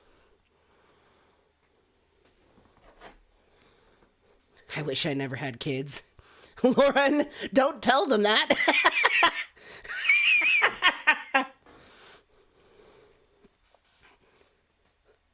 That's I'm sorry for laughing. It's a little dark humor there. It's fine.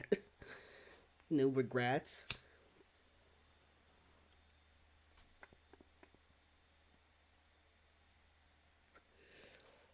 Hello, Mistress Mayhem. Or Mistress Angelica, sorry. Who is Mistress Mayhem? I swear that was a user at one point. Anyways, continuing with this annoying ass fucking lady. Michelle says my daughter is a stripper. Good for her. That is tough fucking work. But that's what it is. You are invoking demons, and the demons are the ones who are manipulating circumstances, who are planting ideas. And some of these things become almost self-fulfilling because the demons really can manipulate things around you. And you'll pay attention to those patterns or to those, circumstances and make things happen too. Yeah, and this other piece of this puzzle, because when Springtide asked young people, they sort of clumped together this use of crystals and then herbs, and there are a lot of different herbs out there apparently for different things, and it's an interesting conversation. Mark says, I mean the colonizer spirit. Yeah. Colonizer spirit. This lady is full of it. She's interpreting the metaphysical for absolutely everyone else except in league with mainstream religious narratives. I know. It's so funny. It's so funny for them to talk about New Ageism and crystal usage and whatever. They're just like, it's not real. It's not real. They don't actually do anything, but yeah, at the same time you're invoking a demon, and then they're coming forward with their own bullshit faith. Ooh, bubble stuck in my chest.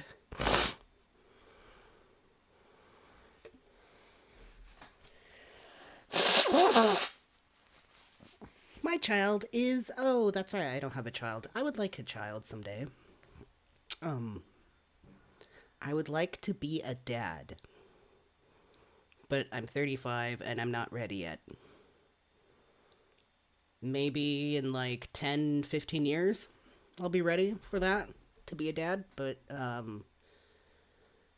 am just too fucking dumb right now to be in charge and just be responsible for a child. Okay, I can't even take care of myself, let alone something else.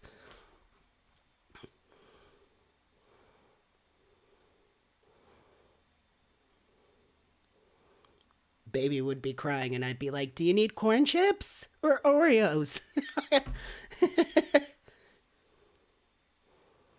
Maria Seedling says, I want to be an auntie because I don't want to have own kids. Yeah, that's awesome.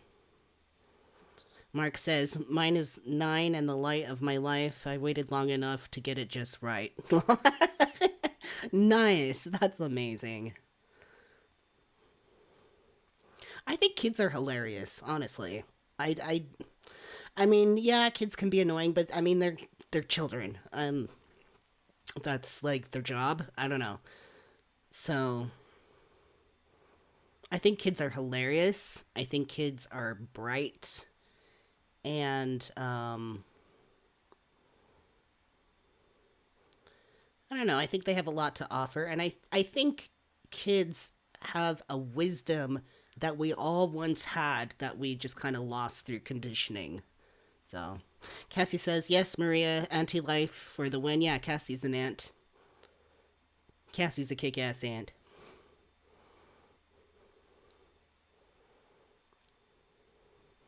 Yeah, the idea of, like, carrying a child and being a mother, that just, like, never felt good to me at all. And so I was always like, I don't want children at all.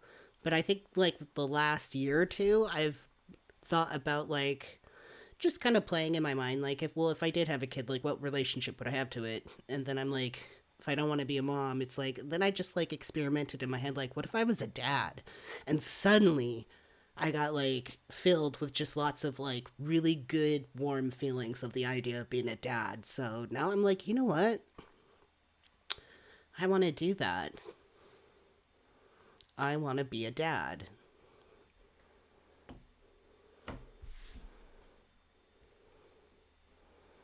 All right, back to this lady.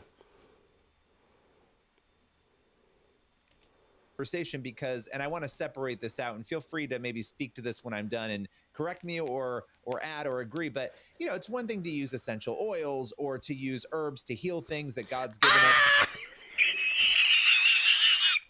Yeah, get your essential oils. That's okay. Be one of those essential oil mommies.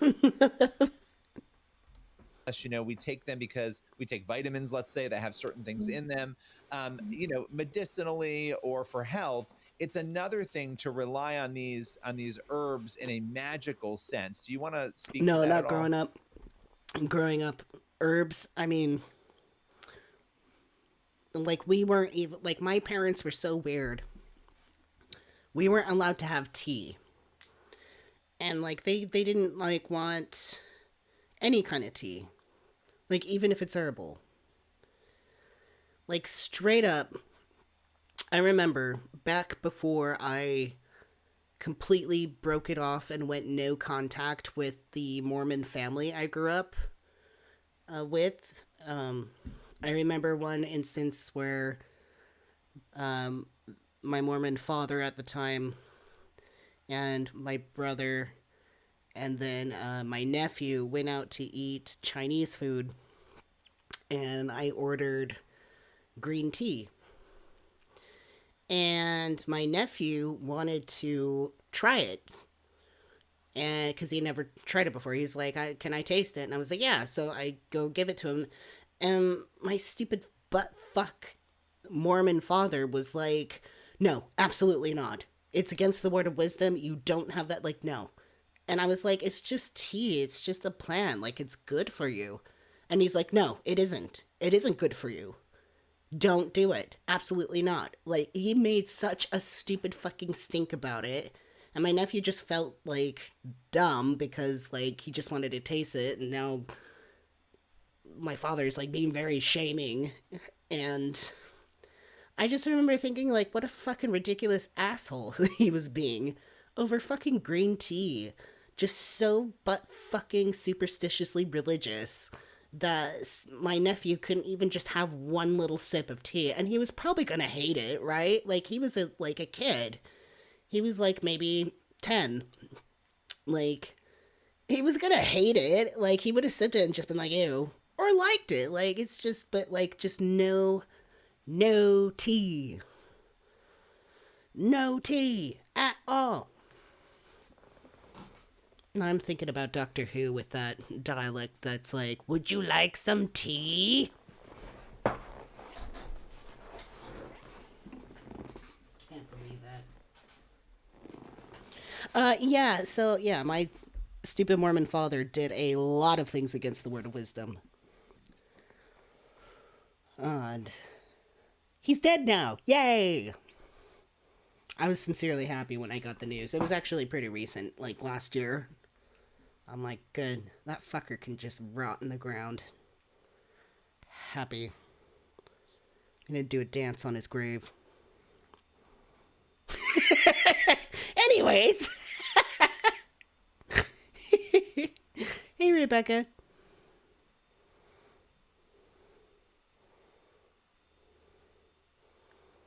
No, I don't like my Mormon father either. Very abusive bastard. Very disgusting person.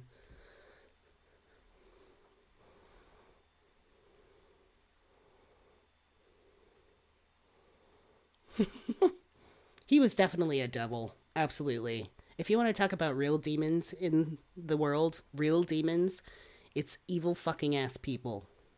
Those are the real demons. My father, demon. Richard Lee, demon. Donald Grump, demon.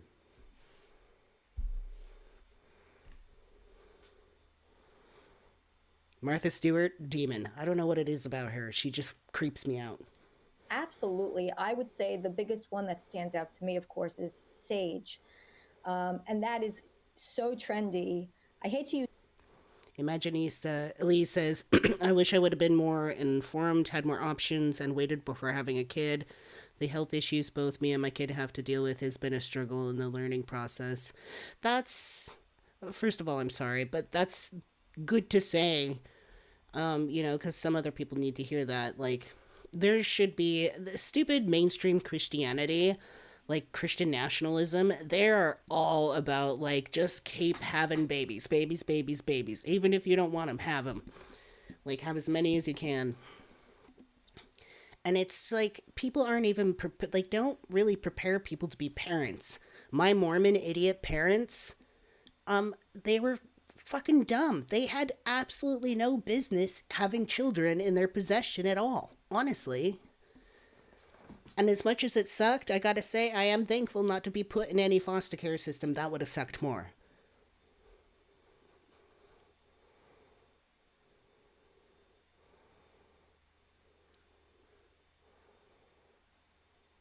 But people should be better informed and taught about kids instead of just pressured into, like, having that. Hey, MC Heavyset! Welcome to Monad! Thank you so much for coming. Got a new member. Let me write your name on the board.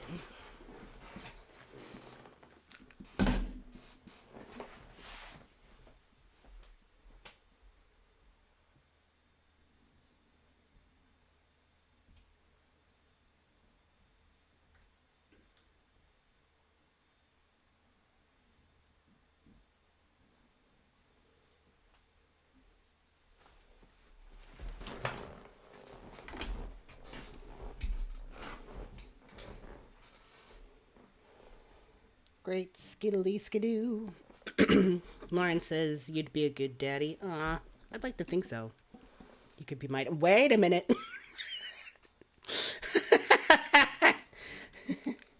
Hold up. Oh, Ren Fairy. It's so good to see you. Thank you so much for the super chat. I really appreciate that. I am not a sexy daddy. Well, maybe kind of. I wish I could be a sexy daddy like Pedro Pascal. But I'm like, don't touch your thermostat, Dad. In fact, there is a Facebook thing I just like posted.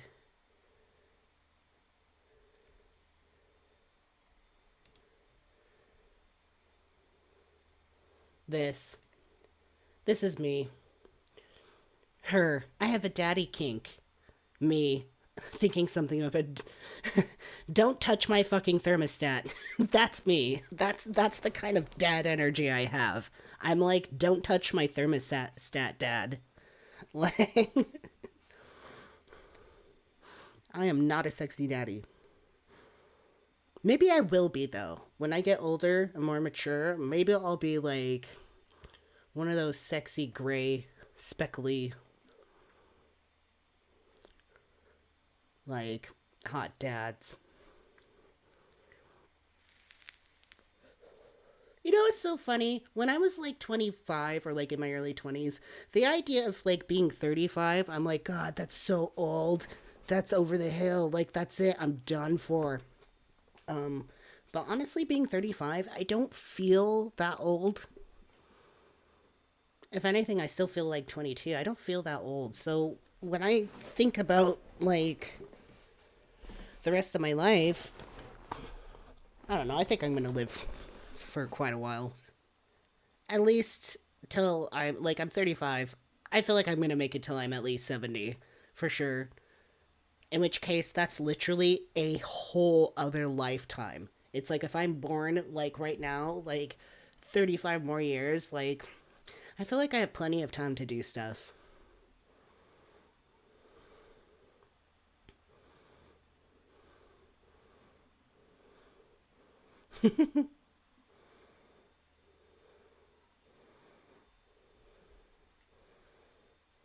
Don't fucking touch my thermostat. Hi, hungry. I'm Dad. That word, but it's true. Sage is actually, burning sage is called smudging, and it was a Native American cultural practice. Oh, They no. believed that they were purifying their space around them, getting rid of negative energy. And of course, that trickles into, clearing your space of demons. As a former psychic medium, that was a part of my ritual before doing readings. We would sage the room. I got hired to smudge people's homes, and I would be channeling. And the idea, again, is that the sage will protect you from demons or from this negative energy. But the truth of the matter is that demons don't care about sage. They're not afraid of sage. They're only afraid of Jesus Christ. So I argue that even going to sage or any other herb, if you will, and you put your faith and trust in these items, these created things for your... Don't blow smoke up the demons' asses. That'll never work.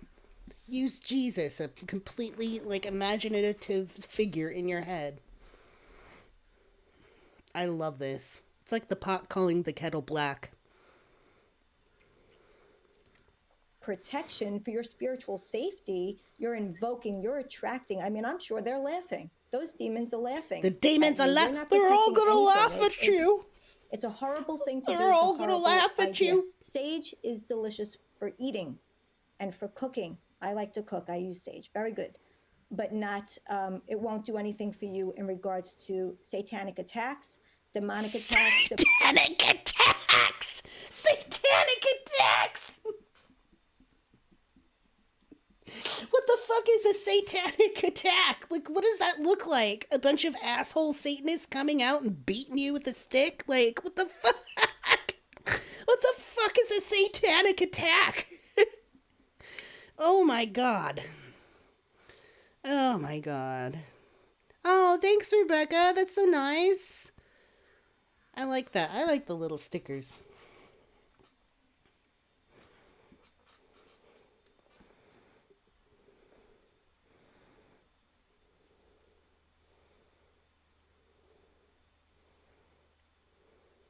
$2,071. God, that'll be weird. I hope I at least live to be 100, honestly. I think that would be great. Ideally, I wish if I feel like a good age for monads to experience their bodies, honestly, I wish it was something more like 120 to 160 years. Like, I think that would be pretty good. I mean, I think the body definitely needs to expire. Like, you gotta reiterate at some point, but I feel like 120 to 160 is actually... I would love that. I would love to live till I'm 120. I'm gonna be so old. My family at the time, they're gonna be like, die. Just die already. Demonic oppression, if anything, you will become oppressed by using it and by burning it. And Christ is greater than culture. And that is, and I love what you just said, because you see a lot of TV shows, right, where people are doing this. They're burning sage, and they're doing it to get rid of the negative energy. Or people buy a new house and they have somebody come through and do it, which is this is something that you did in your previous life, right? This is how you, behaved. And just to get into your mindset back then a little bit and to help people understand, because you spoke to it a little bit, but I want to dig in a little there. Obviously, what you are channeling as a psychic comes from the demonic realm, but psychics don't necessarily believe that. They believe it's coming from these spirit guides or something positive. what is it, this negative energy? If you put yourself back in that place of being a psychic, what did you believe you were combating or protecting them from? What was that? It's so interesting because when I think back on that time, I definitely knew there was a dark side, if you will. Like I knew there was something evil. The New Age, a lot of people don't believe in hell or Satan. I think the window's open in my living room. Like, what the fuck?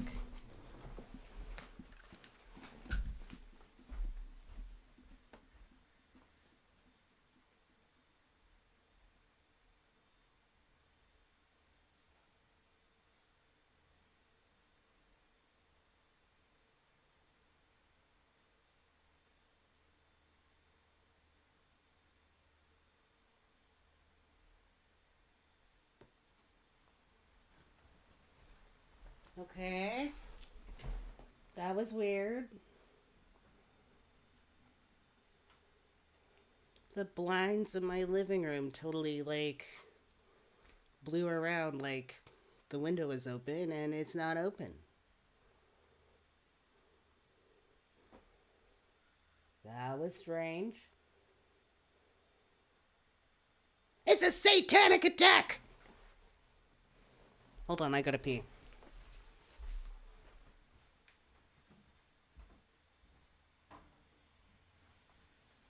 I'm gonna mute it so you don't hear me pee.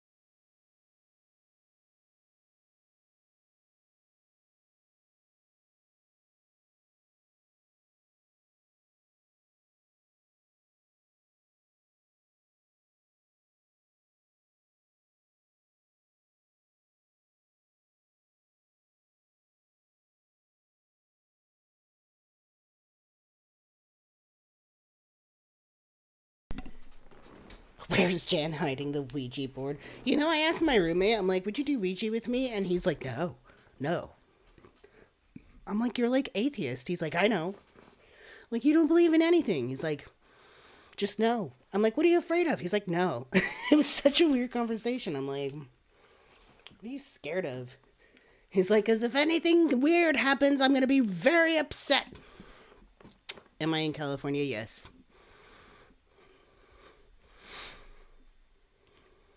I don't think I thought it was Satan or a demon, but something definitely scary. I mean, I would see demons manifest, looking like the Grim Reaper. Oh, here we go. Here we go. Yes, let me back it up a bit. I guess. Her talking about seeing demons? Yes. Yes. By using it and by burning it. And Christ is greater than culture. And that is, and I love what you just said, because you see a lot of TV shows, right? Yes. Where people are doing this. They're burning sage and they're doing it to get rid of the negative energy, or people buy a new house and they have somebody come through and do it, which is this is something that you did in your previous life, right? This is how you, behaved. And just to get into your mindset back then a little bit and to help people understand, because you spoke to it a little bit, but I want to dig in a little there. Obviously, what you are channeling as a psychic comes from the demonic realm, but psychics don't necessarily believe that. They believe it's coming from these spirit guides or something positive. What is it? I wasn't a psychic. I was really a demon summoner. Metal! Negative energy. If you put yourself back in that place of being a psychic, what did you believe you were combating or protecting them from? What was that? It's so interesting because when I think back on that time, I definitely knew there was a dark side, if you will. Like I knew there was something evil. The New Age, a lot of people don't believe in hell or Satan. I don't think I thought it was Satan or a demon, but something definitely scary. I mean, I would see demons manifest, looking like the Grim Reaper, seeing like these scary animals, or if you would, not a ghost, but like a demon animal taking the form of an animal. So I knew there was something bad and something, kind of like when you think of light versus dark or good Check versus your bad. meds, So I lady. knew that. And I believed that sage, burning that sage or that process would protect me from that, protect me from those scary aspects. And of course it didn't. It only Well, increased. that makes sense too, and I would imagine, and we can get in the weeds here a little bit, but if you are not you, but I'm saying hypothetically speaking of evil demons, if you're evil and you're trying to convince somebody of something, you may behave in a way that makes it seem like the sage is helping, right? Or makes it seem like trying to build faith in the wrong place for people who are using these things. Would you say that that's an accurate depiction of what often happens in these dynamics? Oh, 100%. And it makes me think, of 2 Corinthians 11, 14, and 15. Satan masquerades as an angel of light. It's going to have to seem good and look good and Masquerades like an angel of appealing light. and like the solution. And of course, it's the problem That's Lucifer, and not the bitch. solution. I mean, when I was in that divination group that I was in, when we were smudging and we had the crystals in there, we had a lot of people that did crystal readings. I mean, it was a beautiful room with a really nice woman and really nice people, and we all wanted to help other people. I mean, there was nothing sinister looking about it at all. Very deceiving. It is. Well, and all of this Deception! is really, and the thing that, as we sort of round out the conversation on this, because there's so much to unpack, but I think a big question people have when they see statistics and numbers showing that 21% of young people are using these things weekly and that 44% overall are engaging in them. And that's just crystals and herbs. There was no question in here about tarot cards or any of the other pieces of witchcraft that we have talked about. But what do you think, when you look at the culture and where we are, what do you think is driving this explosive expansion of the use of these sorts of tools? I think we have the same old problems. The kids have problems. We all have problems, right? So we're always looking for that solution. But in our culture now, they are loaded with witchcraft. It's everywhere you go. Five Below, I call that witchcraft on a budget.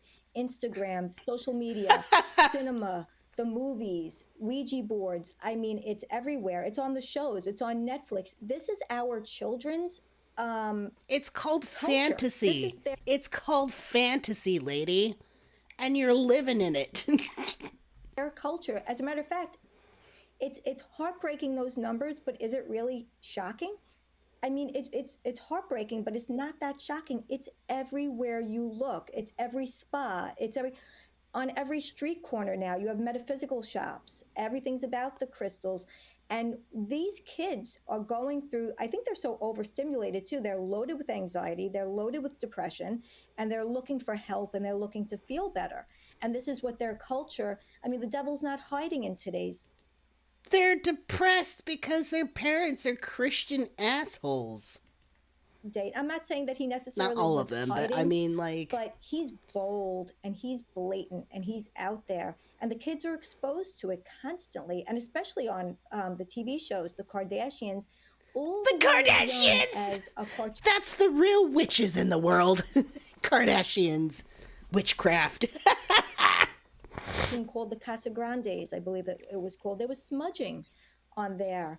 Smudging. The abuela was saying, hey, listen, there's some evil energy in here, an evil spirit.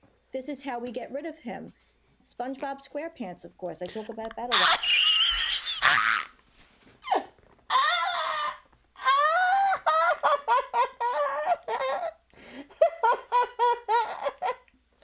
SpongeBob? Oh my lord. How is this even serious? This lady is not real. This is not real. Fucking SpongeBob? My God, we are doomed. He's bold and he's blatant and he's out there, and the kids are exposed to it constantly, and especially on the TV shows, the Kardashians, all the way as young as a cartoon called the Casagrandes, I believe that it was called. There was smudging on there. The abuelo was saying, hey, listen, there's some evil energy in here, an evil spirit. This is how we get rid of him. She SpongeBob mentions the SquarePants, green of course. I M&M. talk about that a lot with the CG board, which is the Ouija board.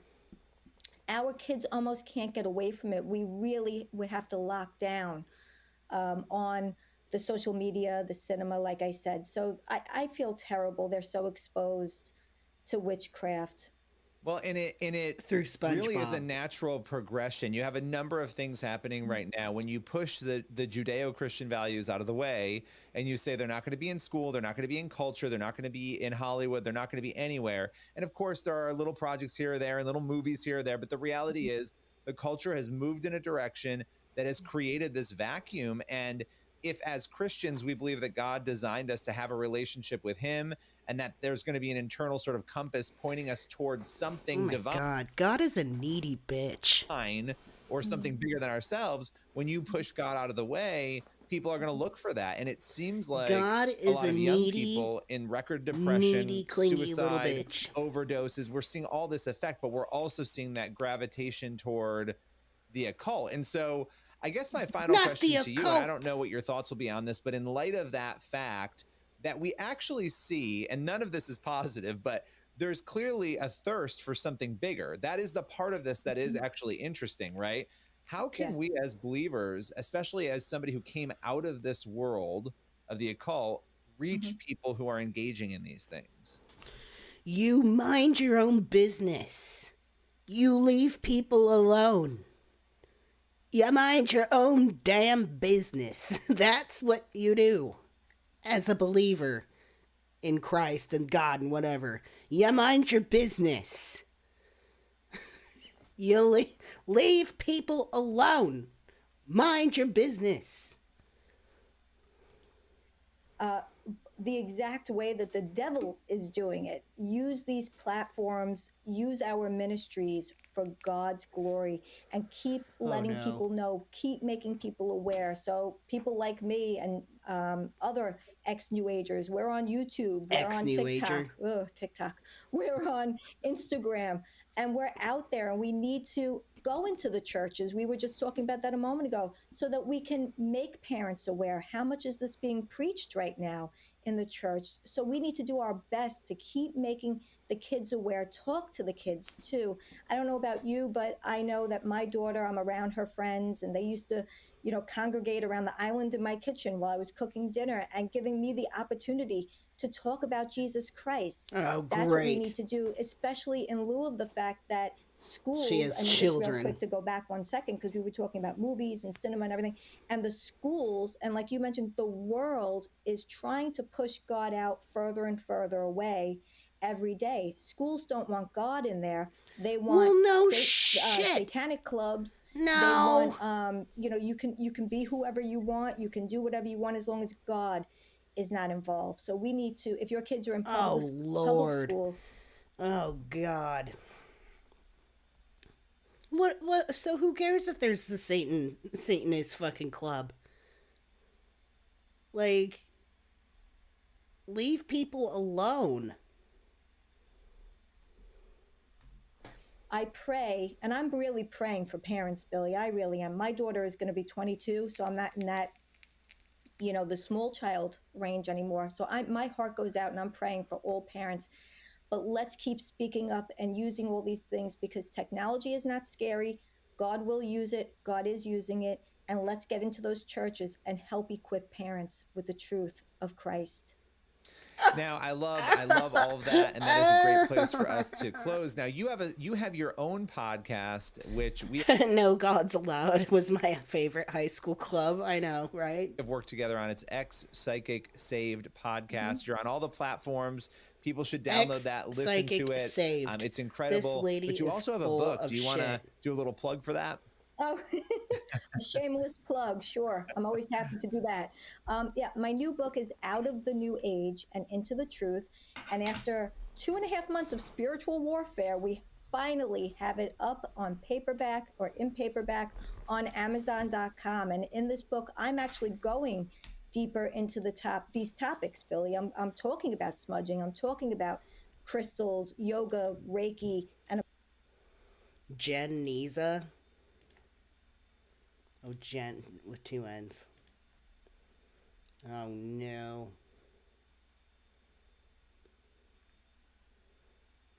Oh no.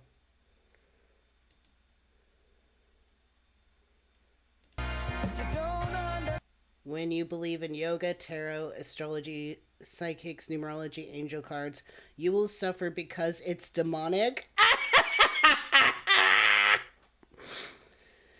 You will.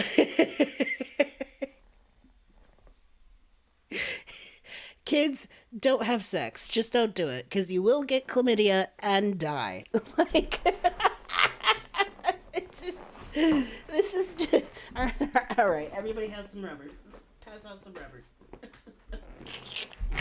What the Oh, God.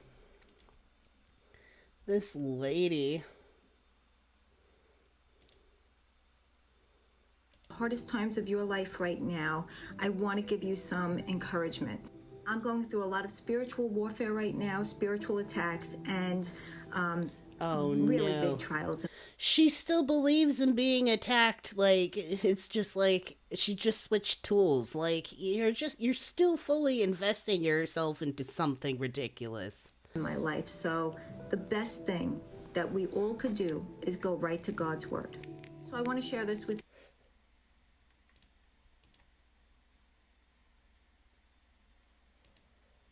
I just realized one of the biggest deceptions of the devil. Check this out. So a few times people have called me a sheep, right? And to the world, that's an insult. You would want to be a goat, right? The greatest of all time. But Jesus says the opposite. Jesus says that those who he has called, we are his sheep. He is the good shepherd. He said that he's going to have his sheep on one side and the goats on the other. So yeah. He's gonna have the greatest of all time on the other side. Oh, she really just tried to, like, bring in, like, young kids fucking slang into this. I'd rather be a goat. Mark says she's probably a paranoid schizophrenic. There's always something evil hatching on a plot periphery on her awareness. Yeah, no, seriously. Like, why is she always thinking, like, stuff is attacking her?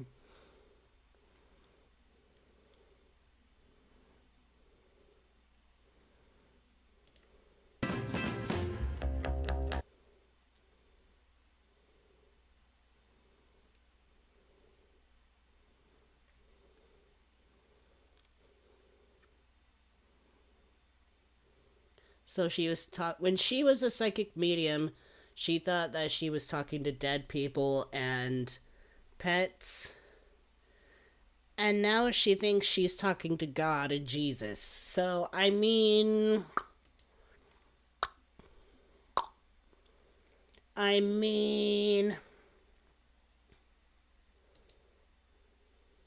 Misconceptions about psychic mediumship is that it's a gift from God. So when people hear my testimony that Jesus Christ saved me out of psychic mediumship, out of the occult, they're like, what do you mean? Then you were into any occult. Or what happened to your powers? And other people want to know if I was demonically attacked after leaving the devil. So I want to address all 3 questions in this video. There are many charlatans, many hucksters, many scam artists in the psychic industry. If you That's true. there's a lot of scam artists in the psychic medium industry, or the psychic card reader, tarot reader, whatever. Just like, there is a lot of scams in that industry. So, I mean, I wouldn't lean on that as something that you really have to rely on. But, I mean, if you just want to, like, if you want to do it for entertainment, I mean, that's perfectly fine. Like, who gives a shit? Like, I've done it before. I went to, like, a psychic, like, a whole fucking, like, convention. Like, a psychic medium, like, convention. Where there was, like, tons there. And I went there to sell crystals. So I was a vendor there. And I did go, and I actually paid for a psychic reading. And what's interesting is the psychic reading that I paid for ended up feeling, like, very full of shit. But then there's this other lady who did a free one for me. She had a basket of tarot cards. And so you could just, like, reach your hand in and, like, grab one, and then she'll, like, talk about the meaning of it, like, with you. And she was really fucking profound. She was the one offering him for free.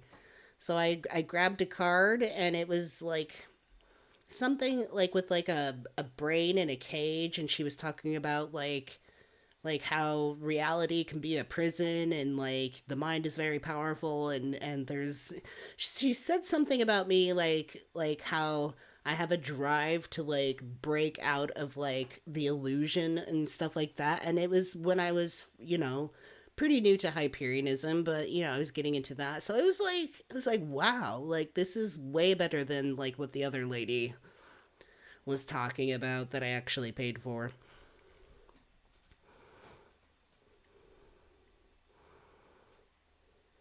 Will, people that are giving you, like, the, you know, crack an egg over your head, hey, pay me $1,000 to say a spell for you and I'll get you the love of your life, yada, yada, yada. But I wasn't one of those people. I really was afflicted by demonic oppression. I really heard things, and I really saw things. I really was in communication with demons. Self-report, self-report, self-report. This lady has unaddressed mental issues. I mean, that's not funny. She needs help. She doesn't need Jesus. Like, she just switched one obsession for another. Like, it's still a system that caters to her delusions. Mark, I believe she believes everything she's saying, yeah.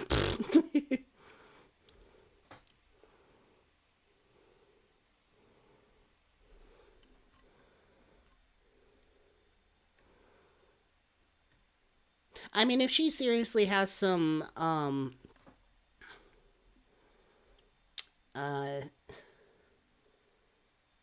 mental health, problems, like, she needs help, not Jesus. I hate it when people try to substitute mental health care with Jesus. It just doesn't fucking work. It makes people crazier. Oh, I'm out of beer. That's sad. I could go for, like, another one of these, but meh. Oh well. Oh well. It was fun. Ho hum. Better drink some water.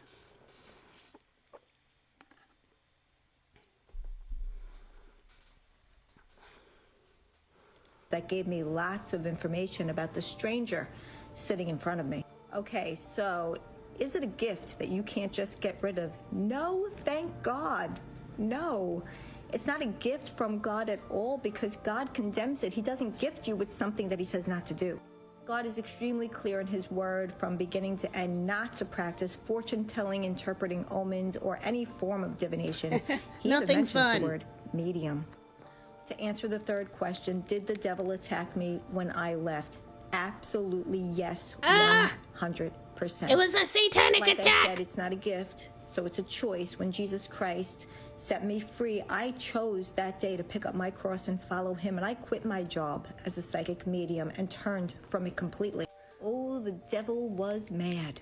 God in his sovereignty had already ordained the right pastor, the right church, and I was getting counseling from the pastor at this church. No.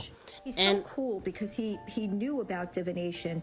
No, okay. No, she got counseling from the pastor at church. What, Dave the plumber with no fucking education in counseling or mental health work at all? Don't tell me. That is not real counseling. I'm sorry. A religious leader is not a real counselor. They always just have fucking like dumbass dipshit jobs. And they're trying to help you with your life and they don't know crap. Hey, Morg.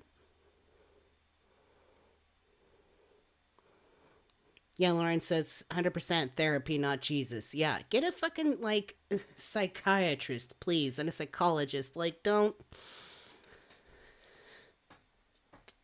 fucking do that. Like, Jesus is not real help. It just isn't.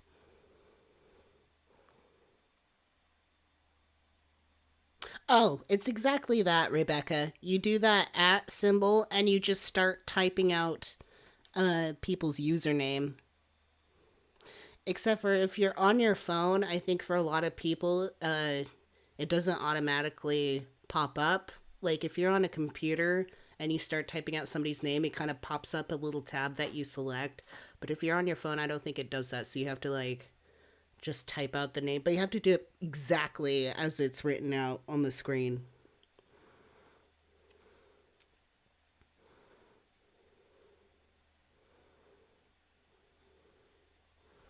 Exactly.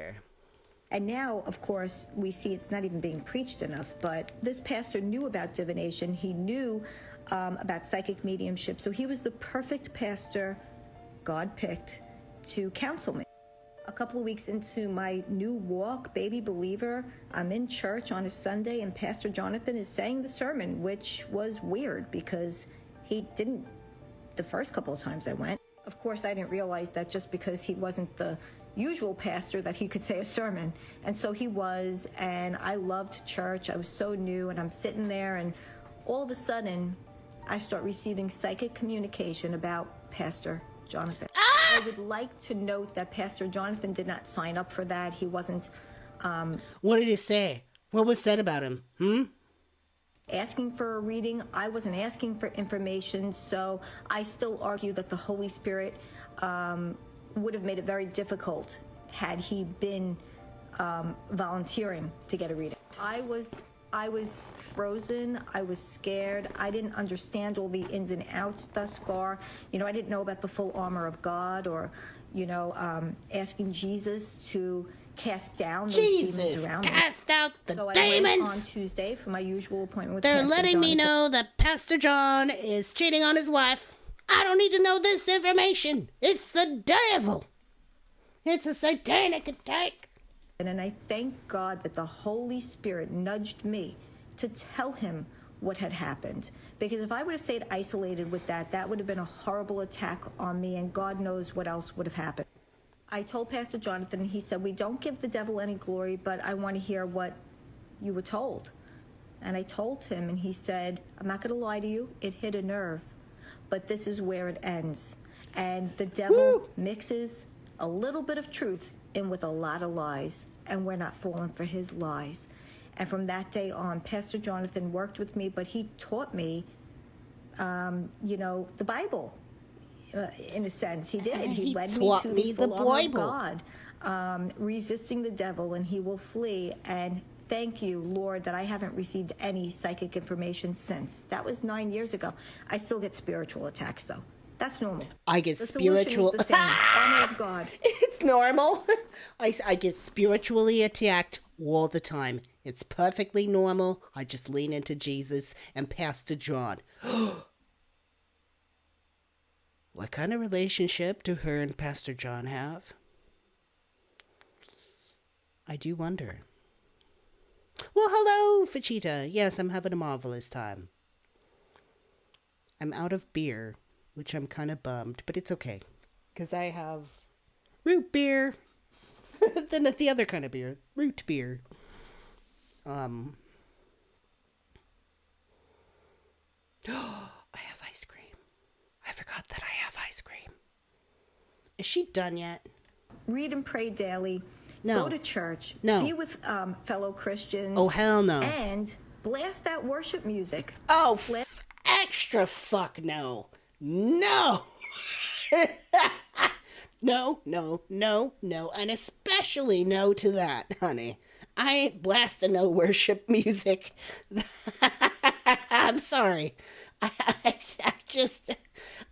like good music. I'm sorry. I like good music. Worship music. This lady needs help. She needs real help. Put the Jesus down and walk away slowly, ma'am.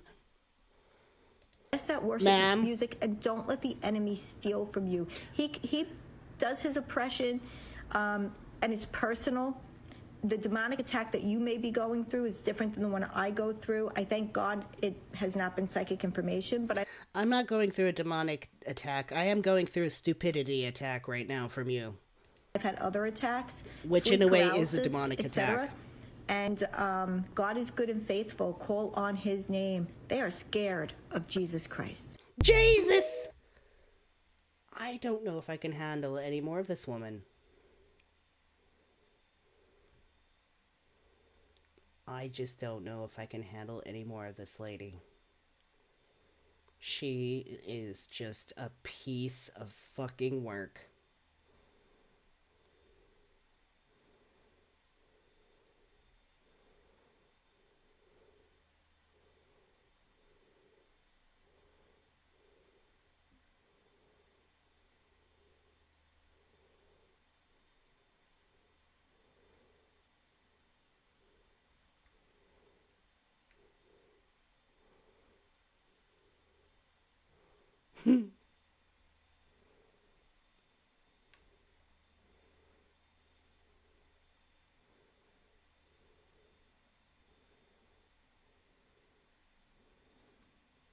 These things will not protect you from Jesus. They won't protect us from your crappy fucking TikTok filter either.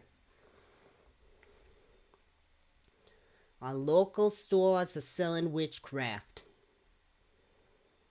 Why Christians should avoid trunk or treat and Halloween. Oh, yes. Doreen Virtue for Jesus.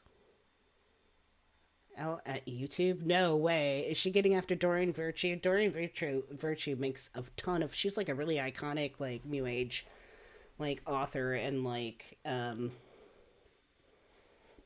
card designer.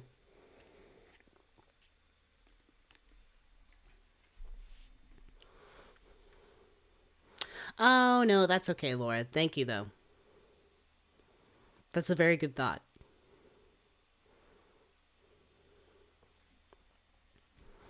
I really appreciate that. No to mint ice cream. Yes, okay, so the ice cream. I am going to the bathroom and get, again, because I, drinking so much liquid. And, yeah, ice cream time.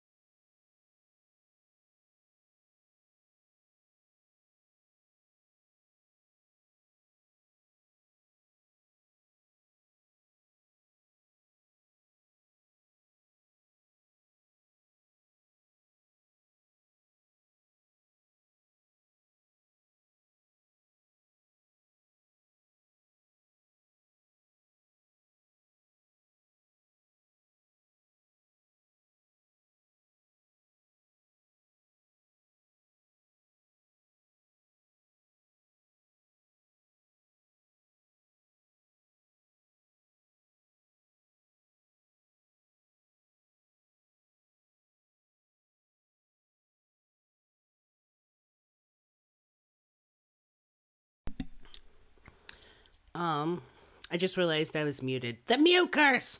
Halo Top peanut butter chocolate. Tastes like a Reese's peanut butter cup.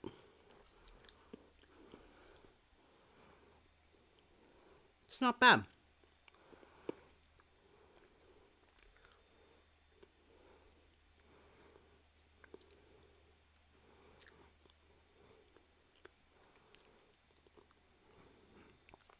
It is Cassidy's fault.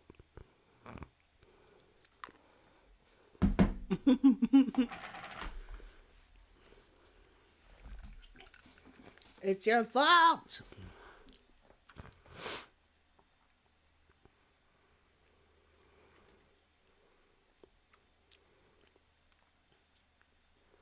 Shrunk a tweet and Halloween exposed. Why Christians should avoid them. Oh no.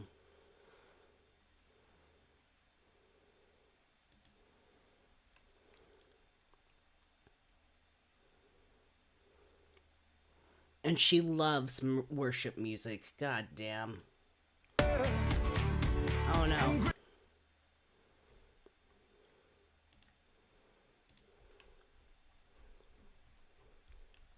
She's addicted. She's addicted to, like, spirituality. She's addicted to Jesus.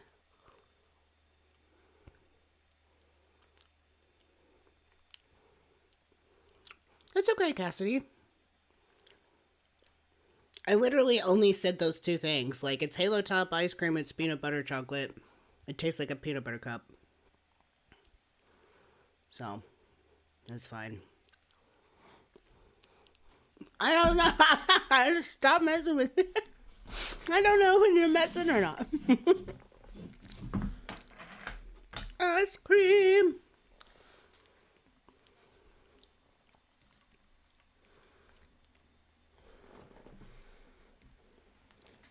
Jesus is the true light of the world.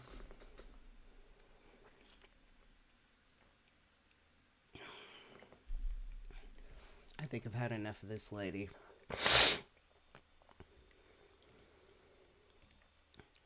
How did we even stumble on that?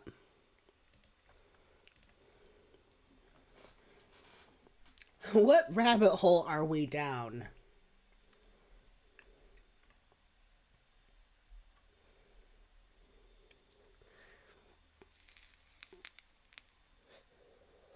Demons hate Gregorian chants. It's so hard not to watch these people. They hate it. Probably because they're like, this shit sucks. Actually, Gregorian chants are pretty fucking badass.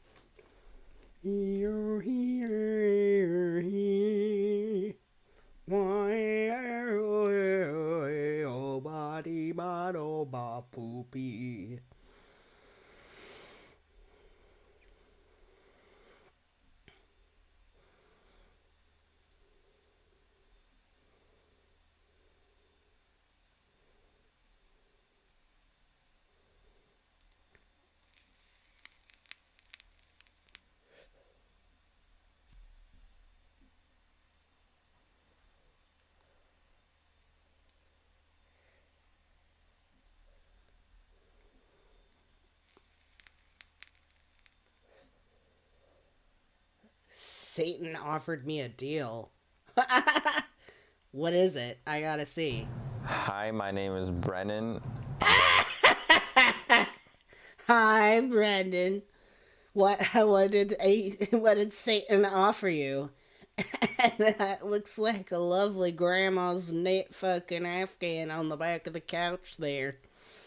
Oh my, this is just like the color scheme, the camera angle, his name, that hair. This is just beautiful. 22, and I'm going to tell you the story of how Jesus saved my life. Oh no. 2 months ago? Oh, this is fresh. Jesus saved my life. Before I get into that, I'm just going to give you a bit of a backstory of who I am and how I grew up. So I did not know Jesus at all growing up. I didn't know anyone who knew Jesus. You know, people who are born into their religion, and raised into their religion, those people I understand. Nothing is more pretentious as a fucking convert. God damn, those people think they just fucking know it all. I don't know. These people, I don't find these people find me. I remember like going to a few church services at Christmas growing up, like as a kid, but I didn't really know the gospel in depth. I knew the general idea just being raised in Canada, but I never really had it. He's like, Canadian. The profound spiritual impact explained to me. So I grew up kind of just a pretty normal, kind of uneventful life. But when I started getting in my early teenage years, I had like a streak of rebellion. And looking back, I can see that. So I was always afraid of death since I was a kid. I remember the first day, I was 6 years old, lying in bed when I realized that I was going to die and that there are actual super tiny little peanut butter cups. Look at this. In this ice cream. And do they have peanut butter in them? They do. They're mini itty bitty fucking little peanut butter cups. That's awesome.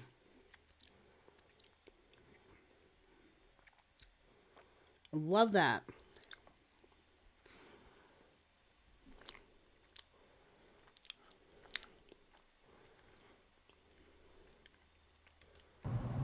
I was going to die forever. And I had a panic attack when I was 6 years old in my bed. And Are you serious? He turned to Jesus because he was afraid that he would die forever. God damn, people need Hyperianism.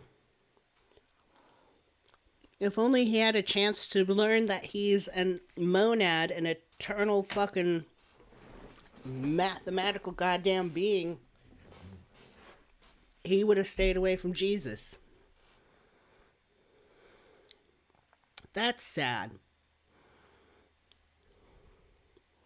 And I know how that feels because that same existential dread about not knowing what happens to you when you die, that's what drove me to eventually discover Hyperianism, because when I denounced all religious thinking, I was terrified. I'm like, okay, so then what actually happens then? What's the truth? So I was like getting ready to prepare that I would just like not exist, and that was super terrifying.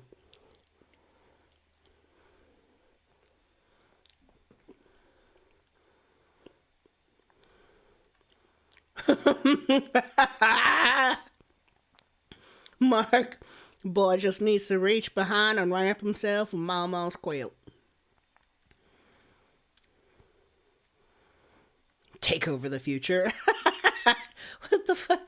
I mean, I get what you're saying, mistress, but it's just like the way it's worded. It's like, I mean, like, not really, not like in that way, but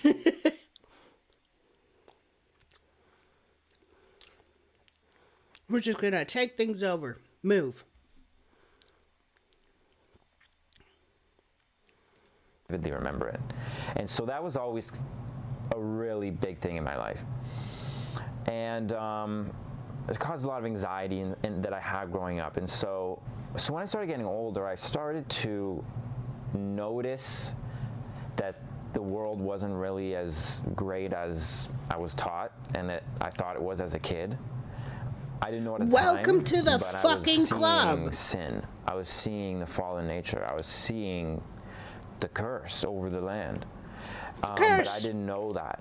And so I was wondering, and I was really rebellious, and I was wondering, like, why it seems like why me? People are not living, like, missing something. There's no love. There's no real community. There's so much, like, evil and sadness, and the people who are, like, in charge don't seem to be, like, doing good things for the general public, and it just a lot This of boy like, needed questions, Hyperianism, not but I didn't fucking know where to turn. Jesus. I didn't know why I felt this. You gaping turn hole to in me. I reason. didn't know that the only thing Turn to reason, child.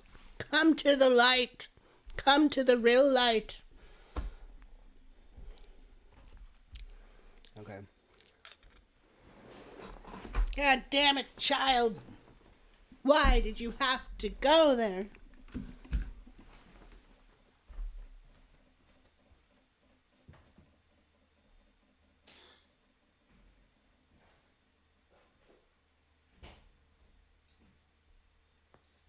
Why, Jesus, why? Why'd you go? Why couldn't you have turned to raisin? This kid would have been a perfect candidate for fucking Hyperianism. Does the world suck? Are the people in charge of the world extra sucky? Are you afraid that you're gonna die forever? Actually, I don't think I would take that route. That's pretty much everybody, though. Like, pretty much every ideology, religion is like, does the world suck? Come to us. So. But reason, I mean,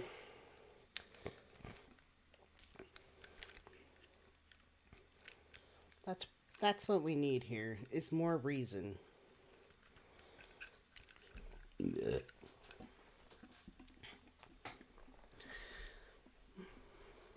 I think this kid would have definitely liked Hyperianism. It's unfortunate that he had to fill that void is Jesus. So I Jesus, fill my void. Society fill taught me up. To latch fill on to, me and full. in grade 10, Jesus me up. That became marijuana. And so I started smoking weed. Not the devil's and lettuce. I was immediately got like addicted every day. And I started skipping school and addicted really to weed at every home, and day. things were not looking good. And then after a few months, I just completely dropped out of school and I left home. I just basically packed my bags and left. And I ended up moving in with the guy who was selling me my weed, and I just lived with him for a while, and then I had to move there, and I went and lived with my grandmother, and then I stayed a lot at another friend's place, and then found my way back home. By this time, I was grade 11, but I wasn't. I didn't graduate past grade 10. I was just smoking weed. I was chronically anxious, like a social anxiety completely gripped me. I was very depressed. Well, it's probably the weed. I ended up going to like a rehabilitation center. And it was Why? Kind of All you had to do was school. stop. So I was sent away. My parents told me that you don't if get I wasn't addicted going to to go to this weed. place, then I was out. I had to go on my own. And I got sober and stuff. I was there for like a year, and I got some school credits done. A year? But it wasn't a Oh my Christian organization. For And weed? so I came back. I only had 1 year left to get my high school, so I went to a new school, was gonna get my high school diploma. But within like a month or two, I started smoking weed again because I still wasn't fulfilled. And then it got worse.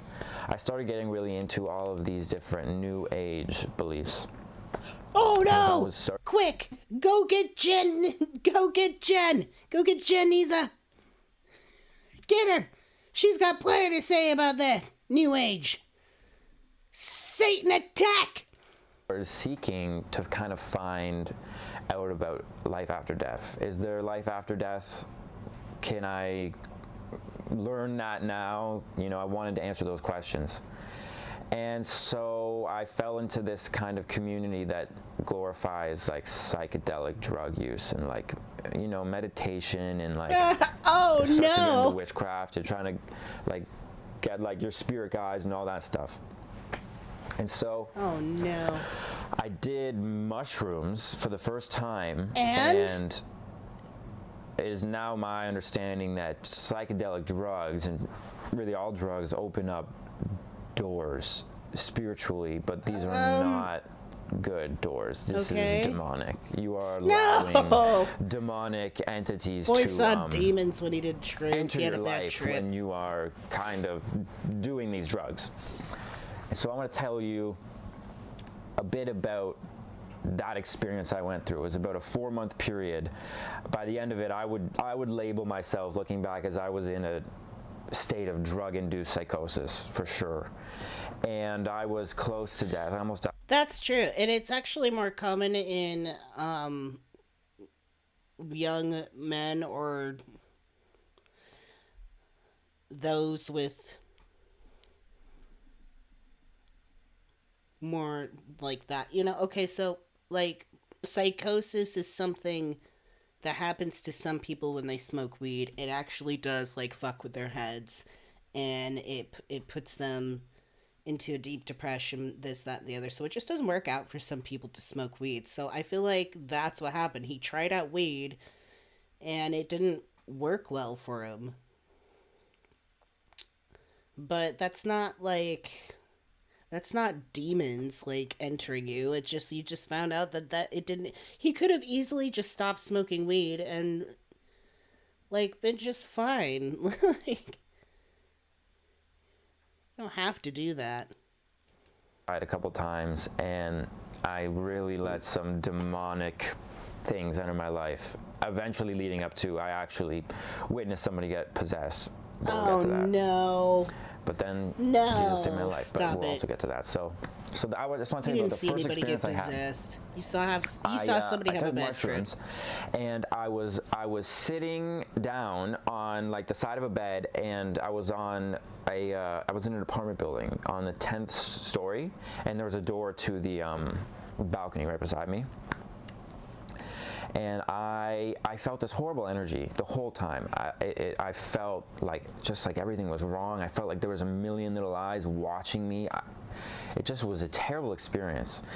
And I had this overwhelming, like, not like a tangible voice, but like kind of like an understanding coming to my head, basically. And it kind of spoke to me, and it said that because I'd done this drug, I opened up some kind of like spiritual / chemical gateway.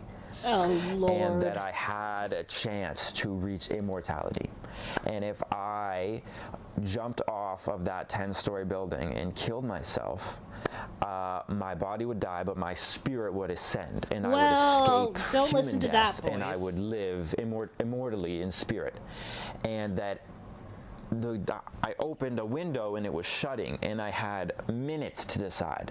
And if I didn't kill myself by the end of, I think it was 2 minutes, the doors would be forever shut. I would be trapped as a human. I would live and I would die forever. Wait a minute. So he had existential dread about dying.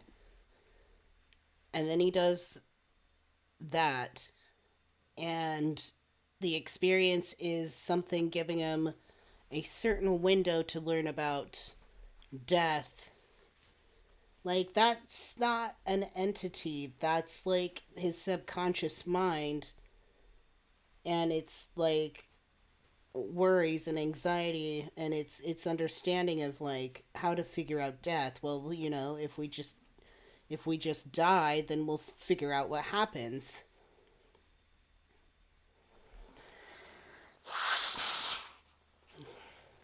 I mean, his mind is already there thinking about that kind of stuff, and it's manifesting to this vision that he's, or experience that he's having is manifesting in a way that is letting him know about that. Forever. And you can see how that, you know, that was the devil, and that was manipulating my greatest fear. You know, he really tried to convince me of that. And so I was sitting up and I was like wrestling this decision, and I decided I couldn't do it. I said, I'm not going to kill myself. I can't do it. And the second I made that decision, I heard a voice in my head, and it was a whisper, and it went like, Jesus Christ, Jesus Christ, Jesus Christ. Oh, Jesus Christ.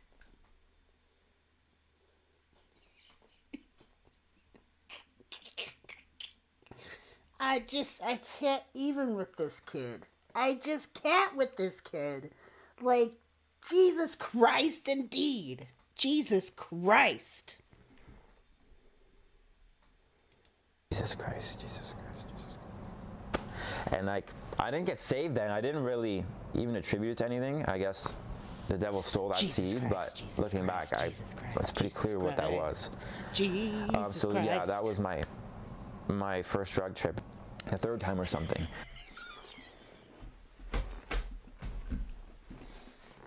Stop it!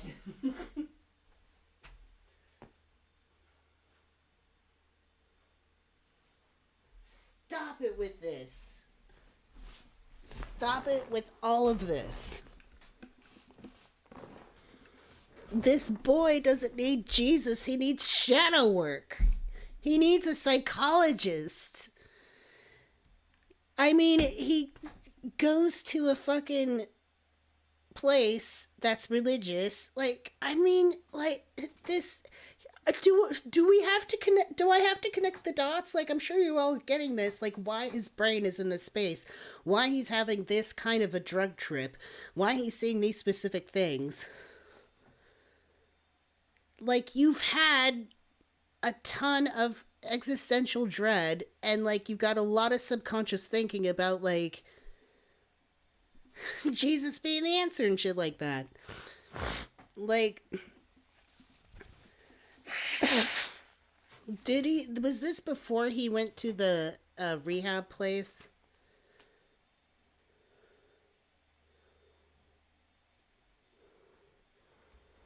My God, he needs a psychologist. Why did he go to a place that's like... Oh my God. Mark, you gotta have rules for yourself when you're tripping? Yeah, I mean, like, I don't know.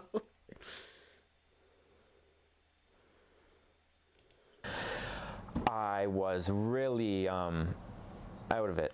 And I remember just having these voices in my head, and they're just like speaking to me and telling me all of these different lies and just manipulating me. And at one point I had like an open vision, and I saw like, it was like some kind of like insect human cross, and it was a female, and it was just like, I just like saw it. I didn't see it with my eyes, but I like saw it in my head. Like, she was just right in front of me, and she was just screaming at me, like wrathfully, just screaming at me. Where did you get the shrooms? Who were you doing it with? Did you have a chaperone? Like, did you, like, anything? Anything. Anything? Anything. And I heard, again, a voice that was taunting me, that was saying, okay, you didn't jump off the building that first time, but you know what? We'll give you one more chance. And then it was like, if you walk down, like leave your house, walk out right now, and we're gonna lead you, and you're gonna die, but you'll live forever. And I did it. I walked out in the middle of an October night. It was raining, and in my t-shirt and barefoot. I left my door open, and my cat got out, but grace of God, he kept the cats in. And I go for this walk. Your cats are looking at you leaving like, motherfucker. Motherfucker left without filling up the food bowl. And I end up outside like a movie theater, because Wide I lived open near a movie suicidal theater, and I was ideation, basically exactly. like in the rain, just like sitting there. And I was like, just like, I was high. I was very not in my right mind, and I thought that, okay, someone was gonna like come and like kill me, or like a spaceship was gonna get me or something. Like something was gonna happen, and I was waiting there for like half hour, and then I remember I was sitting there, and then I just heard this voice in my head, and it said, "Go home now," and I was just like, every instinct in my body was to be obedient. Yeah, it's the voice that says "Go home now." It's called your voice of reason. It's reason. Go home now. That's reason. That's reason, boy. That's your reasoning. Telling you, just go home. Voice, and I just ran home, and my cats were on the porch, and I realized I left the door open. But yeah, so that was that day. And even in my sober life, these like signs and wonders were happening, these coincidences. I call them synchronicities. And it was like, it felt like the physical world was like answering my thoughts. It was like things would be like, I would like say like, I would really want a taco, and then like a taco truck would go by. No, you're thinking I really want a taco, so anything taco related, you're noticing it. It's just a coincidence that a taco truck was there. That's not how that works. No, that doesn't happen. And just like little coincidences, but when you're... I keep seeing the number 22. It's like, yeah, because like you're focused on it, and so you are going to notice it more. It's all around you already. Opening yourself up to these dark spirits when you're taking drugs, and when it was happening every day, like a barrage, it really messed with me, and my understanding of reality was totally messed up.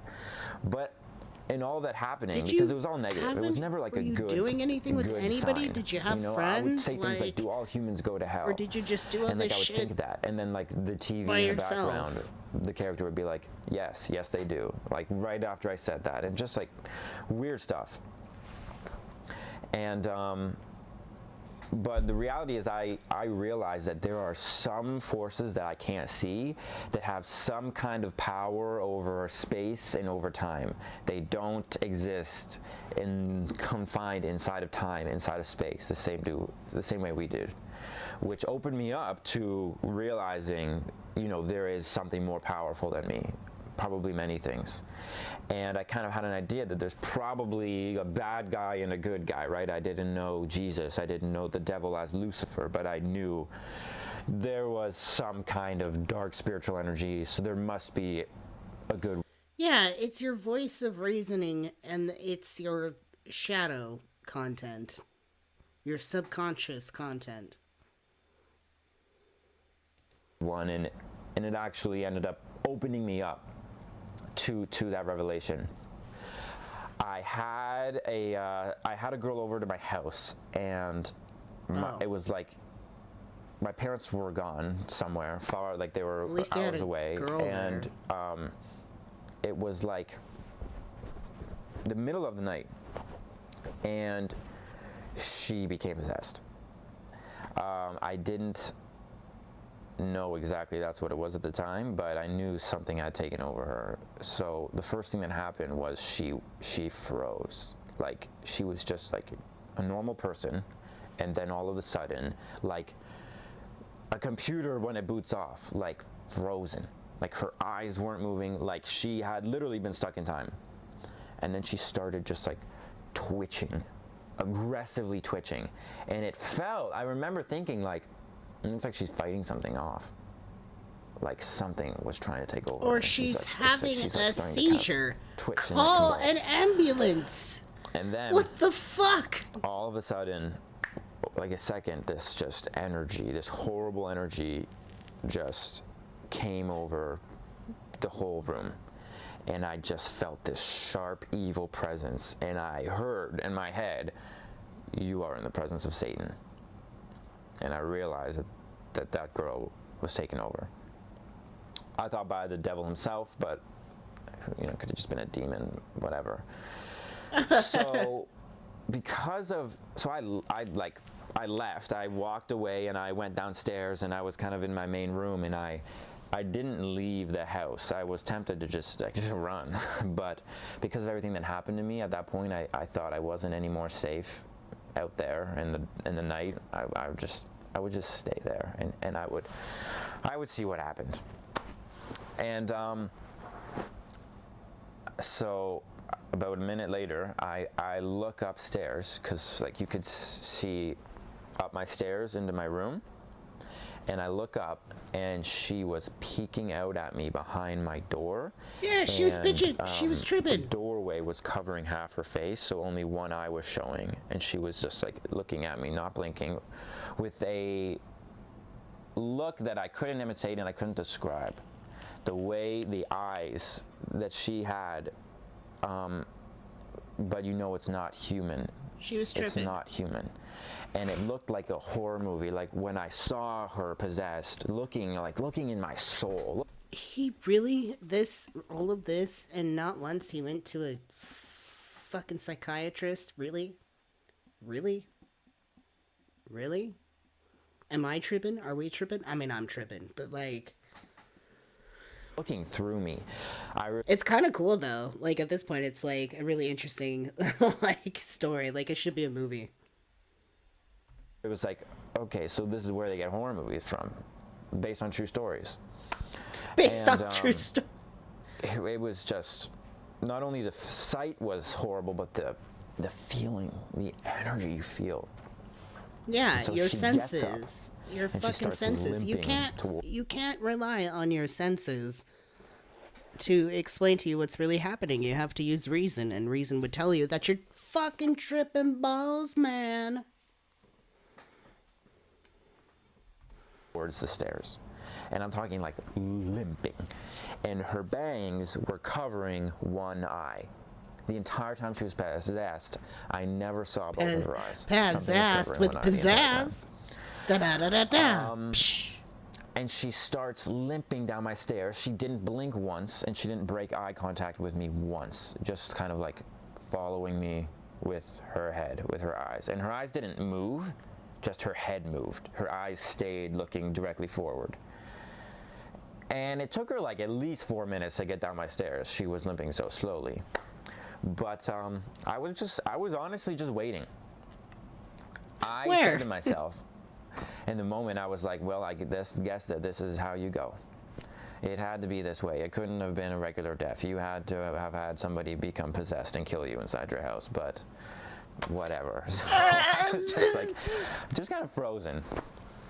And so she ends up walking probably about 4 feet away from me, and she stops and she looks at me, and I hear a voice in my head that was completely indistinguishably a sentient being talking into my mind. It was like someone put a straw in my ear, into my brain, and spoke through it. I could tell the sentience of what was talking to me, and it was unlike any voice I heard before. It was sharp. You would have thought I heard it in my ears. And I heard this. This is what the devil said to me. He said, you ignored the signs, and you let me into your house, so your life is mine. But you can have it back, and you can live a long life. But then when you do die, I get to have your soul.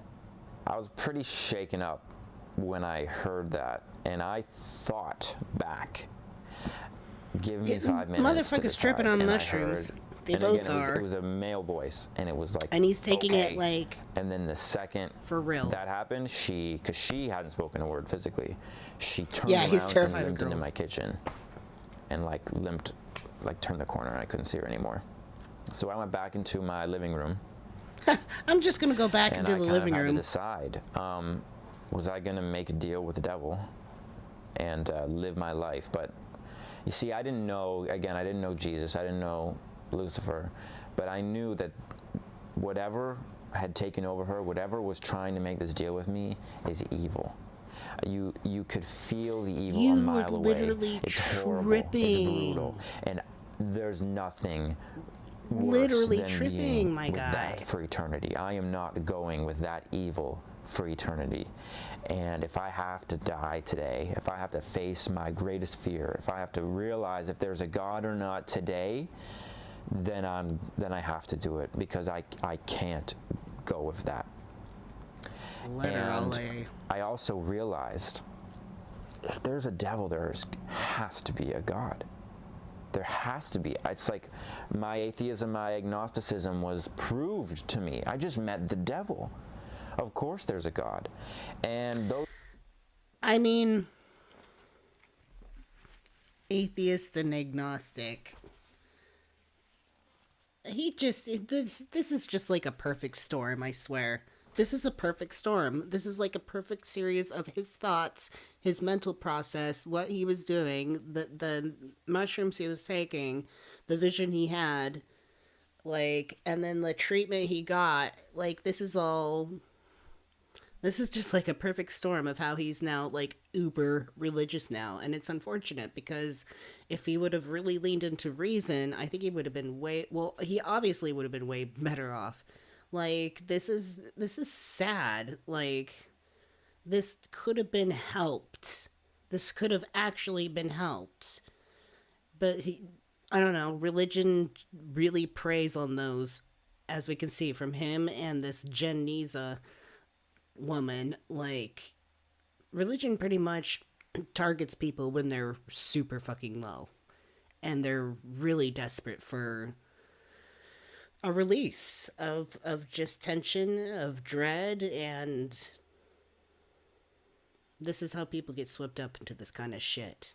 These converts. I just very much dislike converts. They're very pretentious, and it's always super sad, like how if they would have just leaned into reason instead of religion, they would have been much better off. Those two realizations gave me the strength to make the decision. So as I was thinking, the girl peeked out at me again with one eye, and I heard, "Hurry up!" And I thought, like, I'm literally like.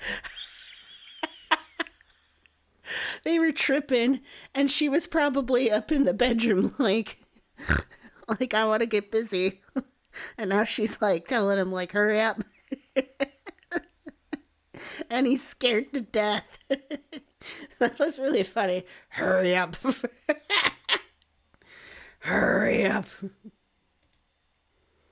So as I was thinking, the girl peeked out at me again with one eye, and I heard, "Hurry up." And I thought, like, I'm literally like, I have to make a decision to die, okay? Give me my 5 minutes.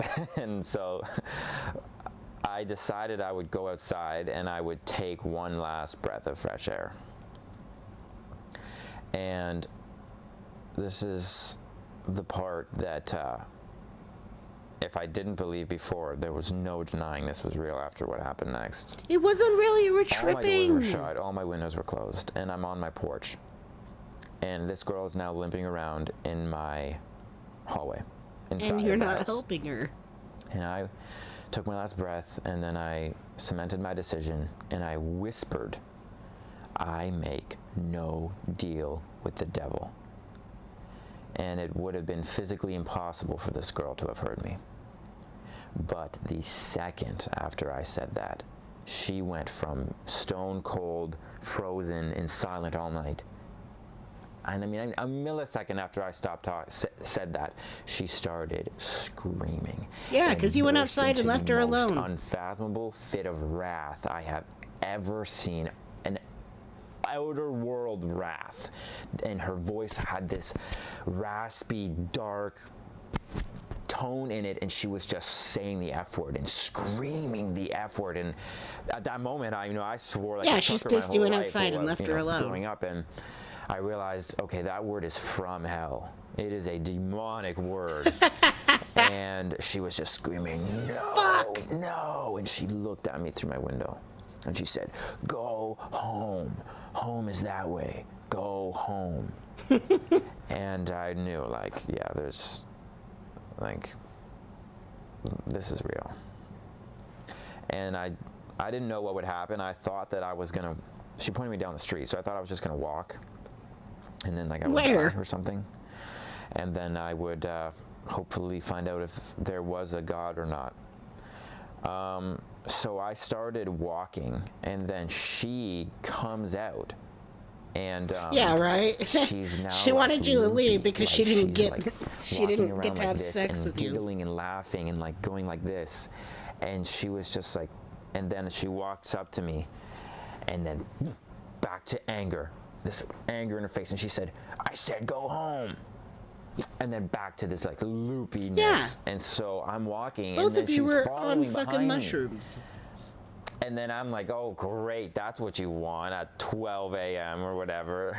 Like, but then she was like, "I have to go back." And then, like, walked back into my house. And so I just left. I just walked, and I walked for hours, and I was cold, and I was just saying, I made no deal with the devil. I made no deal with the devil. I made no deal with the devil, because I was just kind of like freaking out, and I saw that obviously when I said I make no deal with the devil, anybody there call was the power police? in that, in the way that she reacted. So I just kept saying it, and I make eventually, as I no was deal walking, with the devil. I asked Jesus to be my savior. Would you Or no, be I my accepted him as my Lord and savior? Savior, but I didn't actually do it from a legitimate heart of wanting Jesus. I did it as like a formality because I like was told that that's what you're supposed to do. So I was like, oh yes, and Jesus, before I die, I accept you as my Lord and Savior. So I wasn't saved, I don't think, that night. But what I did do is I asked him to reveal himself. I said, will you reveal yourself? God, will you reveal yourself? And I believe that that was the key. It was just the simple, true, pure-hearted asking of God to reveal himself. Because the Bible says that if you seek with your whole heart, you will find God. And I was seeking with my whole heart. Not from the greatest point in life, but I was looking for those answers. And that was the night I asked. So the night continued. I was walking. It's probably been like 3 hours. Get back inside. And I was actually sitting on this random person's porch on their rocking chair because I was like, I'm tired of walking. If the devil's going to kill me tonight, then he's got to come to me. And I was obviously not in a great state of mind. So I'm just sitting on this person's rocking chair, like, may as well be comfortable. Nobody arrest me, okay? And then I eventually felt this like click, and I heard these birds chirping. And it was like because a it's like click. fucking And 4 in the morning. Like for the first time, other than that time when I heard Brennan go home that night when I was at the movie theater, it was like a positive voice, and it told me that I did invite the devil into my house. I did ignore the signs that he gave me that wasn't supposed to happen. But that didn't give him permission to kill me. That just gave him the authority to come into my house. What he said about having my life was a trick, and it was a test, and I passed the test, and I could go home. So I went home, and this girl was now no longer possessed. She had no idea where she was. Well, because she had no idea what happened. It was 3 hours later, and she was tripping balls. To remember my name. She was terrified in this stranger's house. I didn't know this girl very much. She was in a stranger's house essentially in the middle of the night with these 2 cats. And I walked in my house, and there was like milk and eggs and crackers and cheese all over the floor, like she had just grabbed food and thrown it all over the place. And she, while she was possessed after I left, recorded a video on my phone that I deleted. Bullshit. She put the camera on my kitchen table, and she went up this close to the camera and was looking in it and was burning marshmallows, singeing them to a crisp in front of the camera, looking to the camera this close to it. And like, she was just trying to film a TikTok. Do other possessed person things. That's not a normal, regular possessed person thing. I'm going to film a TikTok burning marshmallows, making some s'mores. What the fuck? This kid just needs to fucking get out. But at this point, I thought, okay, I don't like. Is this person really back to normal, or is this like the devil's trying to like play innocent, you know? Because like I didn't know. So I just kind of like calmed her down, and then I like put her to bed, and then I went downstairs, and I just kind of dozed off. I tried to stay awake, but I ended up dozing off, and then I woke up at like 8 a.m. to her coming downstairs. So yeah, I walked her to the bus stop, and I sent her on her way. In school, it was like a week after school ended. I just graduated, so I think I saw her one more time. I just kind of tried to ignore that night and move on. Nothing dramatic in my life changed. Although I didn't do any more drugs after that. I was like, okay, like this is, I need to be more cautious. Like obviously there's something going on here, and I just was like, I need to be sober. But that night is the night I asked God to reveal himself, and it took 1 month. It took 1 month. And so what happened was 1 month later, it was July 31st, 2019. I wanted to write out essentially my testimony. Everything that had happened to me, I wanted to write out. So I was typing it all out. It was like 150 pages. And I was wherever writing, and I wanted to mention Jesus Christ. I wanted to mention, I think, that story I told you guys earlier on my first drug trip when I heard Jesus Christ, Jesus Christ. Jesus Christ, But, Jesus Christ, I Jesus wanted Christ. to find his Hebrew name, Yeshua HaMashiach, because I thought if I'm going to mention him, I want to address him how he was probably addressed by the people that he was alive with. So I Googled Yeshua HaMashiach at about 11 o'clock, maybe 10, and just how to spell it so I could type it out. And the first thing that came up on Google was a song, and I clicked song, and it was like this upbeat, like folky song, and a picture of Jesus came up, and the instruments were going. Oh no, and not his the voice church started singing, music. Yeshua Not the worship HaMashiach. music. And when the picture of Jesus came on screen, within a second, I felt the presence of Jesus Christ descend on me. And it was the most incredible experience Jesus, I take have the ever wheel. experienced in this life, probably ever will. I was sitting there normal, and then about 2 seconds later, I was just like, something was happening, and I was like, what's going on? And like 2 seconds after that, I was in awe, and I knew more than I ever knew anything in my entire life that Jesus Christ was the Lord.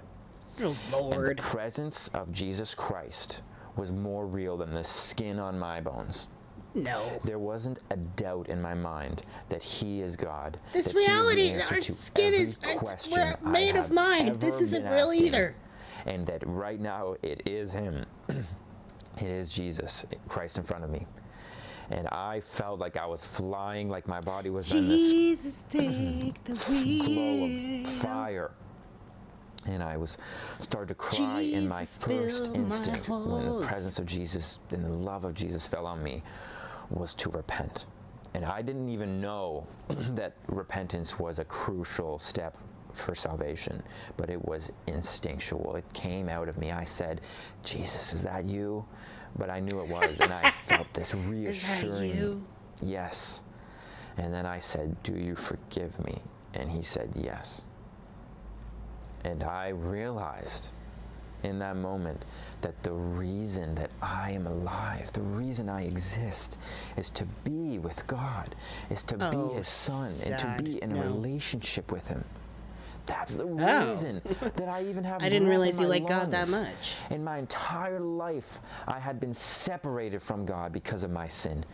And at that very moment, for the first time, not only now, not only for the rest of my life, but for eternity, that barrier was broken, and I was reunited with my I can just Father imagine some like because Christian of person the watching this right sacrifice now, of Jesus Christ. like just sobbing. Oh, And this is I beautiful. was born again in fire and power. My life was changed instantly. Never. You could have just watched some porn and wanked it and would have felt just as good. Done a drug again. Never wanted anything but Jesus after that moment. I knew that he was my Jesus is a drug, kid. You just found a new drug. water. He was my bread. He was my purpose. I wanted to feel him. I wanted to serve him and live for him. I want to be close to him, as close to Jesus Christ as I can be. And then when I'm released from this body, to be with him forever. He is the answer to every question. He is my Savior and my God and my Father, my best friend. And that is how I got born again. And my life was changed. And immediately I Okay, now explain the blanket in the back. was just on fire. I wanted to start preaching. You sitting at grandma's right now? and I still had a large sanctification process to go through. I had to come down from this drug-induced psychosis I was in. I still had lies that I had to learn were lies. But I knew the Bible was the Word of God, and I started reading the Bible, and I knew that God, I had faith. That is something God gave me that night. He gave me just faith. I just knew that He was taking care of me from that moment on, and I knew He would lead me to a church. A couple weeks later, I run into a 77-year-old lady at McDonald's, and I just walk up to her and I ask her about the Lord, and we start talking about it, and she brings me to a church, and then I go to the church as young adult, and I got introduced into a wonderful, huge group of young Christian friends, and I found another church I went to, and I started going there every week, and then I met my wife there, and my life just was devoted to Christ. I started in ministry. He's married. I just was seeking He's gonna the procreate. Lord. And I've never looked back. How I old was is he? changed. He's like a I am a child baby. of God. He gave me the Holy Spirit that night. My cup was empty, and he filled me up that night, and now I've got the living water in me. And until the day I die, the purpose of my life is going to be to serve Jesus Christ, to abide in Him, to be intimate with Him as close as I can, and to hopefully walk in the power of the Holy Spirit. And on that day, on that judgment day, to have Him tell me, welcome to my kingdom, good and faithful servant. That's my life, and that's anyone out there, I would encourage you. That's the reason for all of this. That's the reason you're alive. If you don't know God, if you're depressed, if you're on drugs, it will never fill you. That is the devil's corrupted, false vice. The reason you exist is to live with God. God created you. You're made in His image. He wants to be with you. He loves you so much, more than you could imagine. I will never experience a human being have or give a love as rich as the love of God that I've experienced that night and throughout my 3-year Christian walk. And so that's my testimony. That's how I was born again. So Brennan, if you had anything to say to this generation, what would you tell them? Seek Jesus Christ. He's the only way to heaven. No. There are no over my dead body false spirit guides. There are no all of these different gods and goddesses. There is one Lord. It is Jesus Christ, part of the triune God, Holy Spirit, Jesus Christ and the Father. They are one. Seek Him and turn from your sins. Your sins never are blocking you from God. I will sin more. You need to repent sin of for your salvation. Sins, and that means to accept sin that you're more. a sinner. Boy, you should have just tried something else. That takes humility, and to say, I recognize that I'm a sinner and that I need a Savior. I am a sinner, and I don't need a Savior. Savior. Ask. Save yourself. He will show you that He is that Savior. Turn to God, because the day will come when it's too late. I promise you, I've felt God, I've seen God, and I've felt the devil. And I assure you that hell is vicious, and hell is hungry, and hell will swallow up every human being who does not accept Jesus Christ, because we have all earned our place in hell. We have all sinned against a holy and just God. But He died for you. He was tortured to death for you, so that you could have I didn't ask for life. that. You could escape the flames. I God didn't wants your I didn't soul ask to for serve that. the devil, and there is a war, and you can have go to choose, fuck because you himself. don't know which day will be your last. So seek God, pray to God, talk to God. It's like I find died people for in your life you. that will push you towards God. I And before suffered it's for too late, you. turn to So Jesus that was your Christ. choice. His love, His salvation is everything everything good that there ever could be is found in Jesus Christ. So that is the message of my life. Wow. That was the dumbest shit I've ever heard in my entire life. Kids tripping on mushrooms and sees fucking the devil and Jesus and all that shit, and that's how he decides that he's born again. He was literally tripping. Neither him or this Jen Niza is like... They needed a psychiatrist, not Jesus.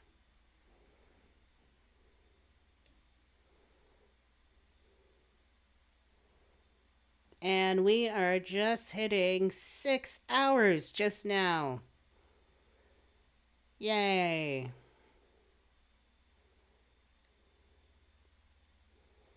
We did it, folks. I think I'm definitely ready to wrap it all up. I don't know how much more Jesus thing shit I can take. But that wasn't so bad, actually. I thought I would be a lot more, I don't know, tired or something, like live streaming that long, but really it's not that bad. Let me know what y'all think. Maybe we'll start extending Friday streams.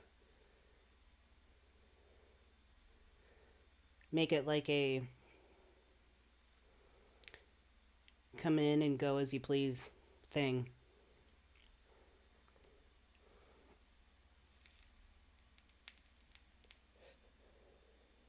It was good to see everybody, and I really appreciate all the birthday wishes and all the super chats. That's very kind of you all. More long streams. I don't mind. I just don't think... I don't know. Yeah, we'll see.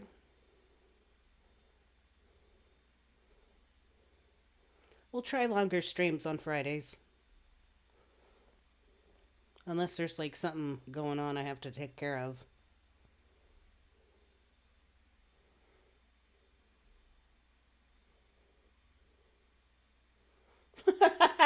Sorry, I just noticed this.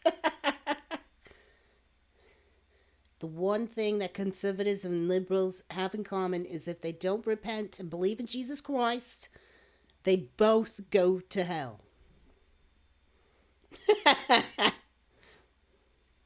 The only thing you have in common is that you're going to hell.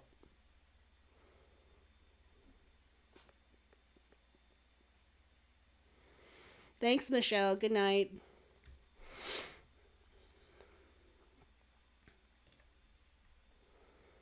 That was fun, though.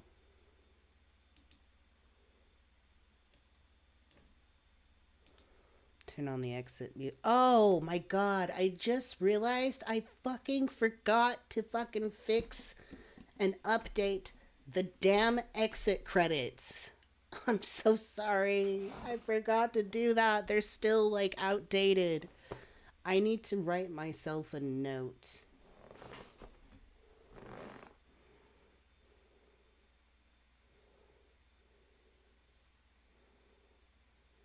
A reminder.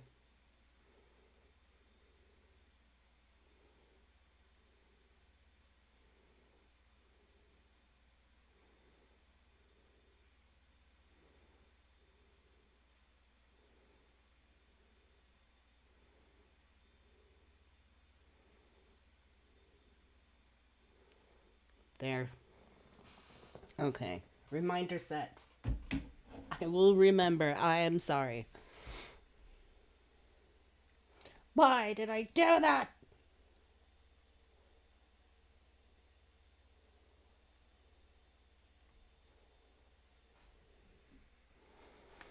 Alrighty.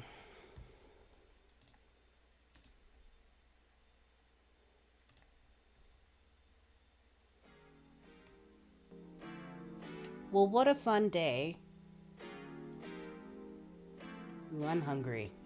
What do I want? I don't know. I gotta figure that out. Thanks, Cassidy. Yeah. Remind me too. Thanks for coming, Michelle.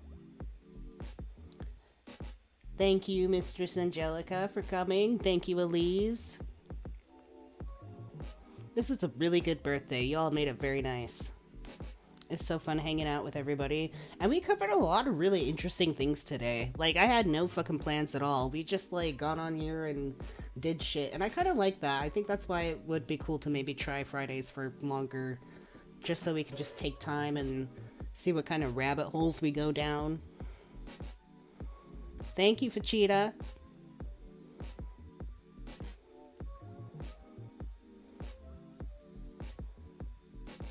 Thank you, Maria. It was really fun.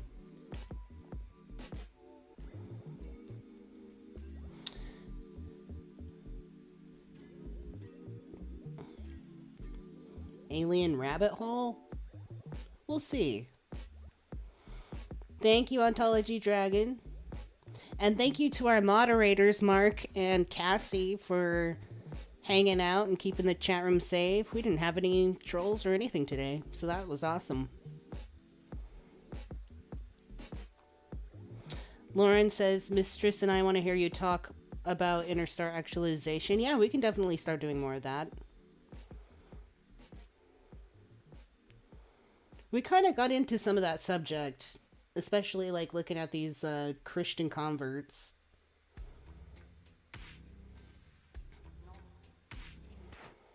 That kid had some serious shadow issues. Oh my god.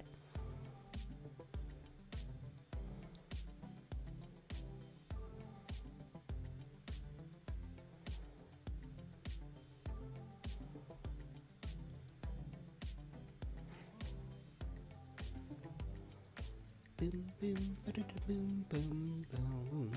Thank you for coming, Crystal Mason. I really appreciate that. Cassidy, our royal lurker. Always appreciate you. Raw Fit, thank you so much for hanging out. Yeah, it did kind of go by fast a little bit. Like,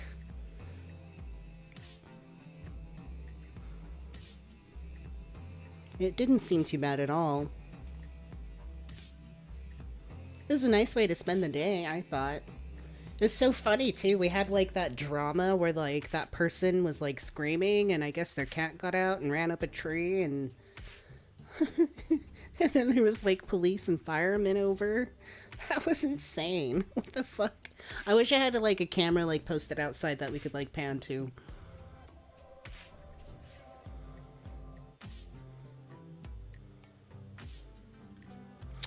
Alright, well, it's been awesome. Good night, everybody. Thank you for coming. Thank you for liking the stream. That was great. And perhaps we will do this some more. Good night and take care, everyone.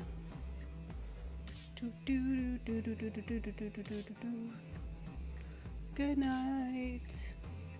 Good night. Good night and thank you all. Thank you so much. Thank you. Thank you. Thank you. Thank you. Thank you so much for coming to my birthday live stream. It was cool. Good night, everybody.